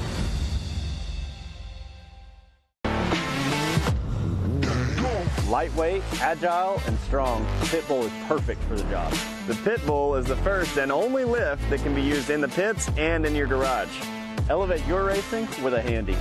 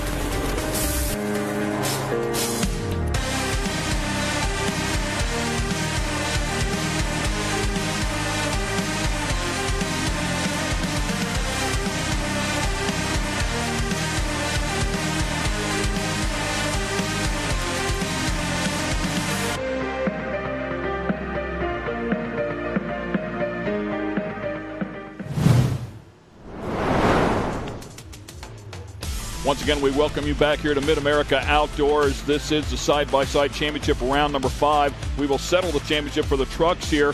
Next race after this one, it is round 4 for them. Let's focus here on Pro Turbo. They are on the track and ready to rip right here. Kanan Baker, as we already talked about, came out here, grabbed his first win of the season, 1 race ago. Right behind him in second place was Hunter Miller, and then it was Cody Miller.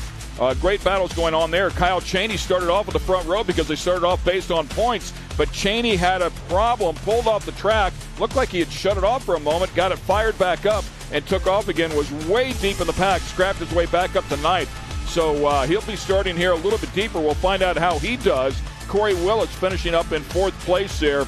Cody Taylor, Zach Beavers having a tough go of it back in 17th place. However, Cody Martin having a good run there in 6th place. Nice job for him. And Jacob Geisendorf inside of the top 5 as well.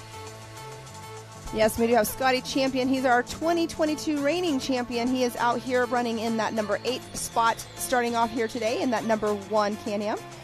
But here we are getting ready to start our Pro Turbo Race 2 of Round 5. I'm super excited to see this race. It's always one that has a lot of excitement in it, a stacked field of drivers that race all the time, and that's what they do. So they do this all the time at other race courses as well, so it's exciting to see. We do have Corey Willis. He's also right there. He's starting in that number 4 position in the PPEI car. He had a great race last race too. He bicycled a few times. but this is where my adrenaline's going. I'm sure it is for you too, Ken. But yeah, there was a lot of contact there between him and Kanan Baker, a couple of the cars. This is a recon lap, so they get a look at all those ruts, all those holes that have developed out there over the course of the 200 cars racing on this thing all day long. Coming here for the green flag. Here we go. It is on. Kanan Baker stabs the throttle. Here we go with the Pro Turbos. Everybody lights them up. See if we can get through the right-hander clean. Looks like everybody's going to make it through. That's good news.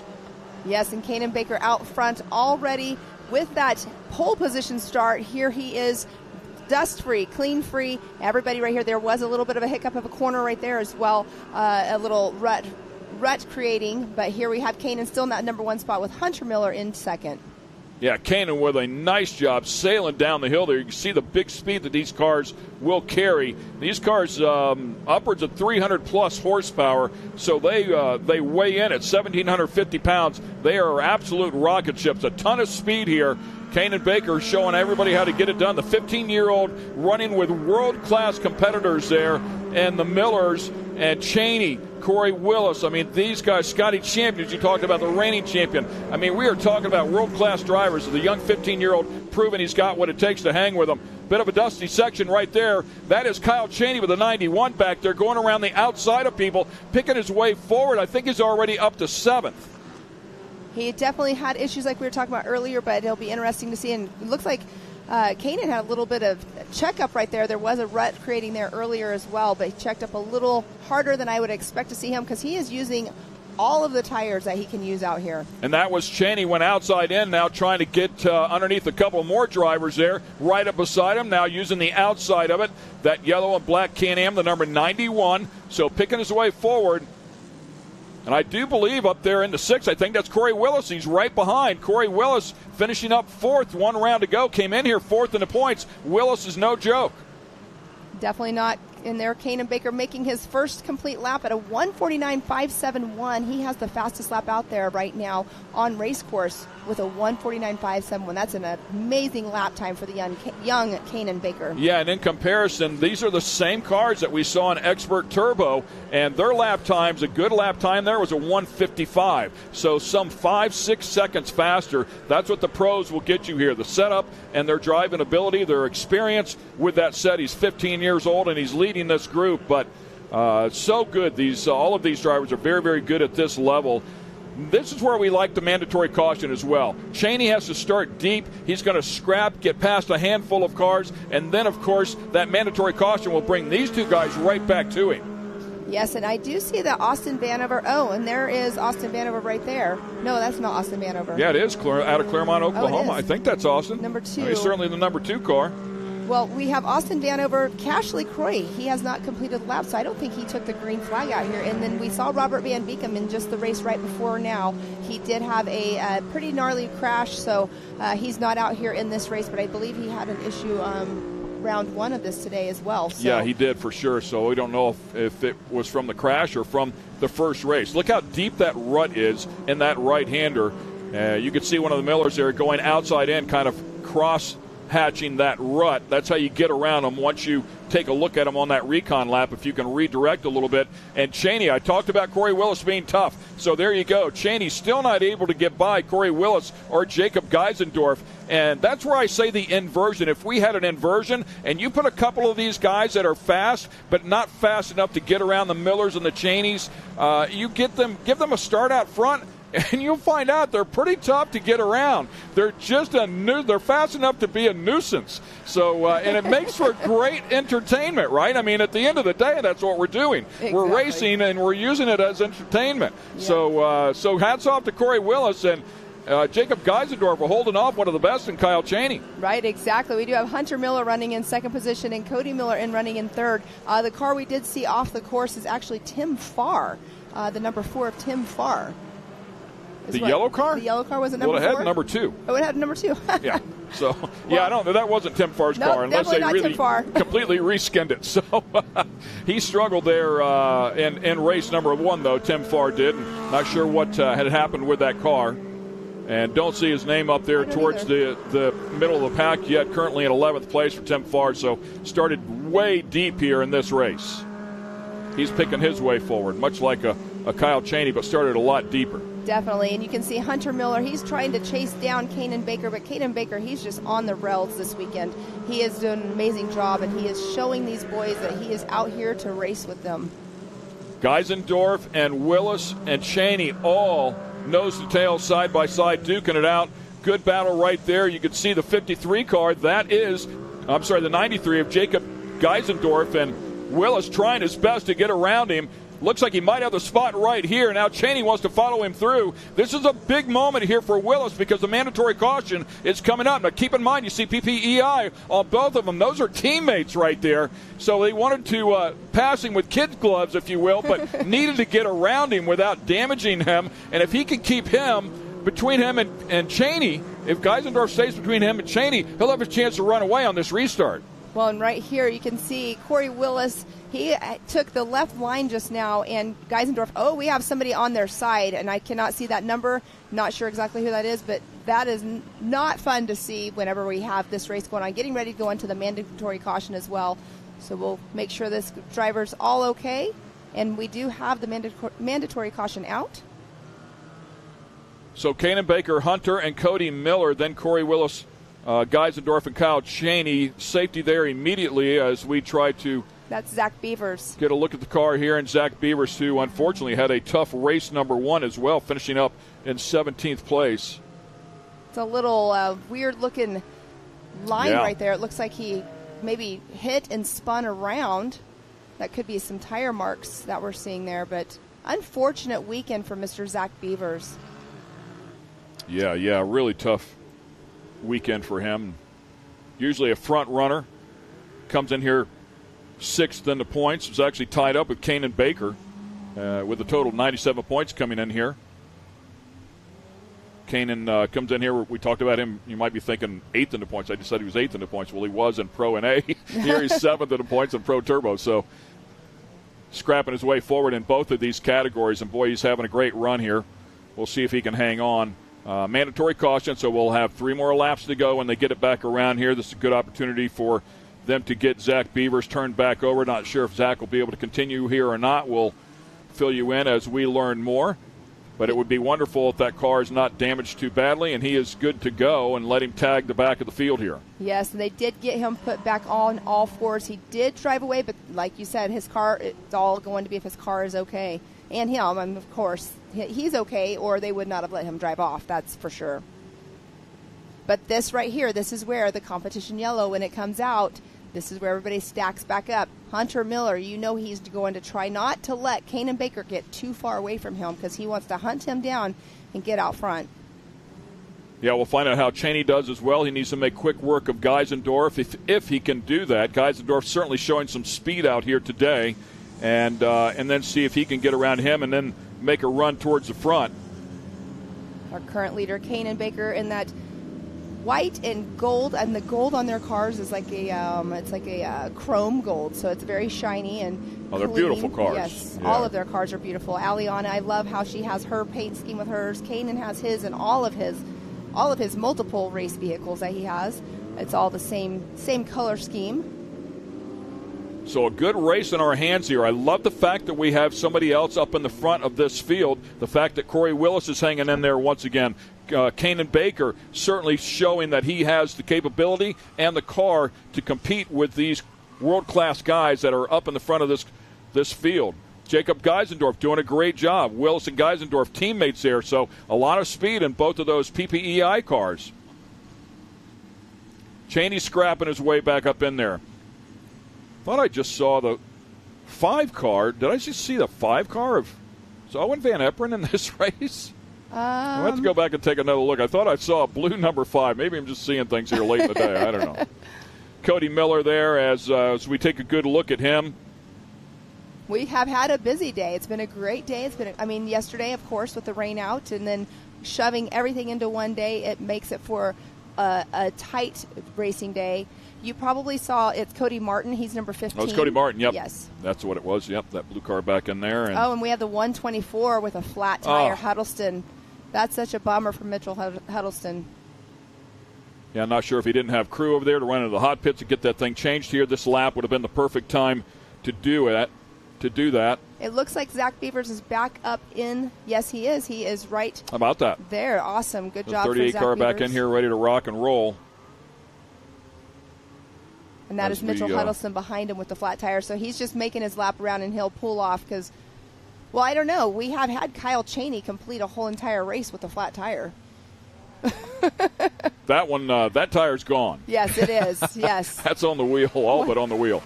So Kanan Baker picks up the green flag here. 3 laps to go, and we will have an overall winner here in our Pro Turbo category. Nice restart there for Kanan.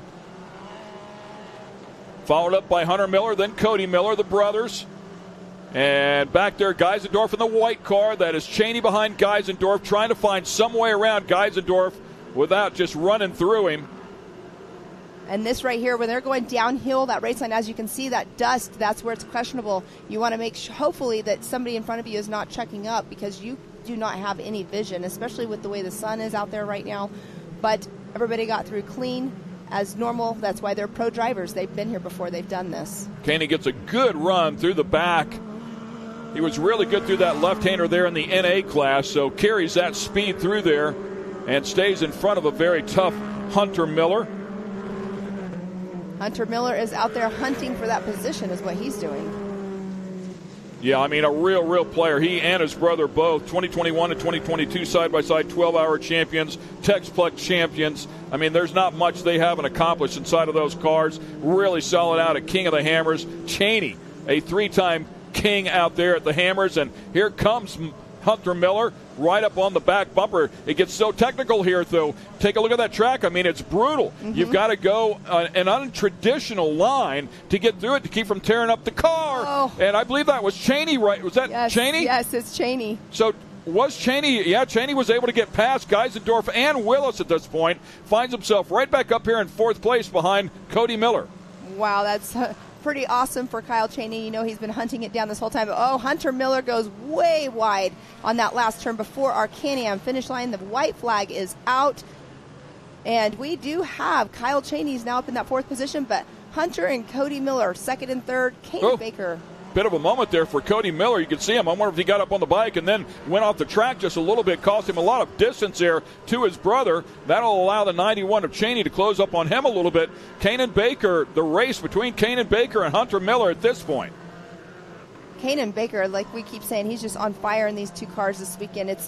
But again, we are on the white flag, the last lap. This is where we've seen a lot of the people that have been up front runners this weekend have had some issues. Yeah, proud Papa up there, I'm sure, spotting for him as it stands right now. I mean, to beat these guys, it's legit, right? I mean, back-to-back races here. He didn't beat these guys because somebody crashed or they broke or whatever. Look at the battle back there for 3rd place. Here comes Cheney. Cheney trying to get around Cody Miller. Good battle going on back there. Oh, and he got it. Cheney is now in that 3rd position. He took it over from Cody Miller. Important move there in terms of the points as well, because Cheney was 2nd in the points. Cody was 1st. Of course, Cheney with that tough first race here won't be close to him in terms of the overall, but he wants to stay close here with 2 more rounds to go. Kanan Baker trying to get through the final few turns here, see if he can make a clean sweep of the pro categories. And you know he's looking for it. He's waiting to just get that checkered flag here in the end. He's also running 3rd in points in the Pro Light Series. So he's got a great weekend going on for him right now, going into the last round of our Pro Light race next up. Yeah, and I liked his presence of mind. A couple of turns ago, you could see him square up one of those turns that has a big hole in the middle of it instead of just pitching the car in there and hoping for the best. And does it. How about that? A clean sweep for young 15-year-old Kanan Baker. Wins both races in Pro NA, both races in Pro Turbo. A spectacular turnaround for that team that had its highs and lows here so far this season, but now back on track, no question about it. Hunter Miller with a beautiful job here as well. Finishes up this one in 2nd, much like he did earlier. He'll have the 2nd overall finish as well for the round, and then Kyle Cheney scrapping up from 9th onto the podium in 3rd place, getting around Cody Miller here in the final couple of turns.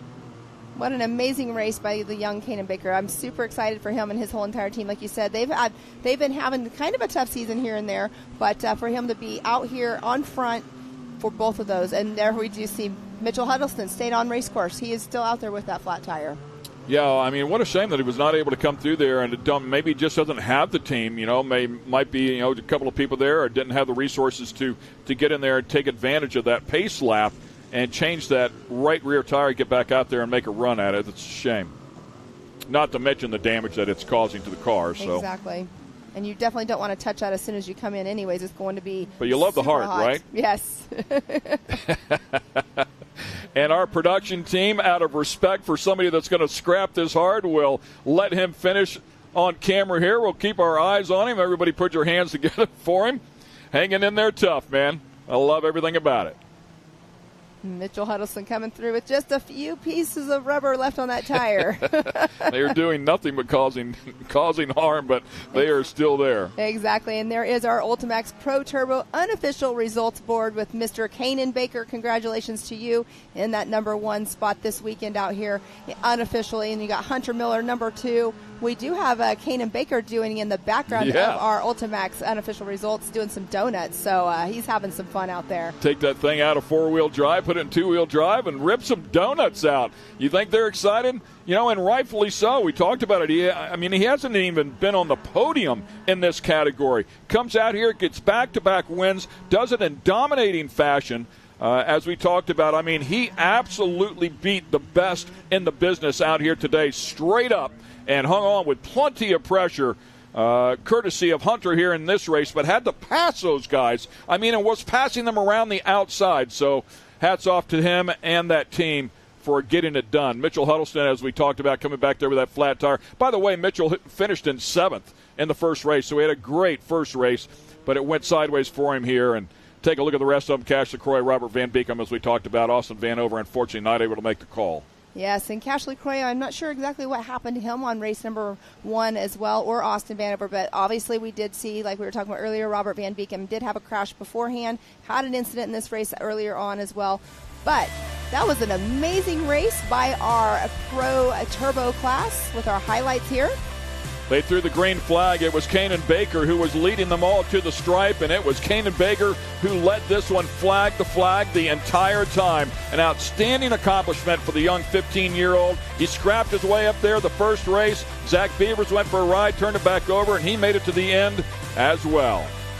So stay with us here. We have one race yet to go, and we will crown a champion in Pro Life.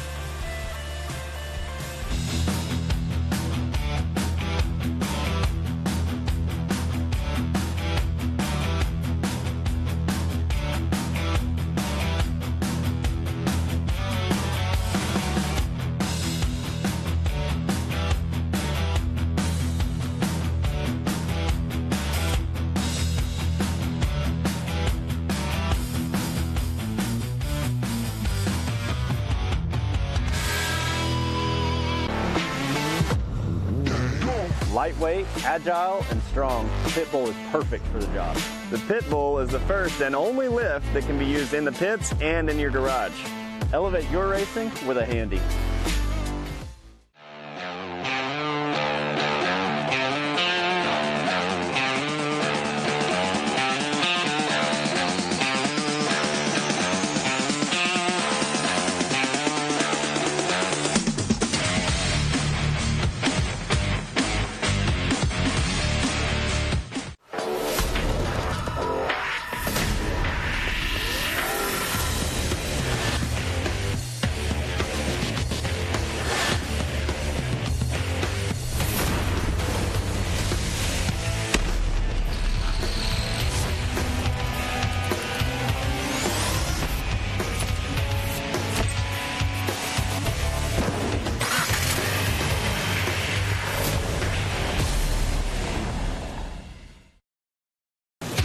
Watching Speed Sport 1, your home for great off-road racing from America and around the globe. Woo-hoo-hoo! From Ultra 4 to rally, these guys are fighting for the lead. It seems very aggressive. Short course to desert race. Great move there. He is so fast.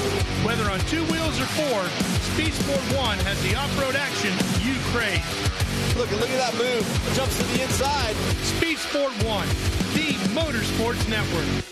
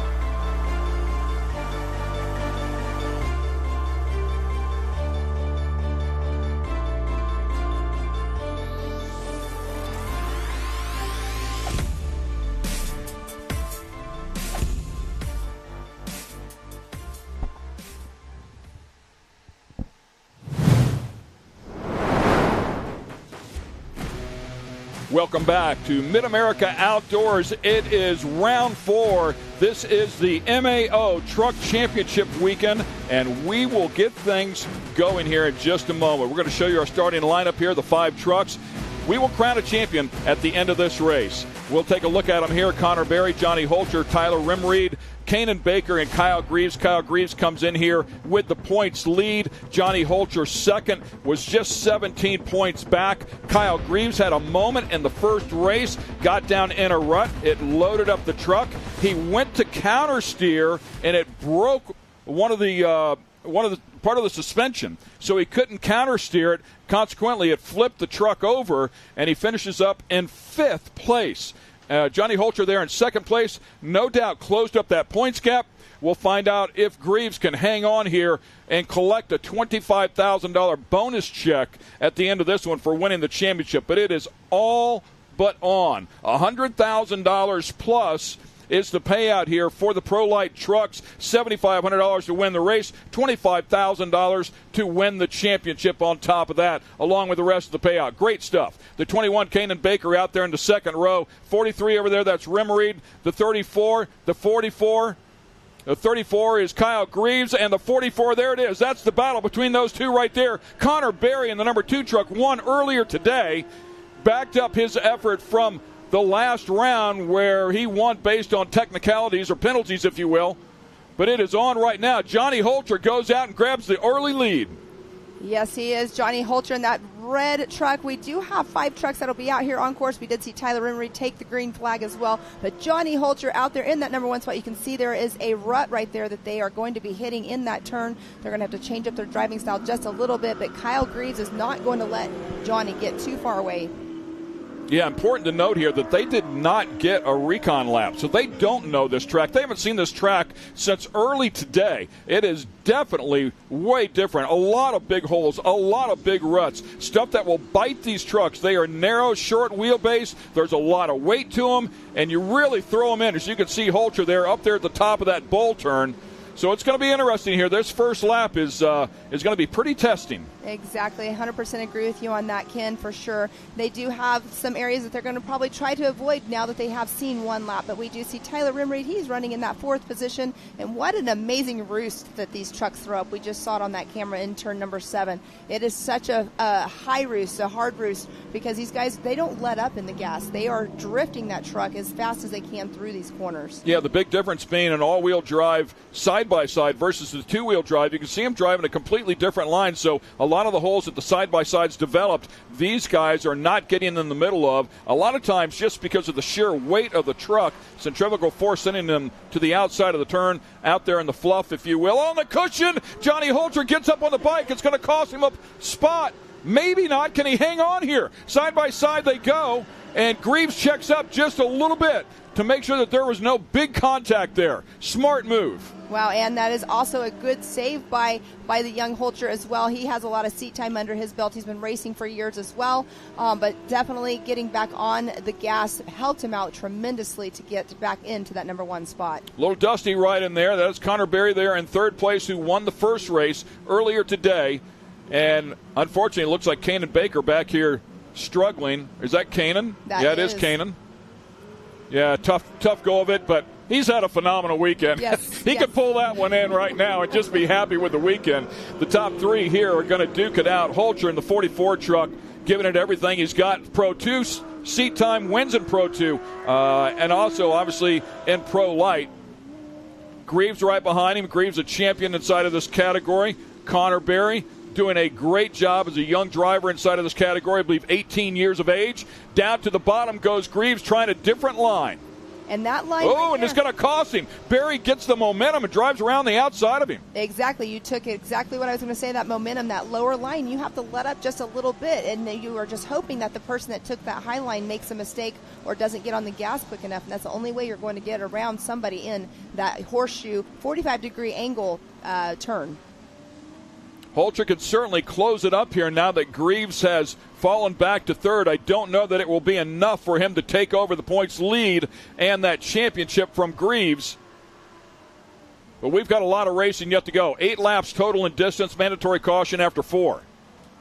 And you can see Connor Berry's trying to hold on to that number 2 spot now, but you see Kyle Greaves taking the outside line right there, throwing up that dirt. Like I was saying earlier, you're going through these turns. They're using the rear basically to turn these trucks. They're having to set up a certain way to make the turns and keep on the gas. Yeah, exactly right. Driving with the rear tires, a lot of time people will say, and Holcher has a moment. And now Connor Berry finds himself back out in the lead. A little bit of contact there as Greaves just barely touched the back of Holcher, who's trying to get things sorted back out. I am not sure what happened with Holcher, but he's fallen back just a little bit, so he could be having an issue. Who knows?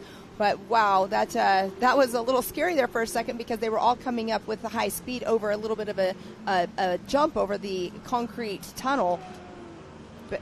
And we'll see what happens here. We're hearing that Holcher might have hit the wall there on the over-under. See if we can find out what happened. Keep an eye on him. And, oh, yeah, got way wide. Just tagged that K-rail a little bit, enough to scrum enough speed for Connor Berry to get around him. It didn't look like a big enough moment to really damage the truck, but it certainly got him out of sorts there for a couple of turns. And both Berry and Greaves were able to get around him, and he is certainly off the pace. So it must have been a little harder than it looked. You know, and hitting the K-roll like that, it might have been a little harder than it looked like what we just saw on the replay. But tagging the wall like that, it can also make your tire go down. So hopefully it's not a tire issue because he'll be having to do a tire change when we go to our mandatory caution. I mean, maybe it broke some of the locator arms in the back of that thing that, I don't know, we'll see if the diff is moving around just a little bit. In the meantime, this is all Greaves needs. He just needs to finish in front of Holcher here. It's a lock. I mean, a long ways to go here. Anything can happen. We saw Greaves flipped a little bit earlier. We were talking about that moment, and boy, got it up on the bike right there. That was a big moment for sure. But he got down into one of those ruts, really loaded up the truck, and it started to get up on the bike. He wanted to counter steer it, but it broke the steering components underneath the left front. So he flipped that thing all the way over, and it was damaged. He had to hang on, and he cruised across dead last. Yes, and he's just trying to get around Connor Berry, but, we do have that mandatory caution coming up as well, too, so that will definitely, give him another chance to get around Connor Berry. Watching these two are certainly the class of the field right here, and first year for the Pro Light truck, so just getting their feet wet out here at MAO. 4 rounds. 4 races here. They started things off a little bit differently, but now just a single race, much more conventional style in terms of short course off-road racing with that mandatory caution in the middle. And you can see when they're going through those turns, their tires are rotating over just a little bit. They're using as much as their tire as they can, and this is another thing with the track being the way that it is out here. Tires are key out here this weekend because you don't only have, the blue groove that you're going on, you also have some water areas, and it's interesting to watch these trucks work and watch their tires work, the suspension work, and see how these drivers adapt to the track changes.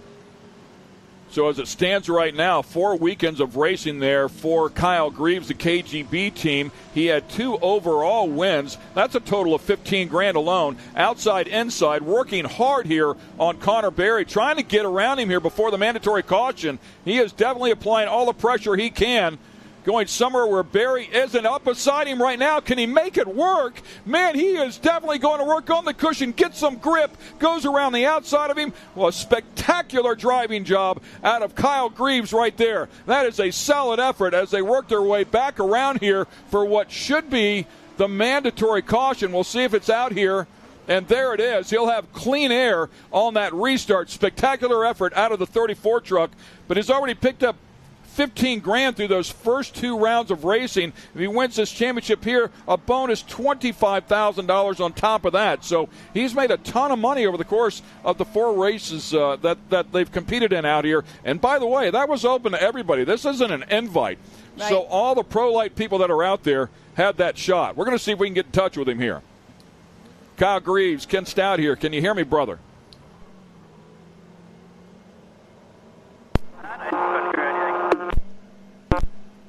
Hey, man, Kyle Greaves, Ken Stout in the booth here. Can you hear me?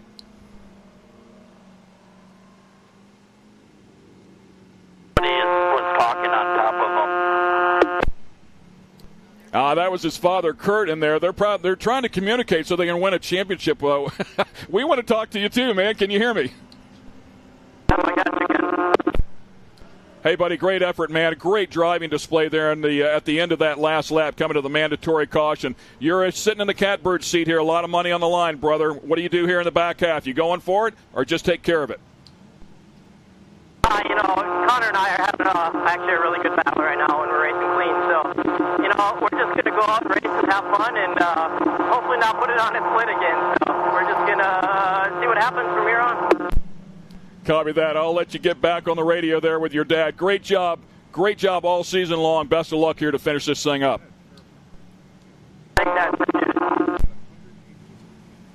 How cool is that to get to talk to the driver while they're out there getting ready to go back green on the competition yellow? Yeah, Kyle's a great, talented young man. We documented the fact he now has 19 wins inside of this category, tied up there with one of the best of all time, the late Rick Huseman. Also, Robert Naughton, extremely talented, went on to win a championship in Pro 2. Of course, his cousin is C.J. Greaves, uber talented, one of the best of all time, future Hall of Famer, no doubt. His uncle Johnny Greaves. I mean, I don't know if he's in the Hall of Fame yet, but he should be if he's not. So he certainly will make his way in there. And of course, his father Kurt, working on these trucks all along the way, taught his son everything he knows, and his son has taken the reins proudly.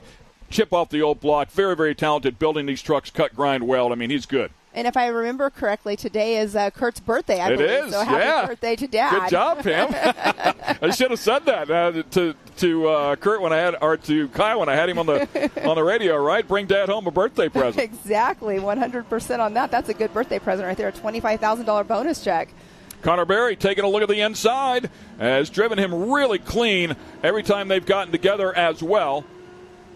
Yes, and Connor Berry, there's a little bit of distance, but we did see Johnny Holcher out there. He looked like he had a little bit of an issue going on, so he's definitely not running at the pace that he was earlier on. But we do have right now the 2 men of the hour, the 3 men of the hour. We have Kyle Greaves, Connor Berry, and Tyler Rimreed. All three still running their paces out here for round 4 in the final. This is an amazing truck series that we have going on here. Just the grassroots of it right here. This is the first year, like you said earlier, MAO having trucks out here. It's pretty cool. Yeah, focusing here on the first two, of course, we need to talk about Tyler Rimreed a little bit. There's a look at Johnny Holcher back there, just wanting to finish this one up. But how about Tyler Rimreed? He was running in Pro Turbo and Pro NA, now running in just one of those categories, traded in, I believe it was the Turbo car, to get this truck. This is a truck that C.J. Greaves won in when we were at Wheatland earlier this season. Wants to work his way up to Pro 4. That's where he wants to go. And you talked about all the racing that he does with Ultra 4 here, chasing the Champ Series as well. Made his debut inside of the Pro Light Series last weekend at ERX. Had a couple of top 10s right off the bat. Congratulations to him for that. And now out here with us here at MAO, making his debut in the Pro Light category. So good stuff, good on him. Another young, talented guy who works really hard to be out here. Yes, and he's definitely somebody that you want to talk to. He's got a good head on his shoulders. Big moment right there for Greaves. Goes off the track. We'll hand it over to Connor Berry. Looks like he over-rotated a little bit too much going in that turn, and once you get off of the track right there, it's really hard to just really hop back on because there are some of the little hills and the lips right there you have to be cautious on. Just one turn really ties in with the next on this track. Certainly that section towards the end of the lap. And if you get out of sorts on any one of those turns, it'll affect you for the next 2 or 3. And, yeah, you got a little bit loose there. And this is where we saw Kyle struggle a little bit in the last round. If it was tire, if it was setup, I'm not going to get in the middle of that. So that's all on those guys. But this track goes dry slick at the end of the day, and it becomes a handful for Kyle. And he nearly over-rotated and was protecting that at the end, towards the end of round 3. And here again, gets a little loose, trying to close back up on Connor Berry. Yeah, when you're driving hard, sometimes, you start overdriving is what we call it. You're overdriving the car, and that's when you're going to start making those mistakes. But he's closing the gap just a little bit. That seems to be his section right there, right here in this 45-degree turn. Earlier on, we saw him take that lower line, and it was no advantage to him. So he is taking like a midline now on that horseshoe turn. Yeah, I wanted to stay out of that roost and that dust to have some good, clear vision. Going somewhere where Camaraderie isn't. He did this before. Outside in on him every single turn. Oh. See if he can get a drive up. Over rotates. Wow. Oh. I thought he was going to dive down into the ditch there for a moment. Couldn't make it work, but he's got nothing to lose here. With Johnny Holcher having troubles being in the back now, all he could do is finish one position behind Holcher. That's not going to be enough. I mean, he's going to lock up this championship as it stands right now. And he can go out here and have some fun, right? Right. Hang it out. Exactly like he told you on the radio. He goes, him and Connor, they're having a good race. They're having a clean race, and they're having fun. And just go out there and finish it. And there we do have Connor still in that number 1 spot. And Kyle, right here, you want to get that win, but it's not always going to happen. Racing's racing. But there we do have Johnny going slowly on race course, but he is still out there trucking along, just getting those points to finish up the season out here at MidAmerica. Yeah, the Yokohama-backed machine, Holcher Brothers, and race-driven along with Impact, helping him get out here, put it together. We talked about him, a very talented young driver as well. Glad to have him out here. Camaraderie, and now Camaraderie's getting some company. Here comes Kyle once again, not going away. Last lap here, and Kyle's coming after him. This turn right here, too, is a tight left-hand turn. There is that little bit of a divot that Connor will be hitting right there because he is on that lower line. So Kyle Greaves definitely took over the lead just now going through our backstretch on our step-up turn. Camaraderie with 2 wins working here was looking to make it the hat trick and get 3 in a row. It's not over yet, but right now Kyle Greaves works his way back up to the front, and it looks like Connor's off pace a bit. Yes, I was going there next, too. He's having some kind of issue. It looks like he might be having something going on in that front left. It looks a little funny. Yeah, and pulling off out of the way, maybe it's an overheating issue, doesn't want to hurt the engine, maybe transmission issue. Whatever the case is, he's going to roll that one in slowly. That was not good to see. But then we have Kyle Greaves out there making this 1 lap remaining here in the race today. So, yeah, back to what I was saying initially. I mean, this thing's wide open to anybody with a ProLite truck and come out here and chase this money. It's legit payout here and was open to everybody. These guys came out, took a stab at it. Kyle Greaves will turn out to be the best of the group here as he finishes up this final lap here, round number 4 in a 4-round race in the MAO Truck Championships. Well, 1 more lap to go here.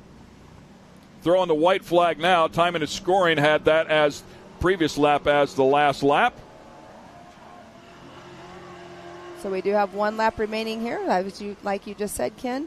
And look at that nice launch that Tyler Rimmery just did. He's having fun out there learning this truck. He literally just raced it for the first time last weekend. So this is only his 2nd time in that truck out here at MidAmerica this weekend. Yeah, and this track, I mean, is so different from any other short course facility in the country. So all the elevation changes, a lot of times it's difficult to see on camera, but massive elevation changes, off-camber turns, the rhythm section there in the back, or the lack of rhythm section in the back, will certainly put everybody to the test here as the KGB Customs truck comes sailing back by. And KGB, of course, representative of the company that Kyle Greaves owns. KGB built, or Kyle Greaves built. And as I talked about, cut grind, I mean, he's a fabricator. He's very, very good at what he does. He builds these trucks and very hands-on. And that makes a good driver. I always say this over and over to people that are working on their own vehicles or building their own vehicles. It only makes you a better driver because you know exactly what you need to change on your car to make it, or your race vehicle, to make it your style, to make you drive better. So that's a definite advantage that Kyle has out here by building his own truck, working on his own truck, being the mechanic also on his own truck with his whole entire crew. So Greaves trying to close this one up. Final lap here this time. We know they threw the white flag. So coming around here, just the final couple of turns, $25,000 to the good. Happy birthday, Pops. 59 years old to Kurt Greaves. Congratulations to him. His son, a very talented driver here as well. The number 34 brings it home. I don't know if we can get him on the radio. What do you say? You want to try it? Here, let me turn it on. I turned it off. I didn't want to interrupt him in some way. All right, now you can try. Hey, brother, congratulations, man. You're going to go away here with a championship. That's quite a birthday present for Dad.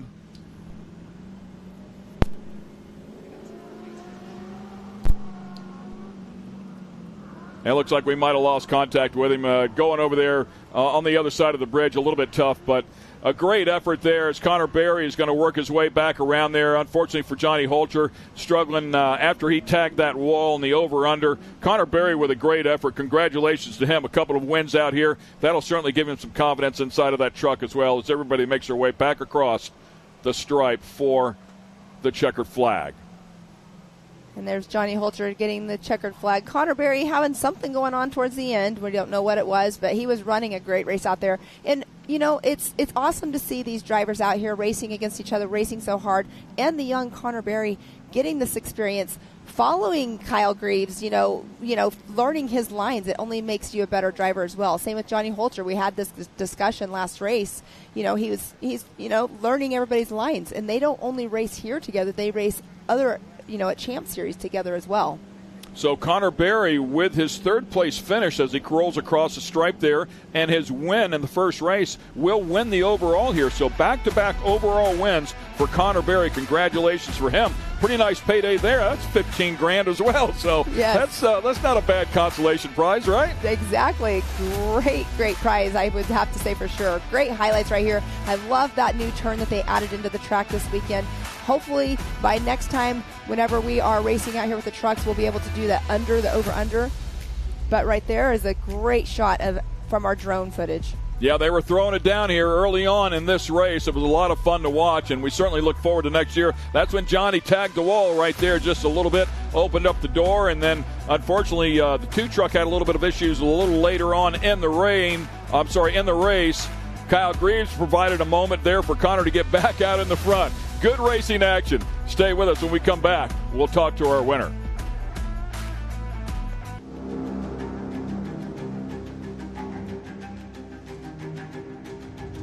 Connect with the Wild is about off-roading with your buddies. Connect with the Wild is about going to Moab and conquering new challenges that you didn't think were possible. Ultimately, Connect with the Wild is about enjoying the outdoors in your vehicle as best you can. We're treating it like we know it's something special that everyone will remember.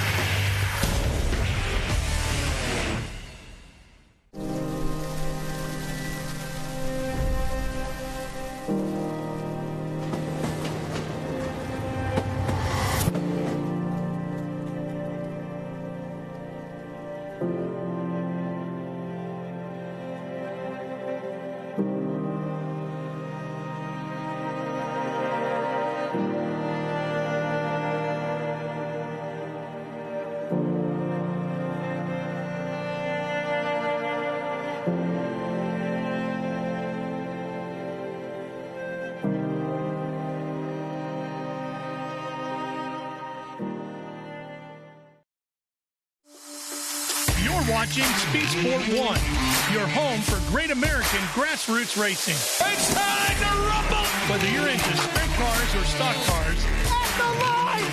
Modifieds or midgets, down to the low side, retake the lead! Dirt lane models or demolition derby. Oh! Speed Sport 1 has the grassroots action you love. Are you kidding me? Speed Sport 1, the Motorsports Network.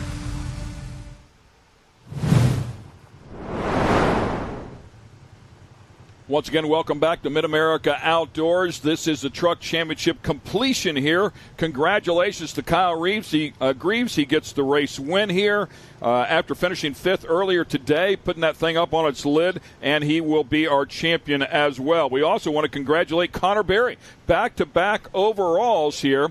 Really solid effort for him, even though he had something go wrong here towards the end of this race. He still secured a first place and a third place for a total of 4 points, and that will be enough for the overall for him here today. Keep in mind, to win that overall, $7,500. So he won it last time here. He'll win it again here today. And Kyle Greaves with a couple of overalls as well. So to pad that $25,000 championship check that he's going to get. So great stuff here as we take a look at the results. Yes, and Tyler Rimreed, brand new out here in his new truck this weekend, debuting it here at MidAmerica Outdoors for our racetrack. It's in that number 2 position. Connor Berry in that 3rd spot, having the issue at the end. And we also saw Johnny Holcher tag the wall, made him go back into the 4th position after leading the race the whole entire time on our race number 2. So we are going to go down to Miss Erica Allreed. She is with Connor Berry. So Connor Berry is going to get his interview with Erica. Trying to get close to Connor over there. So Connor probably excited as well. Did a great job earlier today. So once again, we'll get it down there to Erica Allreed with our winner. Connor Berry, our unofficial overall winner here in Pro Light. Connor, what a standout day for you and your team. It seemed like everything really clicked for you, despite some very dramatic racing and back and forth exchanges between you and Kyle. So just how gratifying is this one, as you really had to work for it? Yeah, it was good. Our goal was here to win because we are 4th in points and we missed the first one. So we knew that, we basically just came here and get first, and that's what we did. We got first inside the first one, and then we were in first inside the second one, and then we started to lose the engine. So it was tough, but I'm glad that we still got 3rd, I think. So we went 1-3, which went first. So, yeah, I want to give a big thanks to my mom, my dad, CBR, General Tire, AIM, Optima, Motul, and, yeah. Well, congratulations. Despite losing an engine, you were able to hang on to this one, and you made for a really exciting race. But now we've got our MidAmerica Outdoors Truck Champion Series champion, Kyle Greaves. Kyle, you and I were chatting, and you said a championship is a championship. It doesn't get much better. But to be the inaugural champion of a new series makes it that much sweeter. So how does this rank amongst all your other accomplishments, and what does this moment mean for you and your KGB Customs team? This is huge for our team because, the series we raced last year, we ended up winning the championship, and that was our first ever.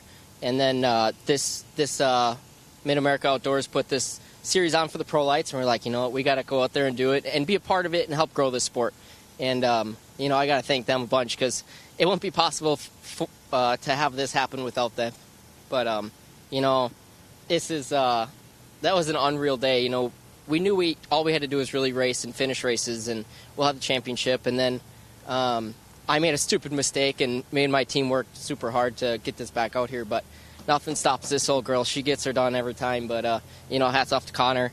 I had a super fun battle with him, and I was just throwing all these lines at him and seeing what stuck. And unfortunately, he had an engine go. But, that's part of racing. You roll over, you blow stuff up. But, big happy birthday to my father, Kurt. None of this would be possible without him for sure. So happy birthday, buddy. We're going to go back. We got a championship down here. Now we're going to go to our other series and get that championship hopefully done. So big thank you to Kenda Tires. They did tires for us this year, and, it gets tight for them too, but they made it happen. These RTs were working hard, and this track is brutal on tires. But Kenda Tires, Ultra Race Wheel, KGP Customs, Monster Energy, super stoked to have them on board, and just everybody. Hoffman Motorsports has the Fox Ox just working. So we'll come back hopefully next year and take one again. Absolutely. You definitely made today very exciting, a very chaotic day for you to say the least. But like you said, you really only had to finish this one. You set yourself up great. So congratulations on this championship, Kyle. It was a well-deserved one. Thank you very much. Thanks a lot, Erica. Congratulations to Kyle Greaves. Solid effort there. He won the first 2 overalls, finished up 2nd overall in round number 3, and then he will finish up 2nd in the overall here in round number 4 as well. Solid effort there. Congratulations to Kyle. Johnny Holcher with a solid season here as well. Finished up 2nd overall in round number 2, 3rd overall in round number 3. Unfortunately struggled here a little bit today. So great racing action. Congrats once again to Connor Berry. Back-to-back overall wins for that young driver coming back out here and getting his feet wet at MAO in this very tough course. It's been an amazing 4 rounds for our Truck Championship Series. I'm having a blast out here. Ken, it's been amazing calling these races with you. And it's been a great week, a great weekend, and a great year. Awesome stuff. For Pam Hall, I'm Ken Stout. Hope you enjoyed all the great racing action here from MidAmerica Outdoors.